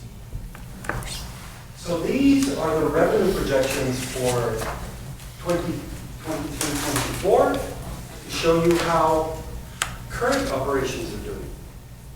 So as a review, our adopted budget column on the left totals $158,154,190. That's a current adopted budget that was approved in August of last year. When we compare that to projected revenues for this year, and these incorporate actuals through May, and then we estimate from June to August, they're doing quite well. So as a review, line item, yes, sir. They are doing quite well. I mean, well, if I'm reading this right, You are. the second column is what you're at as of May, right? That's what you're, That's Actual through projected. May and then projected through August. Projected for us. But it's based upon what we have received through May. And then we project the remainder, 3 months remaining. I mean, the only place you're in negative is self-supporting. And they only spend what they bring in. Correct. So we're actually not a negative there either. So when we look at the first line item that has state appropriation, we have a budget of 40 compared to 44, a positive variance of 3.3. That's a direct result of the financial aid for SWIFT transfer appropriation that we got. We budgeted $2 million for that. We're projecting to bring in $5.3 million as a result of the state assuming that all colleges have from 40 to 45% participation in the high schools of students in the food lunch program. In our area, it's over 70% that qualify for that program. And consequently, we're receiving additional funding because of the high participation in that program by local dual credit early college high school students. So our students that are enrolled in dual credit, We get credit for that, the funds to feed them? Yes, No, sir, we get credit in two ways for that. Where, that is, the House Bill 8 is historic in nature. It is Awesome. very detailed. It is extremely detailed, as we'll talk about in a little bit. But one of the performance measures in there is dual credit students that complete a series of 15 semester credit hours in dual credit. That one component right there, we get funding where we never got funding before. In addition to that, we get funding through the FAST program. We never had that before either. It's I forgot, what was the FAST program again? financial aid for SWIFT transfer. Okay, what's SWIFT transfer? That's It's a term, yeah, it's a term that the coordinating board came up for the dual credit program instruction. Oh, okay, Yeah. okay. So that first line item, a positive variance of 3.3 million as a result of more students qualifying for the FAST program, financial aid for SWIFT transfer, a positive variance. So that's going to project out into next year's budget, as you're going to see in just a little bit. So then we had a small decrease in overhead recovery. In local funds, tuition and fees have a positive variance of almost $1.5 million. And that's a very telling line item. The reason it's telling is because historically community colleges have a direct relationship with unemployment. You hear unemployment is high, they come to us, our enrollment's high, right? So what is different here is at the end of May, unemployment in El Paso is about 3.7%. It's very low. Yet, we're showing an increase in tuition and fees. It's very positive. I guess the result of Ms. Dr. Amaya's and Dr. Serrata's discussions and efforts for recruitment. So the actual tuition has remained stable, right? We have remained stable with tuition for 4 semesters. So this. Actually, no, I'm This sorry. is a function of more butts in the seat. That's correct. Yeah, we have not touched tuition since the fall of 20. So for the last 4 years, pardon me, we have not increased tuition. And So that's- we don't have a recommendation to increase tuition either. Just out of curiosity, our fees, what is that, parking fee and? So you Lab have, fees. there's lab fees, there's parking fees, things of that nature. But those are relatively minor, aren't they? Correct. Were they like 10% or less of that? Probably a little bit more if you look at it, because we have a general Total. use fee. Okay. Yeah, we have a general use fee that's more significant. Property tax, So the next line item is property taxes. We have a positive variance of 2.4. So the certified values that we are given have a discount in them. So the amounts that we get are about 2.8% lower than the actual levies that are mailed out in October to taxpayers. So in addition to that, when we budget for property tax revenue, we're very conservative. We put in an allowance for refunds into, it reduces the projected revenue. And then in addition to that, we also have the property that's reflected in there. So that, from a budgeting standpoint, we are conservative, resulting in the positive variance of $2.4 million for this year. Our property taxes, property taxes and valuation property went up, and by virtue of that, the revenue went up. Does that occur in the projected revenue? Or is that actually, did we actually see it in the 23-24? So what we're going to talk about in a little bit is the revenue estimate for 24-25, and what I'm going to point out is that we have a preliminary valuation from the CAD, which results in no new revenue rate. We have to keep taxing, we can only bring in the same amount of tax that we brought in the prior year. Otherwise, it's considered a tax increase. Yeah, I And the understand. college has held the line on property tax increases since fiscal year 2018-19. So our effective rate goes down That's because of correct. that, okay? Yes, sir. Yes, sir, that's it exactly. You're gonna see where the rate has been driven down from a high of 14 cents per $100 valuation in 2014. And you're gonna see where it's driven down to close to 10 cents. Oh, really? That- So raising, taxing capacity should be needed in the future. So the only way that your total tax revenue itself can increase. New is property. New property, or you can raise. The rate. Right, Okay, that's- the board has authority to raise taxes up to 8% without Okay, yeah, without a that's- vote. If we choose to go more, then it would go to the Yeah, voters. but I mean, we can actually generate more by actually. Okay, Correct. but now we have a, what's the max? 15 cents. 50, so we got a 5% spread. We have a 50% Cushion. spread. Right. There's a table that shows that. Would you like to see that table? Not only when you get to it. So that's property tax revenue, looks very positive, 3.46% increase on that line item for property taxes. Other income is doing really good. We budgeted 5.9 million. We project that to bring in 12.5 million. The direct result of interest rates rising. We budgeted $5 million. We're at 12. And you can see how large that is. So you can't build a sustainable budget on income that is not dependable. We know how economic conditions change. So we're very conservative when we set fixed income budgets, just in case. So that's producing a positive variance of $6.6 million.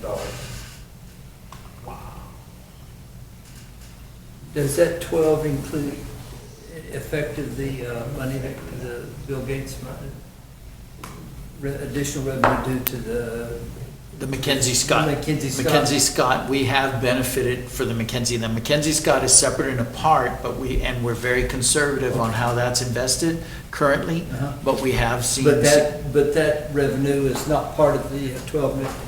That interest, It is not. okay, so, It's okay. in a student success endowment fund. Correct. Okay, And to date, that's generated close to 3.1 okay. scholarships. So as we continue Trifecta. down the line here, It's the a good projected position to be. revenues for this year are $170,500,000.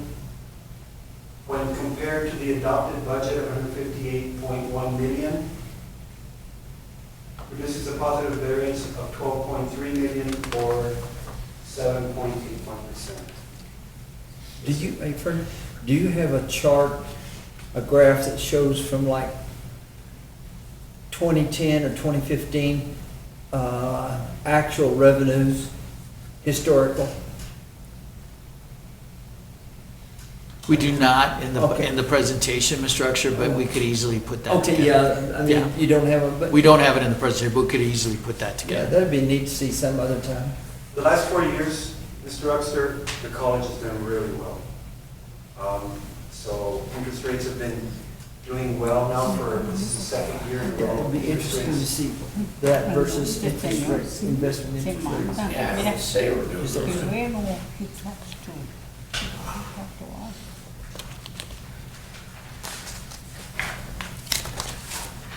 So these are the projected revenues for 23-24, current operating year. The next slide is going to show the discussion that you were having earlier about surplus.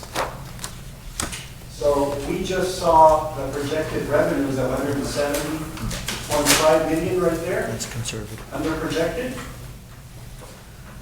This slide now will look at projected revenues compared to projected expenditures for the year.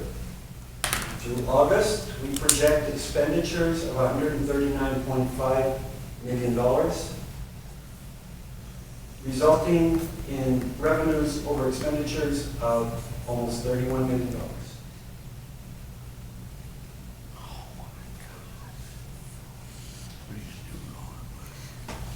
What's in self-supported accounts? Mr. Flores, the self-supporting accounts, remind us, Many of those are set up to support grants when they come in and contracts. Yeah. So the grant will give you $700,000, but it'll pay for tuition. So that tuition is revenue, is not going to, it does go into the operating account, but it's put into a special account where it can be used to augment services for that grant. So they can hire more faculty, they can hire more lab assistants, they can hire staff to support the grant. And we get a lot of grants, so they consequently request those self-supportings. That's why, like I said earlier, that the revenue never exceeds the expenditures for self-supporting. That's all that they have. Does that mean that we just didn't get as many grants as we Is this We thought- consistent every year? That's why it's lower, the 4.1.4. It's a little high right But we leave capacity should they need more accounts, we have 3 million, worth the budget, so we don't have to bring back other requests to the board to increase the budget. We have excess capacity there, but as you can see here on this projection, we put revenues at 1.46 and expenditures at 1.46. They cannot exceed their revenues, so they zero out. No offense. It's a wash. It's a That's wash. right. Yeah, I understand. It's just that, I mean, if there was 3 million, that was sort of an estimate, and somehow it just didn't pan out. I mean, whatever the 3 million, whatever it wound up being is what we use, Right. so we don't take. And this reserve is for the next year, Kelly. So, Correct. part of the surplus is at year end, before we close the books, we have a discussion with Dr. Serrata, and we look at how much to put into fund balance, and then how much to put into project reserve for deferred maintenance. we'll have a conversation. So that's how that project reserve fund. That is number, funded. those numbers will come down. So next, looking ahead, strategic planning for 24-25.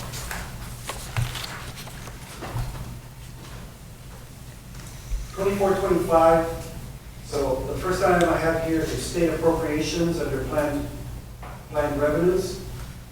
So HB 8 was historic in nature. It is very detailed and very elaborate.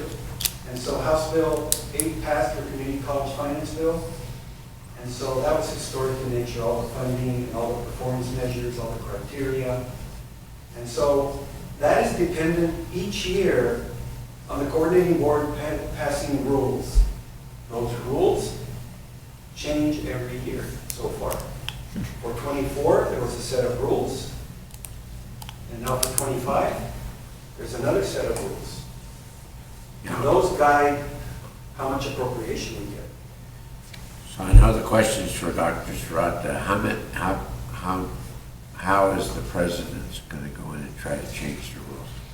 Or are they going to change the rules this year? We're going to, what we've talked about, Judge, it's a great question, is we've talked about tweaking some of the things with regards to House Bill 8. Ray touched on a couple of them, clarifying some of the dual credit pieces, strengthening some of the workforce pieces.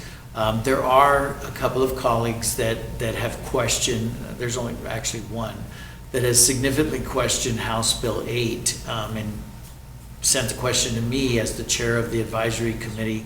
I responded to my colleague and he heard what I had to say, and then he sent a similar email to Commissioner Keller, who responded essentially in the same aspect that I did. We do not see House Bill 8. I think that we still have very significant support to move forward, and we need to make sure as we go into the legislative session in 2025, the 89th, that will solidify House Bill 8. As long as you guys stay on the same sheet. Right. And it looks like you're going to do that. I'm hopeful. Okay. So we're going to cover state appropriations in quite a bit of detail in just a little bit. I have several other slides that will elaborate a lot more on the criteria and what we're actually getting for the different performance outcomes. So the next line Never seen. in planning for 24-25 is the tuition and fees. So that is based upon a tuition rate effective fall 2023 in the current year enrollment. And there's no plan to increase the tuition rate for 24-25. Which will mean we have not touched tuition for 5 years. Is that the 1,600? That's correct. A semester? 1,632. A semester, right? That's Oh, and you've lowered the tax rate. We have. I've been here a long time, I've never seen it below 10, ever. Property taxes are based upon the preliminary taxable valuation of $73.6 billion. That is very preliminary. Ms. Diaz crunched the numbers and popped them into the worksheet that computes this for us, and it resulted in a known new revenue tax rate of 0.099856 cents per $100 valuation. We expect this to change. You probably You never what? seen property Expect raise, this values number raise to that change. much. You go down or up? It'll go up a little bit. It'll go up a little bit, Judge. It'll probably So end up probably right a at little over 10. 10. A little over 10, yeah. We're at 11.57, Right now. It's gonna go down more than a penny. which is really good, Now, what's a penny for again? about 7.5 million.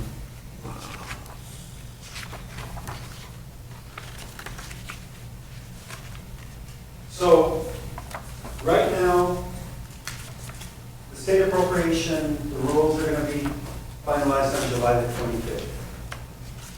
Right now, the tuition and fees estimate that we're going to do is as of now, but fall registration's ongoing. Even though right now it's trending up, we're still very far away from fall. So we're going to keep adjusting these numbers as we move towards later presentations. So property taxes as well, we don't get the certified amounts till July the 25th. And then Ms. Diaz will crunch the numbers again.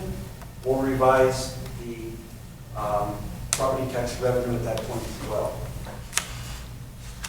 So planning for additional funding needs, consideration of a salary enhancement for employees later. And Dr. Serrata will vet and review the additional funding request from the executive levels. He has not received those yet. Ms. Diaz's office is still compiling that information. Is that why she sits so far away from you? Yes, I don't want to think on it. You're actually right, Judge. And then the last bullet on this chart here, the strategic planning, there's continued impact from GASB 68 and 75 on unrestricted net position. That amount varies. Yeah, Dr. Yes, sir. The one thing, so this GASB, Yeah, it's always a bunch, it is. okay? So that's a obligation that for us sometime, and so are in our credit rating, they don't take account for that now, they decide to waive that, or, okay, but that's something, the worst case, hey, that's money we gotta come up with. Everybody's gotta come up. But because it's there and we have, somebody gets credit for that. Who gets the credit for saying, hey, there's 68 million out there, that's with the college, you know? I don't own that. Who's taking credit for that, all this money that supposedly is dumped on the college? The state legislature? You're right. So the legislature, his House Bill 8 was historic. House Bill 8 added $684 million to the 50 community colleges. That $684 million does not include the $133 million that was student aid that goes directly to the students, Yeah. nor does it include the $78 million for FAST. So you're really looking at the state invested well over $850 million into the community college sector. So the state, Commissioner Keller, Mr. Hunt chaired that committee. It was a historic investment. The GASBs, I agree. I'm very conservative, in particular with the college's resources, and so we have accounted for the GASBs, and so we have those resources so that If it came up today and they said, you've got to take care of all of GASB 68 today, we'd be in a position we could do that. Yeah, we have that obligation, Correct.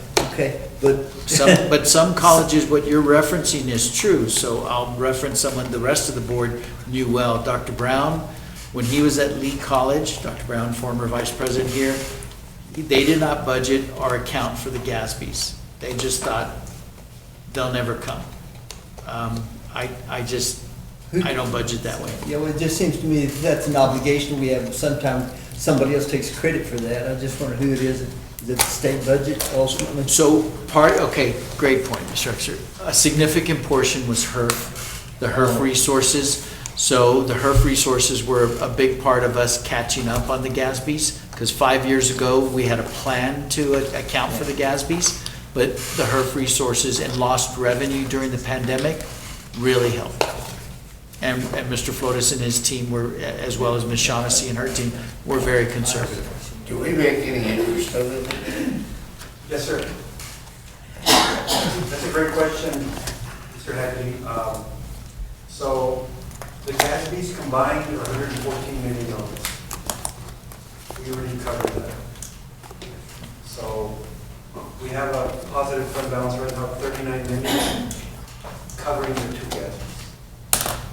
Back out to two GASBs, see how much cash you have. So what you're going to see in the upcoming board meeting is a recommendation to hire a financial money manager, because we have a considerable amount of money to invest. In your core fund balance, you can do longer term stuff with that. So we are changing our strategy a little bit now that we've accumulated that. And Dr. Serrata, right on target, we made up that stagger with the HERF funding. We recovered lost tuition and fees, added to the fund balance. We did that for about 3 years. We were allowed to recoup lost revenue. We did that to the extent we could, and we covered the GASBs. So when we hire this financial money manager, are we including this money and the money we got from, Mackenzie Scott, yes, Yes, both. sir. yeah, okay. We can use them for any fund we want. That other money sits in an endowment fund. This is the unrestricted fund. So what they're telling me, between this and the money we got about $69 million that they got to manage. No, No, we have a lot more we than have that. about 150 million. Yes. I just want to point out that in the interest of time, it's already 5:20 and we're only on number 10. So we still have a long ways to go and we're supposed to conclude at 6. So if we can either continue answering questions or you do your presentation, otherwise we'll be here till midnight. Basically telling us to shut up. Well, kind of, yeah. Kind of? No, I think that wasn't a kind of. It was a tactful Oh. shut up. So along with strategic planning for fiscal year 24-25 budget, for 2024, the current operating year, the appropriation was $38.6 million. And so I'm bringing this up as a review because we're going to contrast it to 25. For the 24 House Bill 8, the methodology that they came up with for the $38 million, they took those performance outcomes that I have listed here. These are all the different performance outcomes that we have to report. And then they have weights depending on if a student, a particular student is economically disadvantaged, academically disadvantaged, or an adult learner. They factor all of this into their calculation. They have massive worksheets for this. And so, based upon these factors, these performance outcomes, this is what our appropriation is for the current year. In addition to that, here's the financial aid for SWIFT transfer, FAST. And so this new program is historic in nature as well. Currently, For the fall, we received $2.4 million, for the spring, 2.1. For the fall, there was 6,797 students, in spring, 6,100. And so we're still, in summer, still underway. Recall I said we budgeted $2 million for this. So you see where the variance quite clearly here. In addition to House Bill 8, there's a standing community college committee, which Dr. Serrata chaired. And so this is a group of 12 community college leaders that provide advice and counsel to the Texas Higher Education Coordinating Board, very influential on what is considered in the rules. So depending on the composition of that group, louder voice towards short-term programs or longer-term, that presents risk for budget development. There's inherent risk in that. That if that balance is changed, and a school is more bent towards longer term, and they change the value to shorter term. And the next slide is going to show that a little bit clearer. So there's inherent risk in the composition of that. Right now, it's awesome that Dr. Serrata's on that committee. So the funding methodology used for the 24 appropriation was a look-back approach. It was a look-back approach. And what they did, the coordinating board, they compiled data, historical data that we have already reported, and came up with two numbers. And then they took the higher of that became our appropriation. The first number, they calculated our actual outcomes from fiscal year 22 weighted outcomes, from the historical data we have. And then, on the other side, they took a 3-year average of weighted outcomes from us, from 2020 to 2022, 3 years of data. And then they took the higher of the two for us. That resulted in the 38 million that we have. Now, contrasting that to 25, the methodology changed. In 25, they're using a forecasting model. And so, for 25, they forecast fiscal year 25 by creating a trend line. They certify data for at least 5 years, and then they develop a forecast for 25 from that trend line. So if the trend line is going like this, eventually they get a number for 25. That's one of their numbers. Their second number then, they take the average of 23 actuals and then forecasted 24 and 25. When they compare those two, and they take the higher of those two, that resulted in the 38.6 million that I said was our appropriation for 25. Very different methodology. And you're going to see why, and it's going to have a different impact on how we budget. So I'd like to give credit to the Texas Association of Community Colleges. They have an excellent recording that explains all of this. The CEO for TAC, Ray Martinez, and one of his executive directors, Elizabeth Chivers, have a recording that explains this really well. Anybody that wanted to get a good high-level view of their methodology comparing the 2 years, that's where I'm gleaning this information from. So then, And we had this presentation earlier today, so all the information that you have on the slides up to even number 20, okay, it was presented by Ray. Ray this morning. and he's the one on that recording that is really good. So, all the way, what is the title of, on page 20, Dr. Graham? Yes, sir. Performance measures comparison, fiscal year 24 versus fiscal year Okay, 25. sure. But before we go there, I just want to point out one quick little thing here on the dynamic payment section, what I highlighted in yellow. Yeah, that's very important. He was very thinking that it was gonna be, approved again the same way, but It might be this coming year, but down the road, what happens? yeah. So when we develop a budget, we need to be conservative and consider the risk inherent in some of these things here. Okay, I'm going to advance to the chart. So now, for the first time, we compare the two different appropriations. So here, for the current operating year, we are given 38.6 million. We're projected to get 38.6. For FY '25, we went down slightly, $70,000.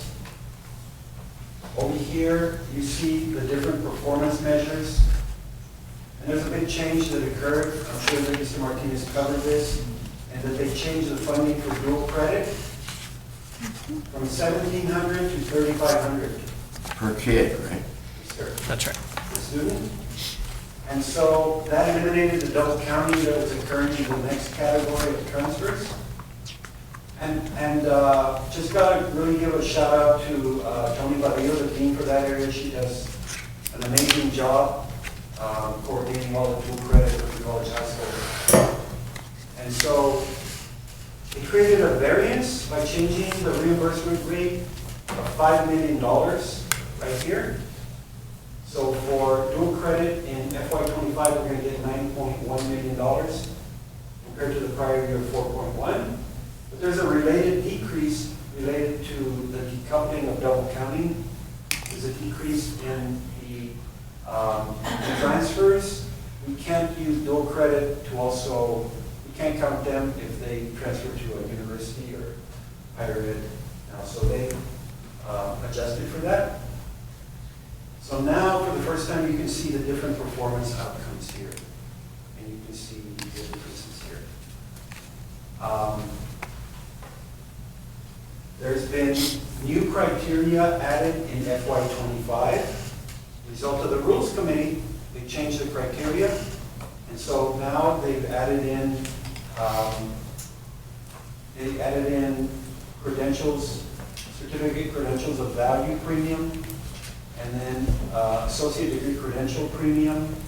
They've installed a Texas Opportunity High School diploma program, pilot program for students to get a high school diploma. Only 5 colleges are participating in that pilot. Plaza Community College is one of them.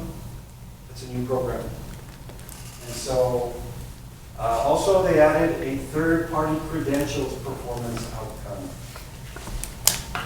So these are new, and they've changed from 24 to 25. They've added different criteria. So the criteria continues to change, and this whole model is still moving. But the last two don't, they don't enter into your additional annual appropriation, that's just what's coming They don't out. at the moment, Mr. Upser, because there's no data They're to new, project on yeah, them. they're new coming, so. And so the model that they have is a forecasting model, so they had nothing to grab to base that projection on. Some of those decreases you see over there, I imagine is a result of the forecasting model. They're projecting numbers going forward. So what's going to happen with the FY '25 appropriation? That's only a baseline appropriation. We're going to report the actual numbers, and there's going to be a settle-out coming down the road. That presents inherent risk to budget development. We have to be very conservative, just in case. So I just wanted to point that out. This is baseline appropriation based upon the forecast. Eventually, we'll report the actual numbers, and the appropriation will be adjusted. So for FY '24-25, these are the projected revenues. We have projected revenues of $165.5 million. And we have many of the same variances that we had in the 23-24. The big change here is on interest income. We don't know what interest income does. So we're projecting conservatively. Remember, we had a $6 million variance? It's because our budget's going to be set at $5 million, and we don't know what interest is going to do. So we're being very conservative with that number. You can't build a sustainable budget on something that may change so quick. So we take that very seriously, and so we follow GFOA best practice to build a sustainable budget. So the total for this line is $165 million. compared to the adopted budget of 158.1, a positive variance of $7.4 million.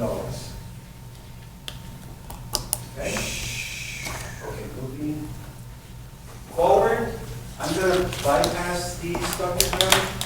Yes. This is a breaking out that projected revenue to budget revenue categories. It's the classic groupings: property taxes, tuition fees, state appropriations, other income, self-supporting, overhead recovery. All of these total to the projected revenue of 165,585 that we talked about here. That number advances here, but it's divided in a pie chart by category.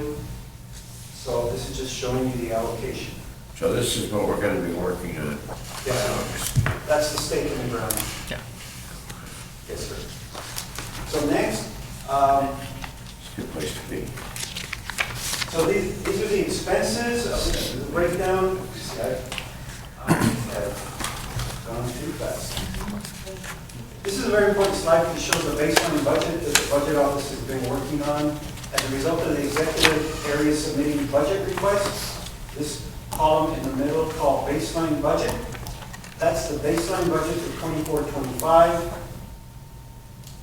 When compared to the adopted budget of 158,154, compared to the baseline of 157.4, there's a decrease of $728,178. That's a result of a lot of vacancies, people that have left the college at higher salaries and been replaced at lower salaries are just positions that have not been filled. So that's a decrease. Some of the movement in here, in the finance and administration, $877,000 came out of there. That is funding some requests that happened during the year. They're rather large, but were deemed necessary. Dr. Amaya purchased a large software system, CRM. Dr. Mitchell employed people for the resource service centers throughout the district. Marco Fernandez in IT purchased some software in his area.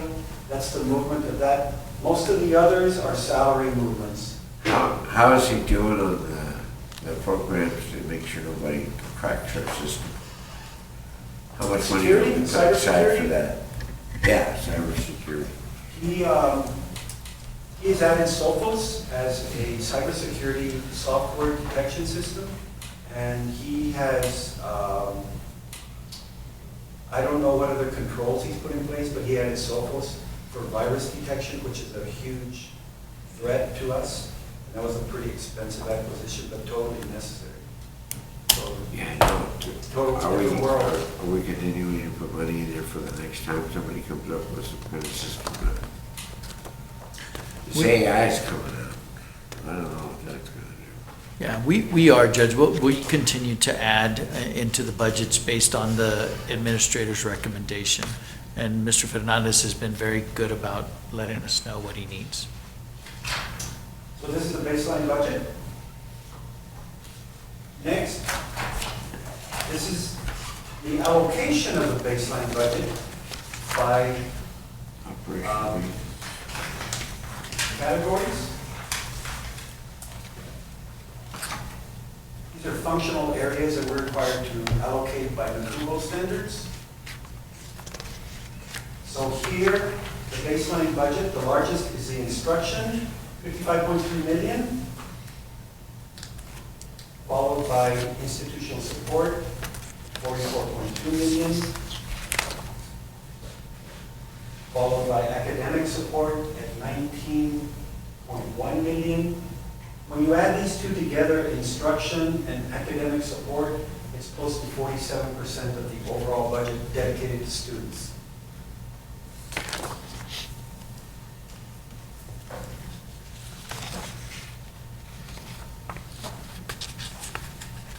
So this is the baseline budget presented by expense category. In here, faculty salaries is the biggest expense category, 54.3 million. Staff salaries, 47.8 million. When you add those two salary groupings and benefits for employees, that's close to 75% of the budget, a little bit under that. So the preponderance of the distribution of the budget is faculty, staff, and benefits. That is followed by supplies, 27.1 million.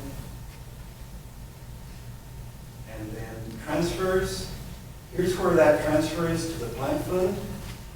3.3 million is part of that transfers number. And then you have travel, equipment, and equipment. You have contingency up here at 2.45%.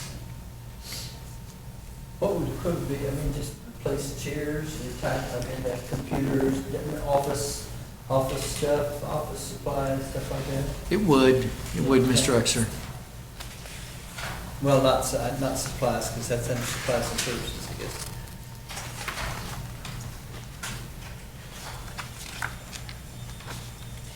New telephones, because somebody threw yours against the wall. So this next slide shows the additional funding requests that have been put forward. Broken down into two categories. The critical needs must be funded. Central Appraisal District raised their budget. They're the appraising entity for the tax collecting entities. Our prorated amount is $188,000. Insurance, property insurance is continuing to go up. Over the past 4 years, it's gone from like $570,000 to $1.1 million in annual premiums. So that trend line is going through the ceiling, continues to rise. And software maintenance that Mr. Fernandez needs to continue having the software that he has. And then a small increase for motor vehicle records checks. Totaling $463,000 in must be funded items. Is that for staff, like new police people and new faculty and stuff like that? For the background of motor vehicles? Yeah, it is for the vehicles that the college owns, and be able to move those forward with their records, et cetera.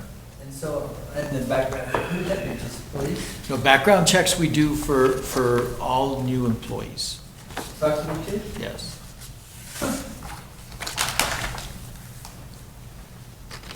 So here you see a breakdown of all the other funding requests that have been submitted.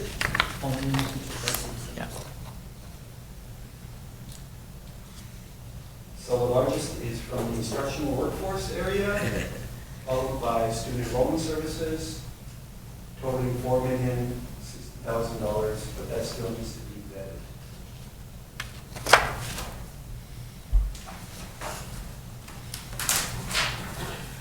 So as we move, now you see a compilation of everything we've covered on one slide.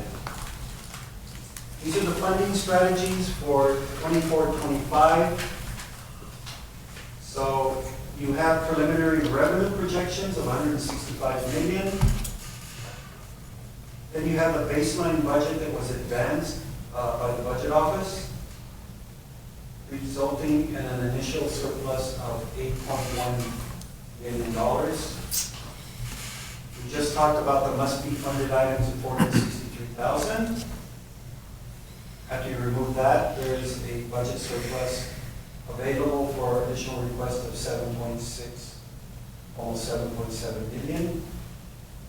On the scenarios for salary increase from 1, 2, 3, 4, and 5.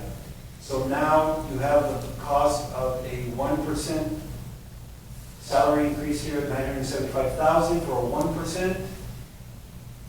And that extension down results in a surplus of 6.7 million. And then $460,000 would be available to be covered with that surplus. So as you move down the particular salary increase here, you can see how it impacts the projected surplus here, and what is available to be covered. So I would say that a lot of these numbers are still preliminary, and so tuition, we're gonna look at it as we get closer to the fall. Property tax revenue, we're gonna continue to wait for the valuation July the 25th. And so the rules for the appropriation are settled on July the 25th as well. So this is a preliminary funding strategies to inform you how the current year is doing, how we're projecting forward.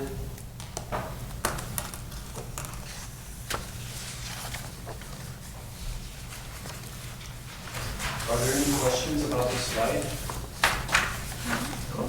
Very interesting.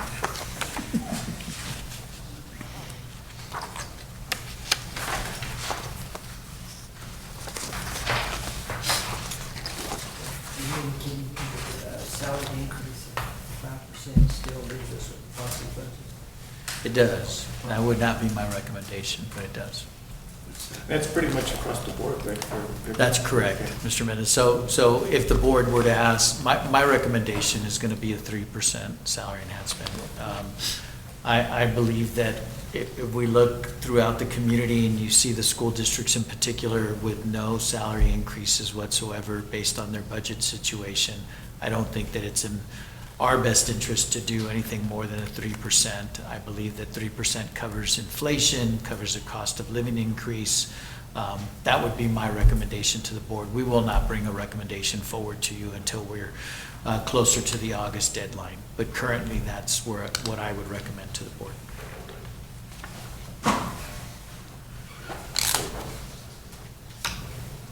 Mr. Uxer, we're getting to your favorite part of the budget. Please, Mr. Flores. I'm just trying to figure out where the 1% comes from. It's all right. So what to consider when looking at the 4-year financial model? The 4 years are because to cover 2 biennium periods. And so you got to look at revenue sources, whether they're unpredictable over the last few years.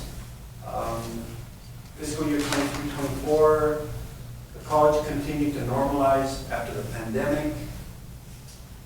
Enrollment has slightly increased, and the no new revenue tax rate has decreased, providing more capacity in property tax revenue, provides more revenue predictability and capacity.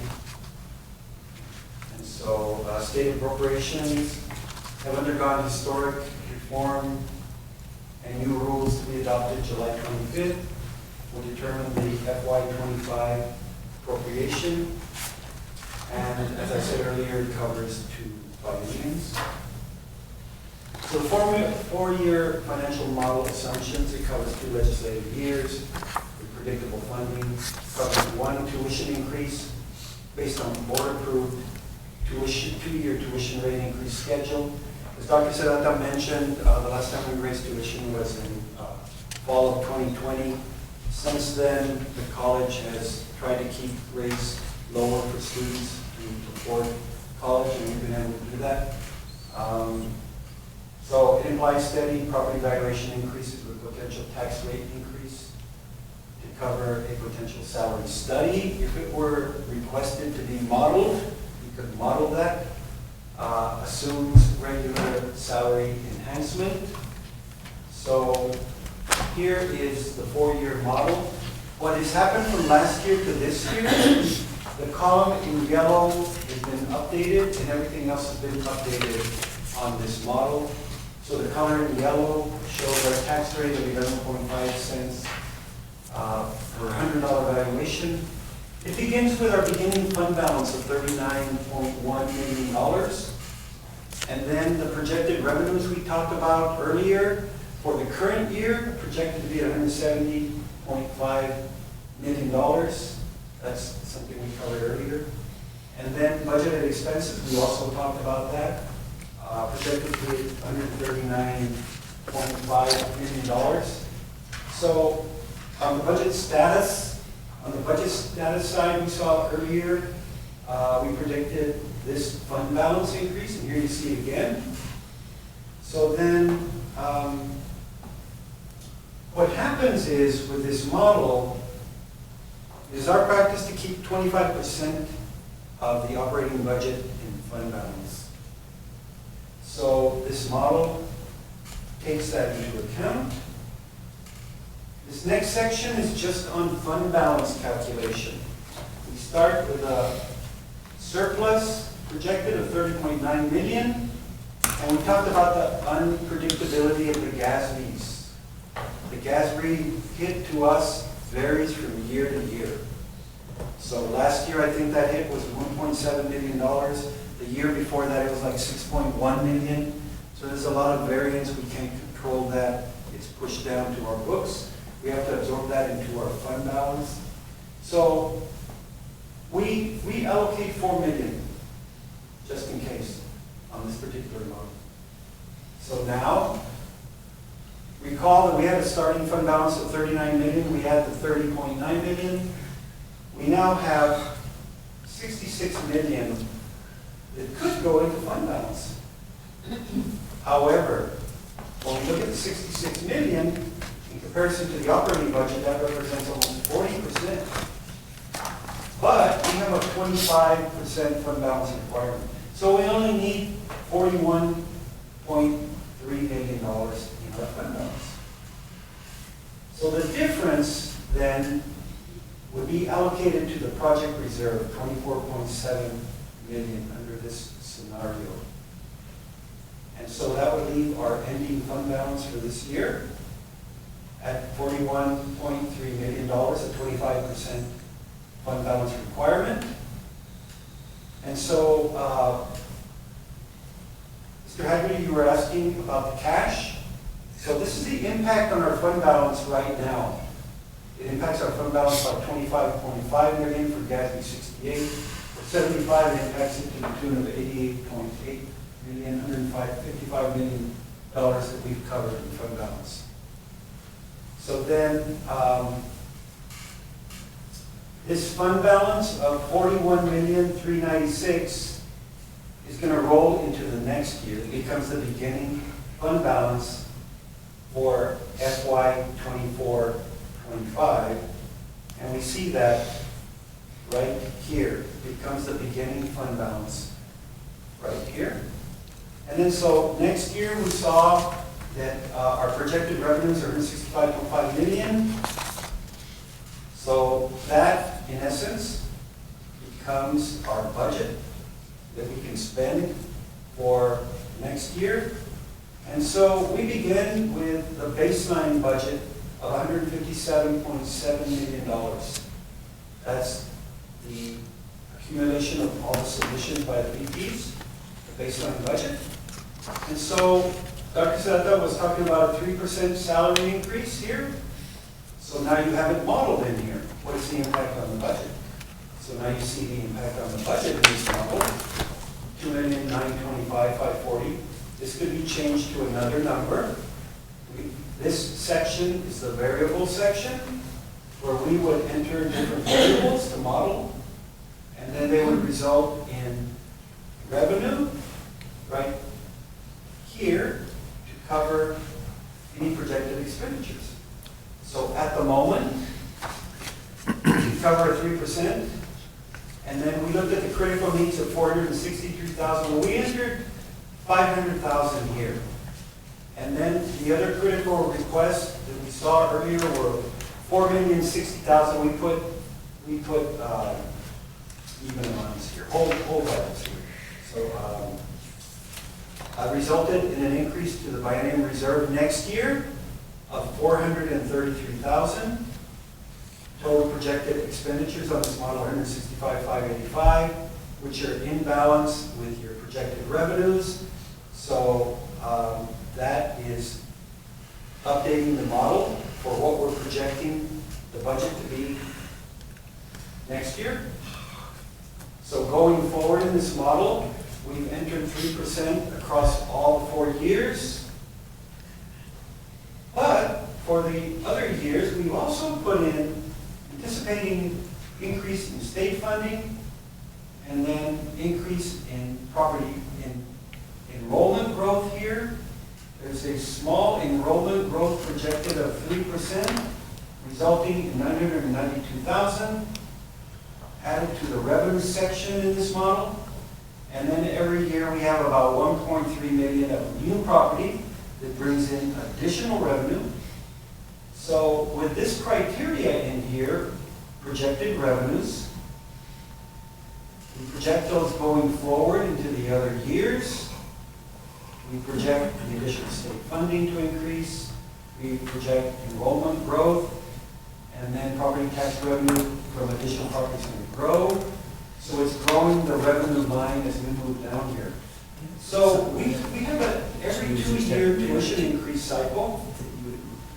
For 26-27, we put in a modest increase of $5 per credit hour for resident students, $7 For non credit. for non-credit, for non-resident. Non-resident. Basically, that just it. So that resulted in an increase of 1.6 million in this particular year. And that filters down to increasing the projected revenues, so forth and so on. So that is an updated financial model. If you wanted us to model a salary study, and that was like